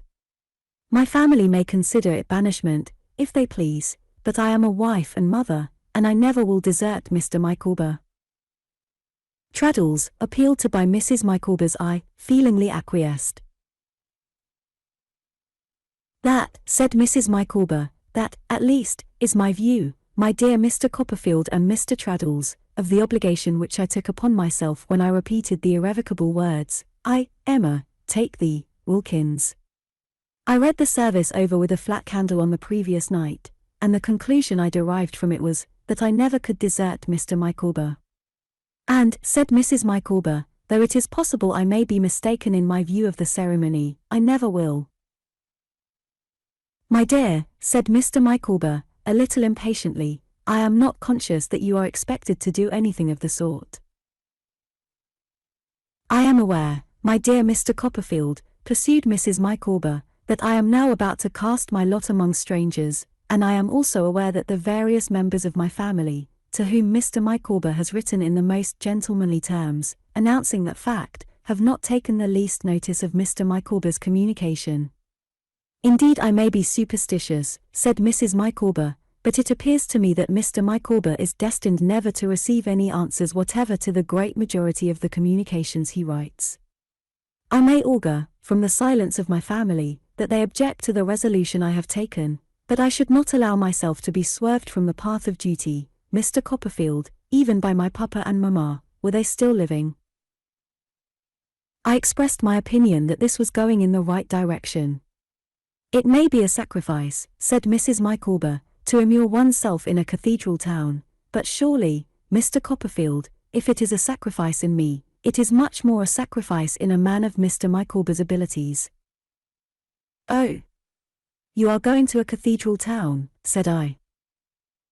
Mr. Micawber, who had been helping us all, out of the wash-hand-stand jug, replied, "To Canterbury. In fact, my dear Copperfield, I have entered into arrangements, by virtue of which I stand pledged and contracted to our friend Heap, to assist and serve him in the capacity of, and to be his confidential clerk." I stared at Mr. Micawber, who greatly enjoyed my surprise. "I am bound to state to you," he said, with an official air, "that the business habits, and the prudent suggestions, of Mrs. Micawber, have in a great measure conduced to this result." The gauntlet, to which Mrs. Micawber referred upon a former occasion, being thrown down in the form of an advertisement, was taken up by my friend Heap, and led to a mutual recognition. "Of my friend Heap," said Mr. Micawber, "who is a man of remarkable shrewdness, I desire to speak with all possible respect. My friend Heap has not fixed the positive remuneration at too high a figure, but he has made a great deal, in the way of extrication from the pressure of pecuniary difficulties, contingent on the value of my services, and on the value of those services I pin my faith. Such address and intelligence as I chance to possess, said Mr. Micawber, boastfully disparaging himself, with the old genteel air, will be devoted to my friend Heap's service. I have already some acquaintance with the law as a defendant on civil process, and I shall immediately apply myself to the commentaries of one of the most eminent and remarkable of our English jurists. I believe it is unnecessary to add that I allude to Mr. Justice Blackstone. These observations, and indeed the greater part of the observations made that evening, were interrupted by Mrs. Micawber's discovering that Master Micawber was sitting on his boots, or holding his head on with both arms as if he felt it loose, or accidentally kicking Traddles under the table, or shuffling his feet over one another, or producing them at distances from himself apparently outrageous to nature, or lying sideways with his hair among the wine-glasses, or developing his restlessness of limb in some other form incompatible with the general interests of society, and by Master Micawber's receiving those discoveries in a resentful spirit. I sat all the while, amazed by Mr. Micawber's disclosure, and wondering what it meant, until Mrs. Micawber resumed the thread of the discourse, and claimed my attention. What I particularly request Mr. Micawber to be careful of, is, said Mrs. Micawber, that he does not, my dear Mr. Copperfield, in applying himself to this subordinate branch of the law, place it out of his power to rise, ultimately, to the top of the tree. I am convinced that Mr. Micawber, giving his mind to a profession so adapted to his fertile resources, and his flow of language, must distinguish himself. Now, for example, Mr. Traddles, said Mrs. Micawber, assuming a profound air, a judge, or even say a chancellor. Does an individual place himself beyond the pale of those preferments by entering on such an office as Mr. Micawber has accepted? My dear, observed Mr. Micawber, but glancing inquisitively at Traddles, too, we have time enough before us, for the consideration of those questions. Micawber, she returned, no. Your mistake in life is, that you do not look forward far enough. You are bound, in justice to your family, if not to yourself, to take in at a comprehensive glance the extremest point in the horizon to which your abilities may lead you. Mr. Micawber coughed, and drank his punch with an air of exceeding satisfaction, still glancing at Traddles, as if he desired to have his opinion. Why, the plain state of the case, Mrs. Micawber, said Traddles, mildly breaking the truth to her. I mean the real prosaic fact, you know. Just so, said Mrs. Micawber, my dear Mr. Traddles, I wish to be as prosaic and literal as possible on a subject of so much importance. Is, said Traddles, that this branch of the law, even if Mr. Micawber were a regular solicitor. Exactly so, returned Mrs. Micawber. Wilkins, you are squinting, and will not be able to get your eyes back. Has nothing, pursued Traddles, to do with that. Only a barrister is eligible for such preferments, and Mr. Micawber could not be a barrister without being entered at an inn of court as a student, for 5 years. Do I follow you, said Mrs. Micawber, with her most affable air of business. Do I understand, my dear Mr. Traddles, that, at the expiration of that period, Mr. Micawber would be eligible as a judge or chancellor? He would be eligible, returned Traddles, with a strong emphasis on that word. Thank you, said Mrs. Micawber. That is quite sufficient. If such is the case, and Mr. Micawber forfeits no privilege by entering on these duties, my anxiety is set at rest. I speak, said Mrs. Micawber, as a female, necessarily, but I have always been of opinion that Mr. Micawber possesses what I have heard my papa call, when I lived at home, the judicial mind, and I hope Mr. Micawber is now entering on a field where that mind will develop itself, and take a commanding station. I quite believe that Mr. Micawber saw himself, in his judicial mind's eye, on the woolsack. He passed his hand complacently over his bald head, and said with ostentatious resignation, My dear, we will not anticipate the decrees of fortune. If I am reserved to wear a wig, I am at least prepared, externally, in allusion to his baldness, for that distinction. I do not, said Mr. Micawber, regret my hair, and I may have been deprived of it for a specific purpose. I cannot say. It is my intention, my dear Copperfield, to educate my son for the church. I will not deny that I should be happy, on his account, to attain to eminence. For the church, said I, still pondering, between whiles, on Uriah Heep. Yes, said Mr. Micawber. He has a remarkable head voice, and will commence as a chorister. Our residence at Canterbury, and our local connection, will, no doubt, enable him to take advantage of any vacancy that may arise in the cathedral corps. On looking at Master Micawber again, I saw that he had a certain expression of face, as if his voice were behind his eyebrows, where it presently appeared to be, on his singing us, as an alternative between that and bed, the woodpecker tapping. After many compliments on this performance, we fell into some general conversation, and as I was too full of my desperate intentions to keep my altered circumstances to myself, I made them known to Mr. and Mrs. Micawber. I cannot express how extremely delighted they both were, by the idea of my aunt's being in difficulties, and how comfortable and friendly it made them. When we were nearly come to the last round of the punch, I addressed myself to Traddles, and reminded him that we must not separate, without wishing our friends health, happiness, and success in their new career. I begged Mr. Micawber to fill us bumpers, and proposed the toast in due form, shaking hands with him across the table, and kissing Mrs. Micawber, to commemorate that eventful occasion. Traddles imitated me in the first particular, but did not consider himself a sufficiently old friend to venture on the second. My dear Copperfield, said Mr. Micawber, rising with one of his thumbs in each of his waistcoat pockets, the companion of my youth, if I may be allowed the expression, and my esteemed friend Traddles, if I may be permitted to call him so, will allow me, on the part of Mrs. Micawber, myself, and our offspring, to thank them in the warmest and most uncompromising terms for their good wishes. It may be expected that on the eve of a migration which will consign us to a perfectly new existence, Mr. Micawber spoke as if they were going 500,000 miles, I should offer a few valedictory remarks to two such friends as I see before me. But all that I have to say in this way, I have said. Whatever station in society I may attain, through the medium of the learned profession of which I am about to become an unworthy member, I shall endeavour not to disgrace, and Mrs. Micawber will be safe to adorn. Under the temporary pressure of pecuniary liabilities, contracted with a view to their immediate liquidation, but remaining unliquidated through a combination of circumstances, I have been under the necessity of assuming a garb from which my natural instincts recoil. I allude to spectacles, and possessing myself of a cognomen, to which I can establish no legitimate pretensions.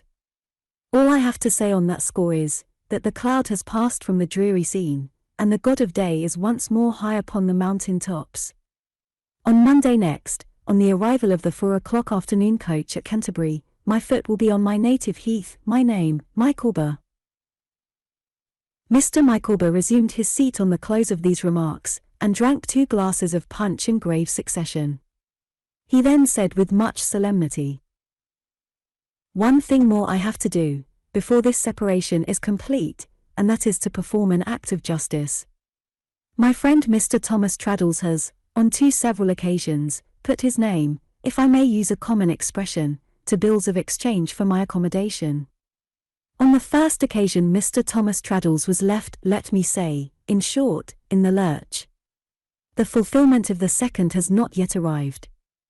The amount of the first obligation, here Mr. Micawber carefully referred to papers, was, I believe, 23, 4, 9.5, of the second, according to my entry of that transaction, 18, 6, 2.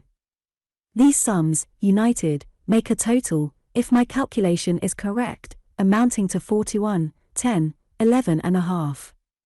My friend Copperfield will perhaps do me the favour to check that total."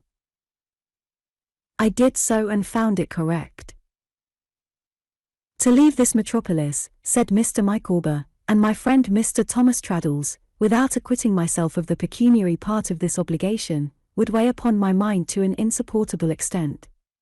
I have, therefore, prepared for my friend Mr. Thomas Traddles, and I now hold in my hand, a document, which accomplishes the desired object. I beg to hand to my friend Mr. Thomas Traddles my IOU for 41, 10, 11 and a half, and I am happy to recover my moral dignity, and to know that I can once more walk erect before my fellow man. With this introduction, which greatly affected him, Mr. Micawber placed his IOU in the hands of Traddles, and said he wished him well in every relation of life. I am persuaded, not only that this was quite the same to Mr. Micawber as paying the money, but that Traddles himself hardly knew the difference until he had had time to think about it. Mr. Micawber walked so erect before his fellow man, on the strength of this virtuous action, that his chest looked half as broad again when he lighted us downstairs.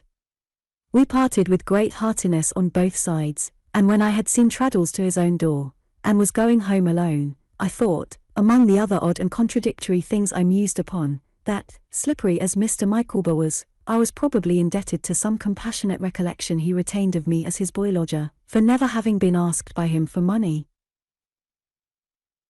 I certainly should not have had the moral courage to refuse it, and I have no doubt he knew that, to his credit be it written, quite as well as I did.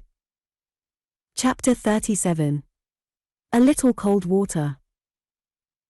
My new life had lasted for more than a week, and I was stronger than ever in those tremendous practical resolutions that I felt the crisis required.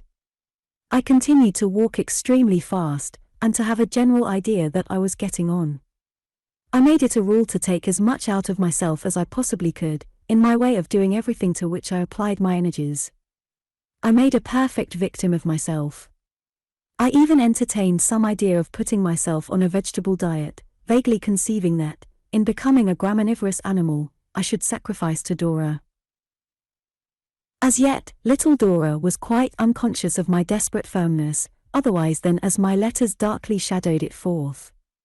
But another Saturday came, and on that Saturday evening she was to be at Miss Mills's, and when Mr. Mills had gone to his whist club, telegraphed to me in the street, by a bird cage in the drawing-room middle window, I was to go there to tea. By this time, we were quite settled down in Buckingham Street, where Mr. Dick continued his copying in a state of absolute felicity. My aunt had obtained a signal victory over Mrs. Crupp, by paying her off, throwing the first picture she planted on the stairs out of window, and protecting in person, up and down the staircase, a supernumerary whom she engaged from the outer world. These vigorous measures struck such terror to the breast of Mrs. Crupp, that she subsided into her own kitchen, under the impression that my aunt was mad. My aunt being supremely indifferent to Mrs. Crupp's opinion and everybody else's, and rather favouring than discouraging the idea, Mrs. Crupp, of late the bold, became within a few days so faint-hearted, that rather than encounter my aunt upon the staircase, she would endeavour to hide her portly form behind doors, leaving visible, however, a wide margin of flannel petticoat, or would shrink into dark corners. This gave my aunt such unspeakable satisfaction, that I believe she took a delight in prowling up and down, with her bonnet insanely perched on the top of her head, at times when Mrs. Crupp was likely to be in the way.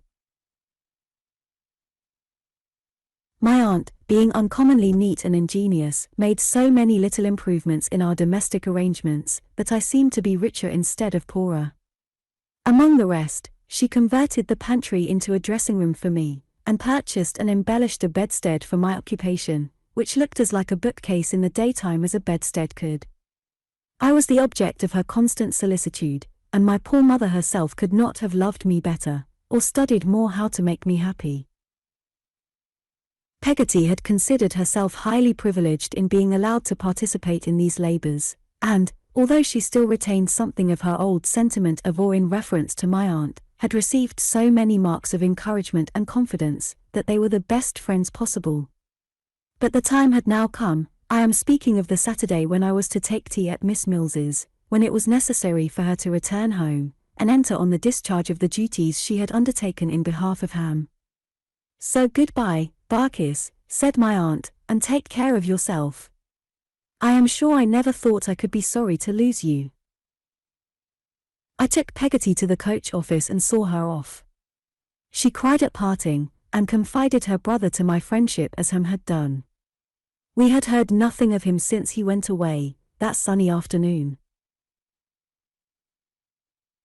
And now, my own dear Davy, said Peggotty, if, while your apprentice, you should want any money to spend, or if, when you're out of your time, my dear, you should want any to set you up, and you must do one or other, or both, my darling, who has such a good right to ask leave to lend it you, as my sweet girl's own old stupid me. I was not so savagely independent as to say anything in reply, but that if ever I borrowed money of anyone, I would borrow it of her. Next to accepting a large sum on the spot, I believe this gave Peggotty more comfort than anything I could have done. "And, my dear," whispered Peggotty, "tell the pretty little angel that I should so have liked to see her, only for a minute. And tell her that before she marries my boy, I'll come and make your house so beautiful for you, if you'll let me." I declared that nobody else should touch it, and this gave Peggotty such delight that she went away in good spirits. I fatigued myself as much as I possibly could in the Commons all day, by a variety of devices, and at the appointed time in the evening repaired to Mr. Mills's street. Mr. Mills, who was a terrible fellow to fall asleep after dinner, had not yet gone out, and there was no birdcage in the middle window. He kept me waiting so long, that I fervently hoped the club would fine him for being late. At last he came out, and then I saw my own Dora hang up the birdcage, and peep into the balcony to look for me, and run in again when she saw I was there, while Jip remained behind, to bark injuriously at an immense butcher's dog in the street, who could have taken him like a pill. Dora came to the drawing-room door to meet me, and Jip came scrambling out, tumbling over his own growls, under the impression that I was a bandit, and we all three went in, as happy and loving as could be. I soon carried desolation into the bosom of our joys, not that I meant to do it, but that I was so full of the subject, by asking Dora, without the smallest preparation, if she could love a beggar. My pretty, little, startled Dora! Her only association with the word was a yellow face and a nightcap, or a pair of crutches, or a wooden leg, or a dog with a decanter stand in his mouth, or something of that kind, and she stared at me with the most delightful wonder. "How can you ask me anything so foolish?" pouted Dora. "Love a beggar." "Dora, my own dearest," said I am a beggar." "How can you be such a silly thing?" replied Dora, slapping my hand, "as to sit there, telling such stories. I'll make Jip bite you." Her childish way was the most delicious way in the world to me, but it was necessary to be explicit, and I solemnly repeated, "Dora, my own life, I am your ruined David." "I declare I'll make Jip bite you," said Dora, shaking her curls, "if you are so ridiculous." But I looked so serious, that Dora left off shaking her curls, and laid her trembling little hand upon my shoulder, and first looked scared and anxious, then began to cry. That was dreadful. I fell upon my knees before the sofa, caressing her, and imploring her not to rend my heart, but, for some time, poor little Dora did nothing but exclaim, "Oh dear! Oh dear!" And oh, she was so frightened. And where was Julia Mills? And oh, take her to Julia Mills, and go away, please. Until I was almost beside myself. At last, after an agony of supplication and protestation, I got Dora to look at me, with a horrified expression of face, which I gradually soothed until it was only loving, and her soft, pretty cheek was lying against mine. Then I told her, with my arms clasped round her, how I loved her, so dearly, how I felt it right to offer to release her from her engagement, because now I was poor, how I never could bear it, or recover it, if I lost her, how I had no fears of poverty, if she had none, my arm being nerved and my heart inspired by her, how I was already working with a courage such as none but lovers knew, how I had begun to be practical, and look into the future, how a crust well earned was sweeter far than a feast inherited, and much more to the same purpose, which I delivered in a burst of passionate eloquence quite surprising to myself, though I had been thinking about it, day and night, ever since my aunt had astonished me. "Is your heart mine still, dear Dora?" said I, rapturously, for I knew by her clinging to me that it was. "Oh, yes," cried Dora. "Oh, yes, it's all yours.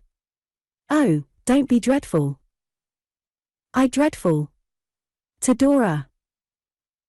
Don't talk about being poor. I'm working hard, said Dora, nestling closer to me. Oh, don't. My dearest love, said I, the crust well earned. Oh, yes, but I don't want to hear any more about crusts, said Dora. And Jip must have a mutton chop every day at 12, or he'll die. I was charmed with her childish, winning way. I fondly explained to Dora that Jip should have his mutton chop with his accustomed regularity. I drew a picture of our frugal home, made independent by my labor sketching in the little house I had seen at Highgate, and my aunt in her room upstairs. I am not dreadful now, Dora, said I, tenderly. Oh, no, cried Dora. But I hope your aunt will keep in her own room a good deal. And I hope she's not a scolding old thing. If it were possible for me to love Dora more than ever, I am sure I did. But I felt she was a little impracticable. It damped my newborn ardor, to find that ardor so difficult of communication to her. I made another trial. When she was quite herself again, and was curling Jip's ears, as he lay upon her lap, I became grave, and said, My own. May I mention something? Oh, please don't be practical, said Dora, coaxingly. Because it frightens me so. Sweetheart, I returned, there is nothing to alarm you in all this. I want you to think of it quite differently. I want to make it nerve you, and inspire you, Dora. Oh, but that's so shocking, cried Dora. My love, no. Perseverance and strength of character will enable us to bear much worse things. But I haven't got any strength at all, said Dora, shaking her curls. Have I, Jip? Oh, do kiss Jip, and be agreeable. It was impossible to resist kissing Jip, when she held him up to me for that purpose, putting her own bright, rosy little mouth into kissing form, as she directed the operation, which she insisted should be performed symmetrically, on the center of his nose. I did as she bade me, rewarding myself afterwards for my obedience, and she charmed me out of my graver character for I don't know how long. But, Dora, my beloved, said I, at last resuming it, I was going to mention something. The judge of the prerogative court might have fallen in love with her, to see her fold her little hands and hold them up, begging and praying me not to be dreadful any more. Indeed I am not going to be, my darling, I assured her. But, Dora, my love, if you will sometimes think, not despondingly, you know, far from that, but if you will sometimes think, just to encourage yourself, that you are engaged to a poor man. Don't. Pray don't, cried Dora. It's so very dreadful. My soul, not at all, said I, cheerfully. If you will sometimes think of that, and look about now and then at your papa's housekeeping, and endeavor to acquire a little habit of accounts, for instance. Poor little Dora received this suggestion with something that was half a sob and half a scream. It would be so useful to us afterwards, I went on. And if you would promise me to read a little cookery book that I would send you, it would be so excellent for both of us. For our path in life, my Dora, said I, warming with the subject, is stony and rugged now, and it rests with us to smooth it. We must fight our way onward. We must be brave. There are obstacles to be met, and we must meet, and crush them. I was going on at a great rate, with a clenched hand, and a most enthusiastic countenance, but it was quite unnecessary to proceed. I had said enough. I had done it again. Oh, she was so frightened. Oh, where was Julia Mills? Oh, take her to Julia Mills, and go away, please. So that, in short, I was quite distracted, and raved about the drawing room. I thought I had killed her, this time. I sprinkled water on her face. I went down on my knees. I plucked at my hair. I denounced myself as a remorseless brute and a ruthless beast. I implored her forgiveness. I besought her to look up. I ravaged Miss Mills's workbox for a smelling bottle, and in my agony of mind applied an ivory needle case instead, and dropped all the needles over Dora. I shook my fists at Jip, who was as frantic as myself. I did every wild extravagance that could be done, and was a long way beyond the end of my wits when Miss Mills came into the room. "Who has done this?" exclaimed Miss Mills, succouring her friend. I replied, Miss Mills. I have done it. Behold the destroyer." Or words to that effect, and hid my face from the light, in the sofa cushion. At first Miss Mills thought it was a quarrel, and that we were verging on the desert of Sahara, but she soon found out how matters stood, for my dear affectionate little Dora, embracing her, began exclaiming that I was a poor labourer, and then cried for me, and embraced me, and asked me would I let her give me all her money to keep, and then fell on Miss Mills's neck, sobbing as if her tender heart were broken. Miss Mills must have been born to be a blessing to us. She ascertained from me in a few words what it was all about, comforted Dora, and gradually convinced her that I was not a labourer. From my manner of stating the case I believe Dora concluded that I was a navigator, and went balancing myself up and down a plank all day with a wheelbarrow, and so brought us together in peace. When we were quite composed, and Dora had gone upstairs to put some rose water to her eyes, Miss Mills rang for tea. In the ensuing interval, I told Miss Mills that she was evermore my friend, and that my heart must cease to vibrate ere I could forget her sympathy. I then expounded to Miss Mills what I had endeavoured, so very unsuccessfully, to expound to Dora. Miss Mills replied, on general principles, that the cottage of content was better than the palace of cold splendour, and that where love was, all was.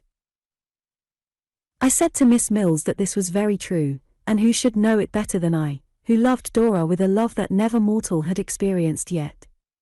But on Miss Mills observing, with despondency, that it were well indeed for some hearts if this were so, I explained that I begged leave to restrict the observation to mortals of the masculine gender. I then put it to Miss Mills, to say whether she considered that there was or was not any practical merit in the suggestion I had been anxious to make, concerning the accounts, the housekeeping, and the cookery book. Miss Mills, after some consideration, thus replied: "Mr. Copperfield, I will be plain with you.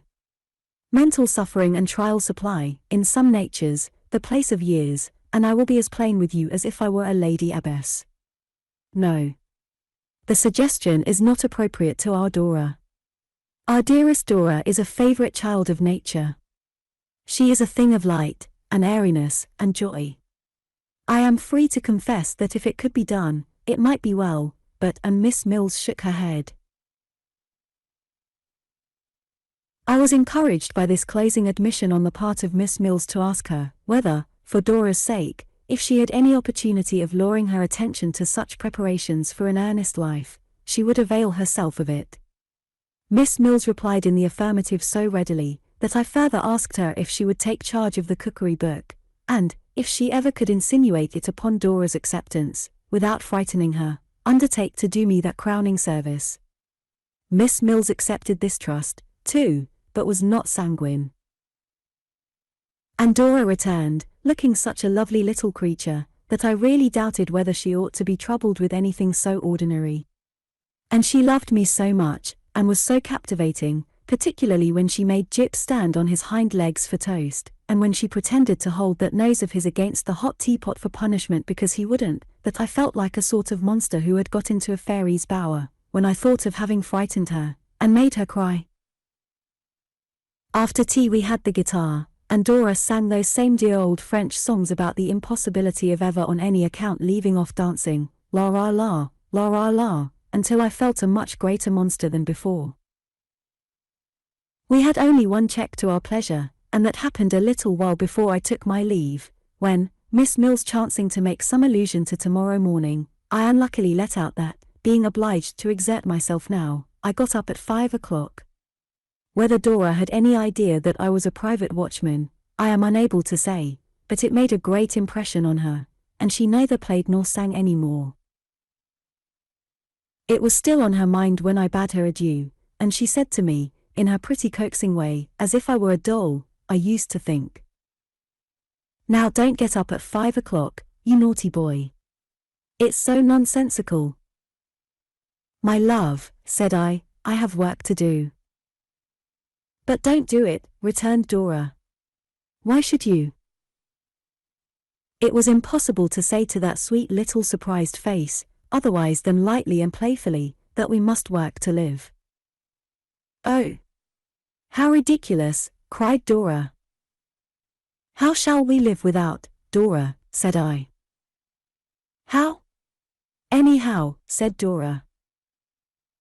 She seemed to think she had quite settled the question, and gave me such a triumphant little kiss, direct from her innocent heart, that I would hardly have put her out of conceit with her answer, for a fortune. Well, I loved her, and I went on loving her, most absorbingly, entirely, and completely. But going on, too, working pretty hard, and busily keeping red-hot all the irons I now had in the fire, I would sit sometimes of a night, opposite my aunt, thinking how I had frightened Dora that time, and how I could best make my way with a guitar case through the forest of difficulty, until I used to fancy that my head was turning quite grey. Chapter 38. A Dissolution of Partnership. I did not allow my resolution, with respect to the parliamentary debates, to cool. It was one of the irons I began to heat immediately, and one of the irons I kept hot, and hammered at, with a perseverance I may honestly admire. I bought an approved scheme of the noble art and mystery of stenography, which cost me 10 and 6pence, and plunged into a sea of perplexity that brought me, in a few weeks, to the confines of distraction. The changes that were rung upon dots, which in such a position meant such a thing, and in such another position something else, entirely different, the wonderful vagaries that were played by circles, the unaccountable consequences that resulted from marks like flies' legs, the tremendous effects of a curve in a wrong place, not only troubled my waking hours, but reappeared before me in my sleep. When I had groped my way, blindly, through these difficulties, and had mastered the alphabet, which was an Egyptian temple in itself, there then appeared a procession of new horrors, called arbitrary characters, the most despotic characters I have ever known, who insisted, for instance, that a thing like the beginning of a cobweb meant expectation, and that a pen and ink skyrocket stood for disadvantageous. When I had fixed these wretches in my mind, I found that they had driven everything else out of it. Then, beginning again, I forgot them. While I was picking them up, I dropped the other fragments of the system. In short, it was almost heartbreaking. It might have been quite heartbreaking, but for Dora, who was the stay and anchor of my tempest-driven bark. Every scratch in the scheme was a gnarled oak in the forest of difficulty, and I went on cutting them down, one after another, with such vigor, that in 3 or 4 months I was in a condition to make an experiment on one of our crack speakers in the Commons. Shall I ever forget how the crack speaker walked off from me before I began, and left my imbecile pencil staggering about the paper as if it were in a fit? This would not do, it was quite clear. I was flying too high, and should never get on, so I resorted to Traddles for advice, who suggested that he should dictate speeches to me, at a pace, and with occasional stoppages, adapted to my weakness. Very grateful for this friendly aid, I accepted the proposal, and night after night, almost every night, for a long time, we had a sort of private parliament in Buckingham Street, after I came home from the doctor's. I should like to see such a parliament anywhere else. My aunt and Mr. Dick represented the government or the opposition, as the case might be, and Traddles, with the assistance of Enfield's speakers, or a volume of parliamentary orations, thundered astonishing invectives against them. Standing by the table, with his finger in the page to keep the place, and his right arm flourishing above his head, Traddles, as Mr. Pitt, Mr. Fox, Mr. Sheridan, Mr. Burke, Lord Castlereagh, Viscount Sidmouth, or Mr. Canning, would work himself into the most violent heats, and deliver the most withering denunciations of the profligacy and corruption of my aunt and Mr. Dick, while I used to sit, at a little distance, with my notebook on my knee, fagging after him with all my might and main. The inconsistency and recklessness of Traddles were not to be exceeded by any real politician. He was for any description of policy, in the compass of a week, and nailed all sorts of colours to every denomination of mast. My aunt, looking very like an immovable Chancellor of the Exchequer, would occasionally throw in an interruption or two, as here, or no, or oh, when the text seemed to require it, which was always a signal to Mr. Dick, a perfect country gentleman, to follow lustily with the same cry. But Mr. Dick got taxed with such things in the course of his parliamentary career, and was made responsible for such awful consequences, that he became uncomfortable in his mind sometimes. I believe he actually began to be afraid he really had been doing something, tending to the annihilation of the British Constitution, and the ruin of the country. Often and often we pursued these debates until the clock pointed to midnight, and the candles were burning down. The result of so much good practice was, that by and by I began to keep pace with Traddles pretty well, and should have been quite triumphant if I had had the least idea what my notes were about. But, as to reading them after I had got them, I might as well have copied the Chinese inscriptions of an immense collection of tea chests, or the golden characters on all the great red and green bottles in the chemists' shops. There was nothing for it, but to turn back and begin all over again. It was very hard, but I turned back, though with a heavy heart, and began laboriously and methodically to plod over the same tedious ground at a snail's pace, stopping to examine minutely every speck in the way, on all sides, and making the most desperate efforts to know these elusive characters by sight wherever I met them. I was always punctual at the office, at the doctor's too, and I really did work, as the common expression is, like a cart horse. One day, when I went to the Commons as usual, I found Mr. Spenlow in the doorway looking extremely grave, and talking to himself. As he was in the habit of complaining of pains in his head, he had naturally a short throat, and I do seriously believe he overstarched himself. I was at first alarmed by the idea that he was not quite right in that direction, but he soon relieved my uneasiness. Instead of returning my good morning with his usual affability, he looked at me in a distant, ceremonious manner, and coldly requested me to accompany him to a certain coffee-house, which, in those days, had a door opening into the Commons, just within the little archway in St. Paul's churchyard. I complied, in a very uncomfortable state, and with a warm shooting all over me, as if my apprehensions were breaking out into buds.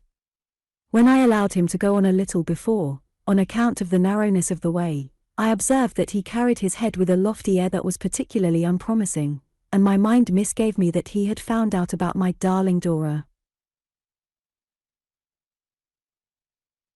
If I had not guessed this, on the way to the coffee-house, I could hardly have failed to know what was the matter when I followed him into an upstairs room, and found Miss Murdstone there, supported by a background of sideboard, on which were several inverted tumblers sustaining lemons, and two of those extraordinary boxes, all corners, and flutings, for sticking knives and forks in, which, happily for mankind, are now obsolete.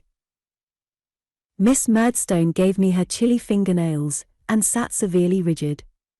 Mr. Spenlow shut the door, motioned me to a chair, and stood on the hearthrug in front of the fireplace.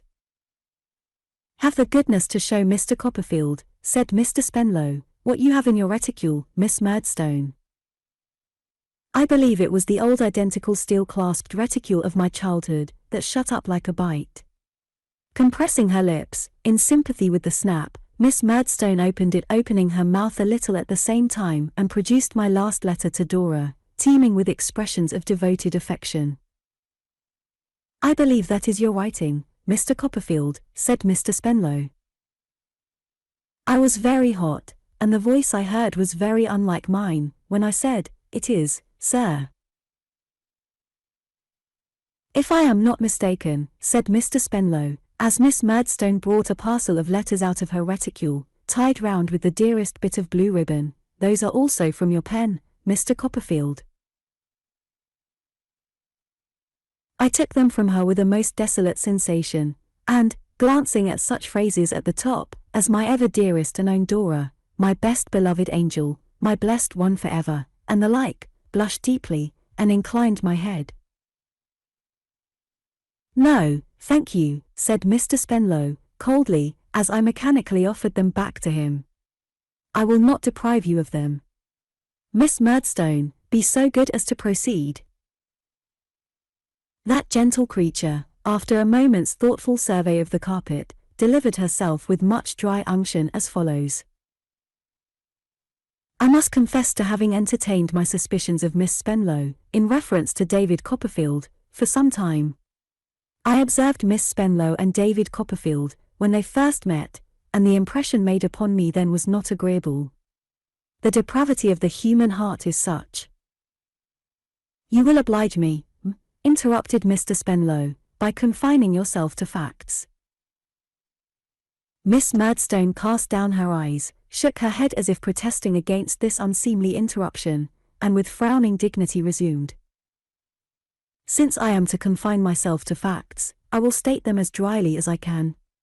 Perhaps that will be considered an acceptable course of proceeding. I have already said, sir, that I have had my suspicions of Miss Spenlow, in reference to David Copperfield, for some time. I have frequently endeavoured to find decisive corroboration of those suspicions, but without effect. I have therefore forborne to mention them to Miss Spenlow's father, looking severely at him, knowing how little disposition there usually is in such cases, to acknowledge the conscientious discharge of duty. Mr. Spenlow seemed quite cowed by the gentlemanly sternness of Miss Murdstone's manner, and deprecated her severity with a conciliatory little wave of his hand. On my return to Norwood, after the period of absence occasioned by my brother's marriage, pursued Miss Murdstone in a disdainful voice, and on the return of Miss Spenlow from her visit to her friend Miss Mills, I imagined that the manner of Miss Spenlow gave me greater occasion for suspicion than before. Therefore I watched Miss Spenlow closely. Dear, tender little Dora, so unconscious of this dragon's eye. Still, resumed Miss Murdstone, I found no proof until last night. It appeared to me that Miss Spenlow received too many letters from her friend Miss Mills, but Miss Mills being her friend with her father's full concurrence, another telling blow at Mr. Spenlow, it was not for me to interfere. If I may not be permitted to allude to the natural depravity of the human heart, at least I must be permitted, so far to refer to misplaced confidence. Mr. Spenlow apologetically murmured his assent. Last evening after tea, pursued Miss Murdstone, I observed the little dog starting, rolling, and growling about the drawing-room, worrying something. I said to Miss Spenlow, Dora, what is that the dog has in his mouth? It's paper. Miss Spenlow immediately put her hand to her frock, gave a sudden cry, and ran to the dog. I interposed, and said, Dora, my love, you must permit me. Oh Jip, miserable spaniel, this wretchedness, then, was your work? Miss Spenlow endeavoured, said Miss Murdstone, to bribe me with kisses, workboxes, and small articles of jewellery that, of course, I pass over. The little dog retreated under the sofa on my approaching him, and was with great difficulty dislodged by the fire irons. Even when dislodged, he still kept the letter in his mouth, and on my endeavouring to take it from him, at the imminent risk of being bitten, he kept it between his teeth so pertinaciously as to suffer himself to be held suspended in the air by means of the document. At length I obtained possession of it. After perusing it, I taxed Miss Spenlow with having many such letters in her possession, and ultimately obtained from her the packet which is now in David Copperfield's hand. Here she ceased, and snapping her reticule again, and shutting her mouth, looked as if she might be broken, but could never be bent. You have heard Miss Murdstone, said Mr. Spenlow, turning to me. I beg to ask, Mr. Copperfield, if you have anything to say in reply? The picture I had before me, of the beautiful little treasure of my heart, sobbing and crying all night, of her being alone, frightened, and wretched, then of her having so piteously begged and prayed that stony-hearted woman to forgive her, of her having vainly offered her those kisses, workboxes, and trinkets, of her being in such grievous distress, and all for me, very much impaired the little dignity I had been able to muster. I am afraid I was in a tremulous state for a minute or so, though I did my best to disguise it.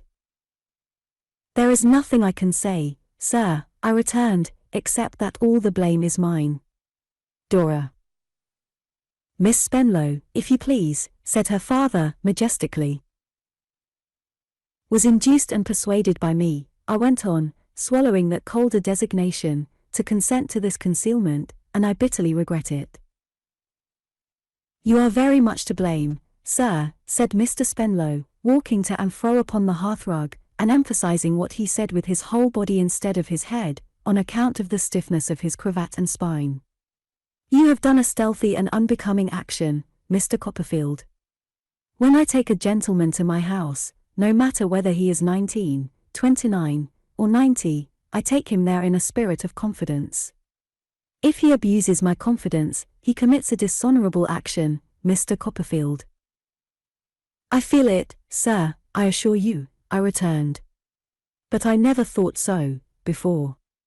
Sincerely, honestly, indeed, Mr. Spenlow, I never thought so, before. I love Miss Spenlow to that extent." "Pooh! Nonsense," said Mr. Spenlow, reddening. "Pray don't tell me to my face that you love my daughter, Mr. Copperfield." "Could I defend my conduct if I did not, sir?" I returned, with all humility. "Can you defend your conduct if you do, sir?" said Mr. Spenlow, stopping short upon the hearthrug. "Have you considered your years, and my daughter's years, Mr. Copperfield? Have you considered what it is to undermine the confidence that should subsist between my daughter and myself? Have you considered my daughter's station in life, the projects I may contemplate for her advancement, the testamentary intentions I may have with reference to her? Have you considered anything, Mr. Copperfield?" "Very little, sir, I am afraid," I answered, speaking to him as respectfully and sorrowfully as I felt, "but pray believe me, I have considered my own worldly position. When I explained it to you, we were already engaged." "I beg," said Mr. Spenlow, more like Punch than I had ever seen him, as he energetically struck one hand upon the other. "I could not help noticing that even in my despair, that you will not talk to me of engagements, Mr. Copperfield." The otherwise immovable Miss Murdstone laughed contemptuously in one short syllable. "When I explained my altered position to you, sir," I began again, substituting a new form of expression for what was so unpalatable to him, "this concealment, into which I am so unhappy as to have led Miss Spenlow, had begun. Since I have been in that altered position, I have strained every nerve, I have exerted every energy, to improve it. I am sure I shall improve it in time. Will you grant me time, any length of time? We are both so young, sir." "You are right," interrupted Mr. Spenlow, nodding his head a great many times, and frowning very much, "you are both very young. It's all nonsense. Let there be an end of the nonsense. Take away those letters, and throw them in the fire. Give me Miss Spenlow's letters to throw in the fire, and although our future intercourse must, you are aware, be restricted to the commons here, we will agree to make no further mention of the past. Come, Mr. Copperfield, you don't want sense, and this is the sensible course." No. I couldn't think of agreeing to it. I was very sorry, but there was a higher consideration than sense. Love was above all earthly considerations, and I loved Dora to idolatry, and Dora loved me. I didn't exactly say so, I softened it down as much as I could, but I implied it, and I was resolute upon it. I don't think I made myself very ridiculous, but I know I was resolute. "Very well, Mr. Copperfield," said Mr. Spenlow, "I must try my influence with my daughter." Miss Murdstone, by an expressive sound, a long-drawn respiration, which was neither a sigh nor a moan, but was like both, gave it as her opinion that he should have done this at first. "I must try," said Mr. Spenlow, confirmed by this support, "my influence with my daughter. Do you decline to take those letters, Mr. Copperfield?" For I had laid them on the table. Yes. I told him I hoped he would not think it wrong, but I couldn't possibly take them from Miss Murdstone. "Nor from me?" said Mr. Spenlow. "No," I replied with the profoundest respect, "nor from him." "Very well," said Mr. Spenlow. A silence succeeding, I was undecided whether to go or stay.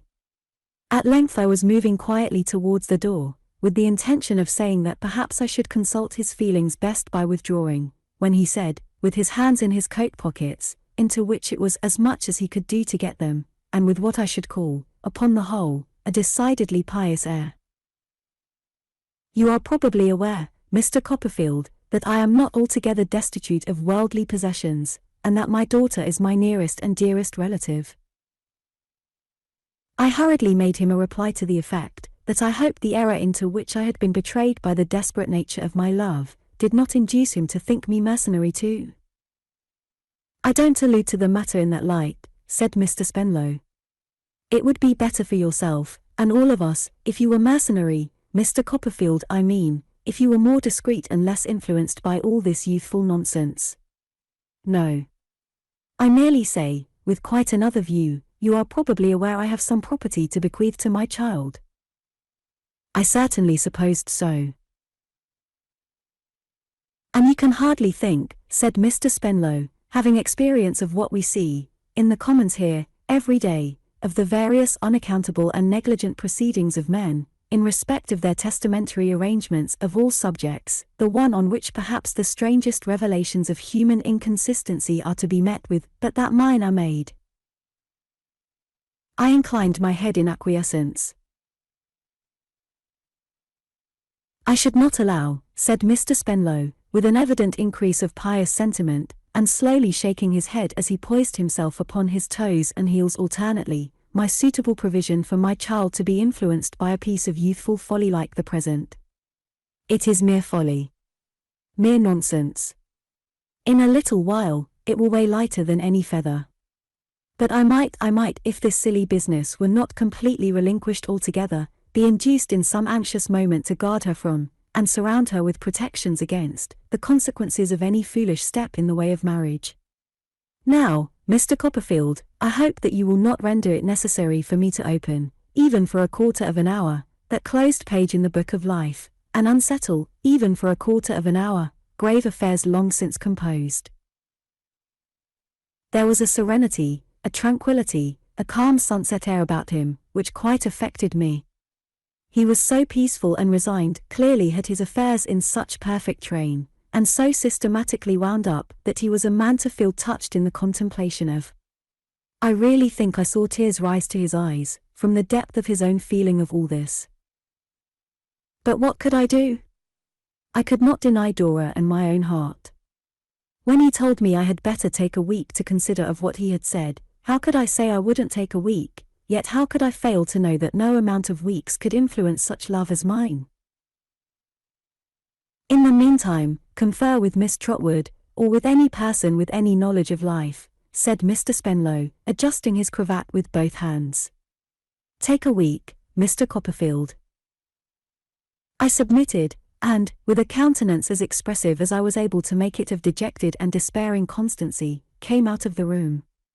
Miss Murdstone's heavy eyebrows followed me to the door. I say her eyebrows rather than her eyes, because they were much more important in her face, and she looked so exactly as she used to look, at about that hour of the morning, in our parlour at Blunderstone, that I could have fancied I had been breaking down in my lessons again, and that the dead weight on my mind was that horrible old spelling book, with oval woodcuts, shaped, to my youthful fancy, like the glasses out of spectacles.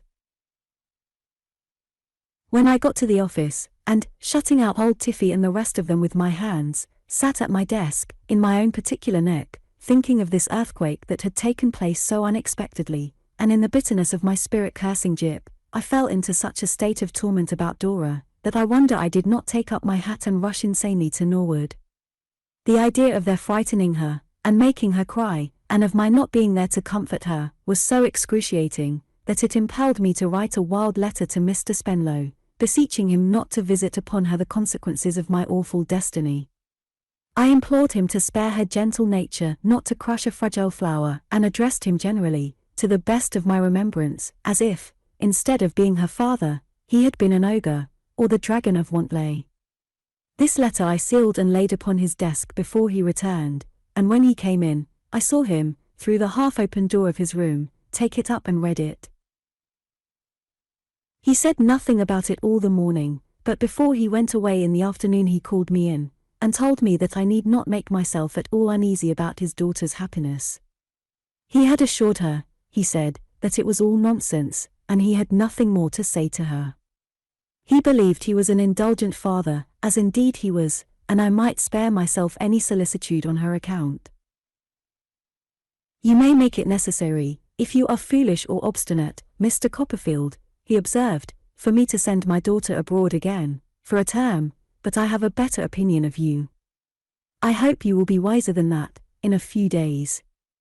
As to Miss Murdstone, for I had alluded to her in the letter, I respect that lady's vigilance, and feel obliged to her, but she has strict charge to avoid the subject.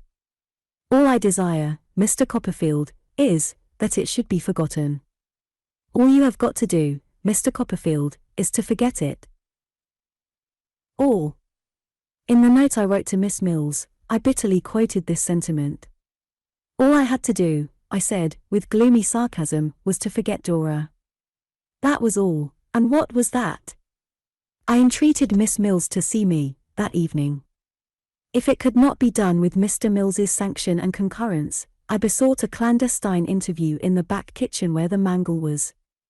I informed her that my reason was tottering on its throne, and only she, Miss Mills, could prevent its being deposed. I signed myself, hers distractedly, and I couldn't help feeling, while I read this composition over, before sending it by a porter, that it was something in the style of Mr. Micawber. However, I sent it. At night I repaired to Miss Mills's street, and walked up and down, until I was stealthily fetched in by Miss Mills's maid, and taken the area way to the back kitchen. I have since seen reason to believe that there was nothing on earth to prevent my going in at the front door, and being shown up into the drawing-room, except Miss Mills's love of the romantic and mysterious. In the back kitchen, I raved as became me. I went there, I suppose, to make a fool of myself, and I am quite sure I did it. Miss Mills had received a hasty note from Dora, telling her that all was discovered, and saying, "Oh, pray come to me, Julia, do. But Miss Mills, mistrusting the acceptability of her presence to the higher powers, had not yet gone, and we were all benighted in the desert of Sahara. Miss Mills had a wonderful flow of words, and liked to pour them out. I could not help feeling, though she mingled her tears with mine, that she had a dreadful luxury in our afflictions. She petted them, as I may say, and made the most of them.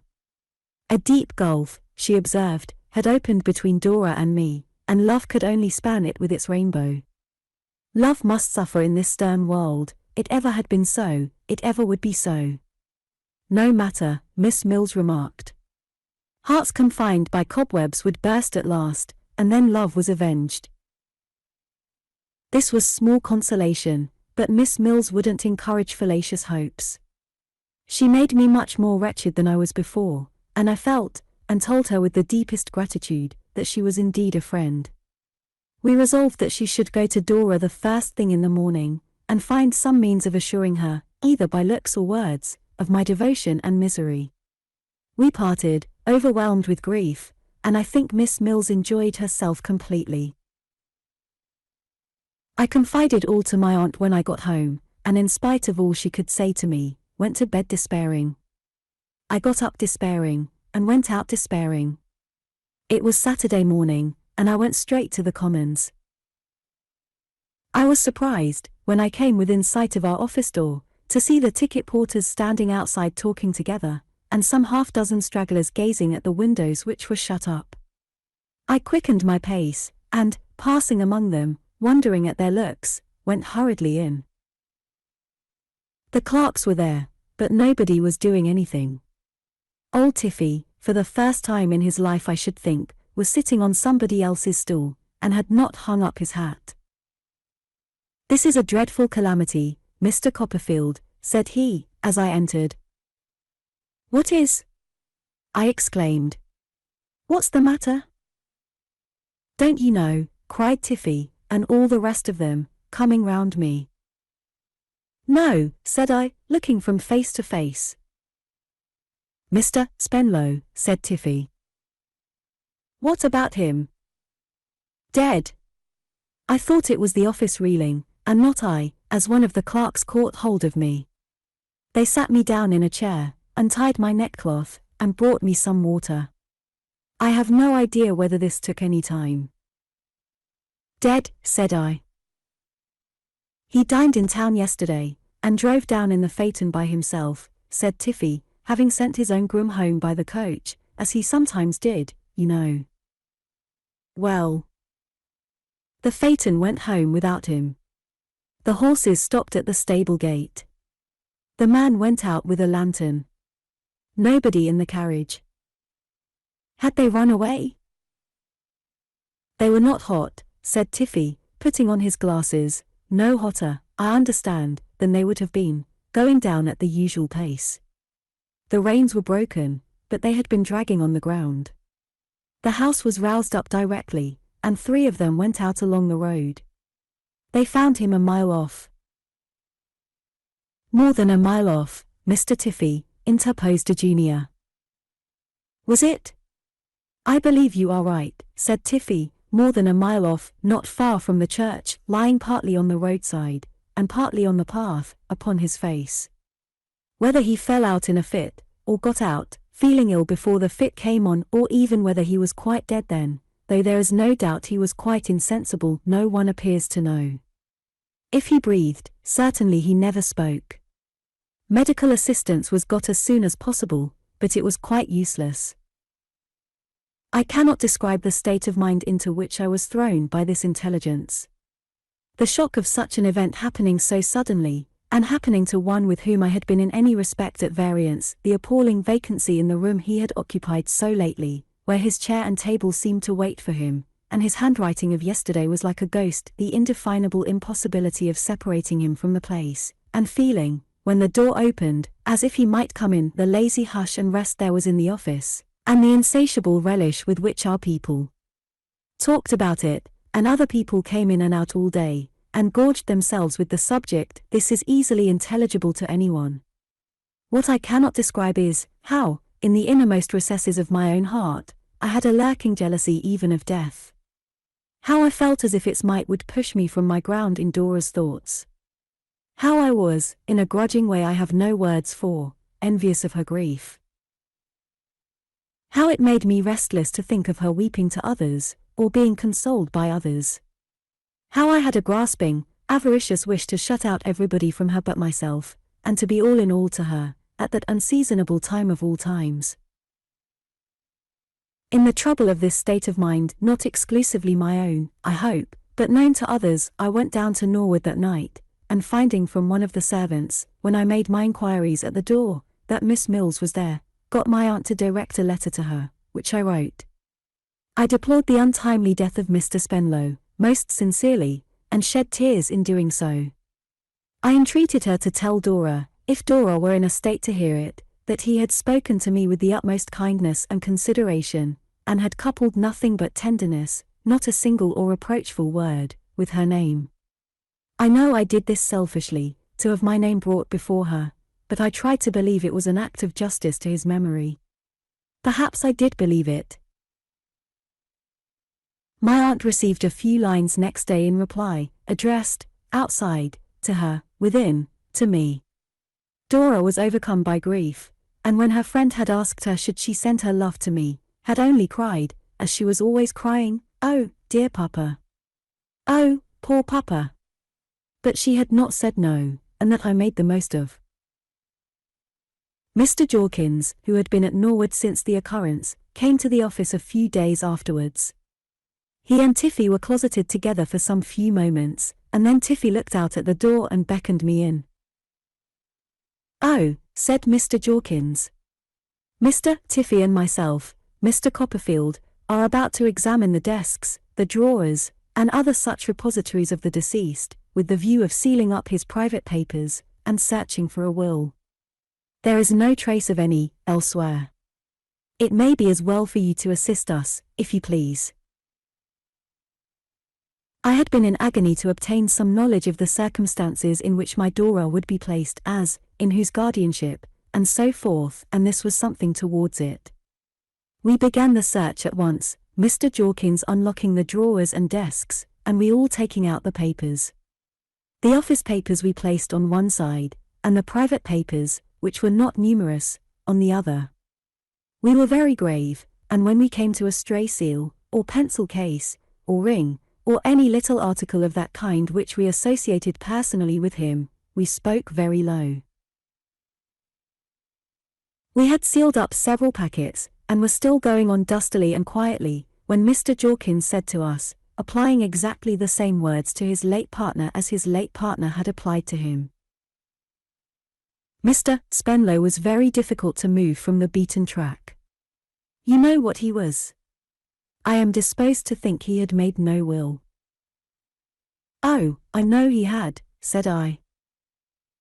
They both stopped and looked at me. On the very day when I last saw him, said I, he told me that he had, and that his affairs were long since settled. Mr. Jorkins and old Tiffy shook their heads with one accord. That looks unpromising, said Tiffy. Very unpromising, said Mr. Jorkins. Surely you don't doubt, I began.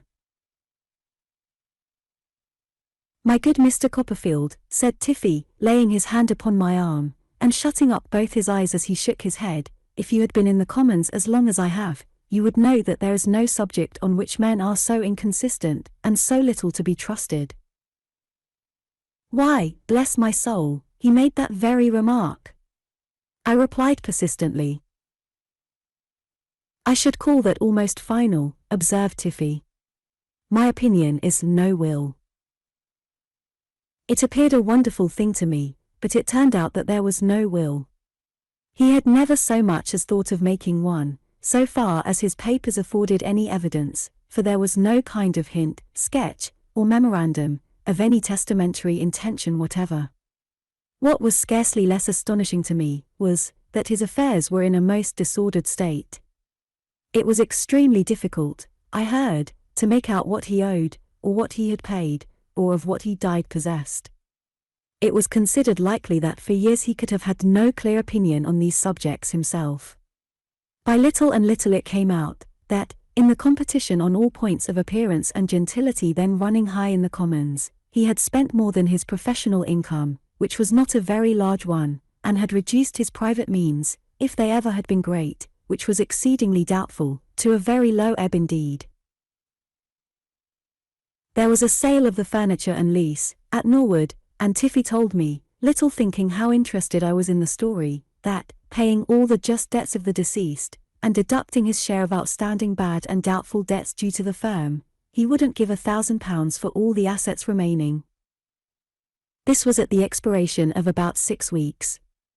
I had suffered tortures all the time, and thought I really must have laid violent hands upon myself, when Miss Mills still reported to me, that my broken-hearted little Dora would say nothing, when I was mentioned, but oh, poor Papa. Oh, dear Papa. Also, that she had no other relations than 2 aunts, maiden sisters of Mr. Spenlow, who lived at Putney, and who had not held any other than chance communication with their brother for many years. Not that they had ever quarrelled, Miss Mills informed me, but that having been, on the occasion of Dora's christening, invited to tea, when they considered themselves privileged to be invited to dinner, they had expressed their opinion in writing, that it was better for the happiness of all parties that they should stay away.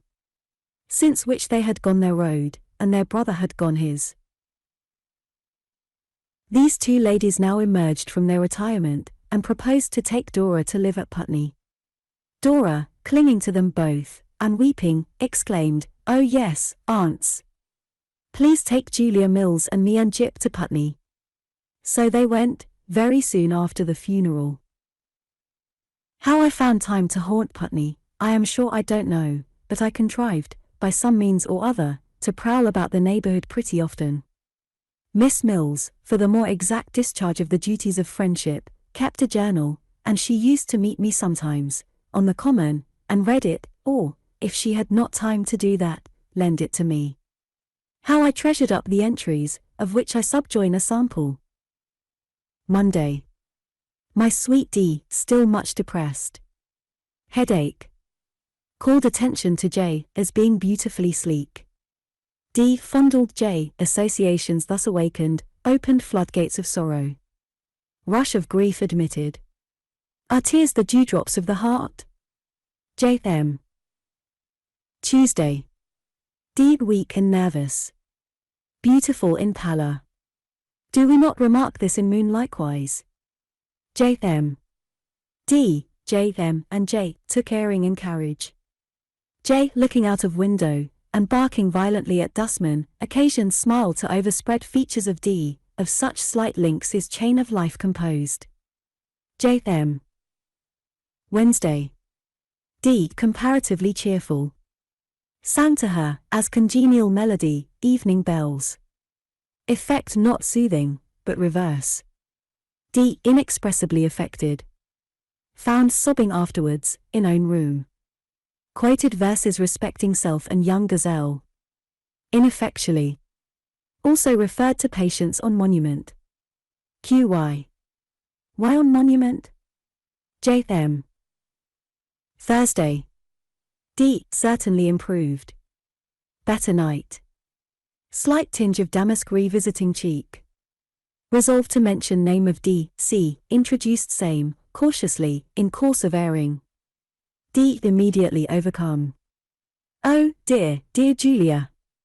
Oh, I have been a naughty and undutiful child. Soothed and caressed. Drew ideal picture of D, C, on verge of tomb. D, again overcome. Oh, what shall I do, what shall I do? Oh, take me somewhere. Much alarmed. Fainting of D, and glass of water from public house. Poetical affinity. Checkered sign on doorpost, checkered human life.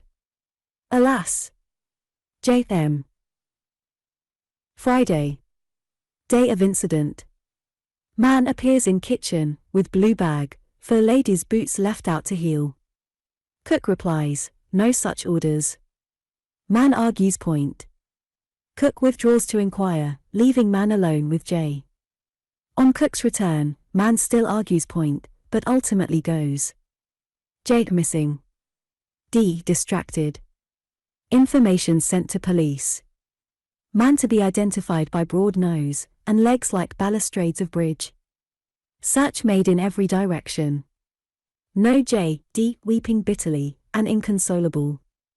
Renewed reference to young gazelle. Appropriate, but unavailing. Towards evening, strange boy calls. Brought into parlor. Broad nose, but no balustrades. Says he wants £1, and knows a dog.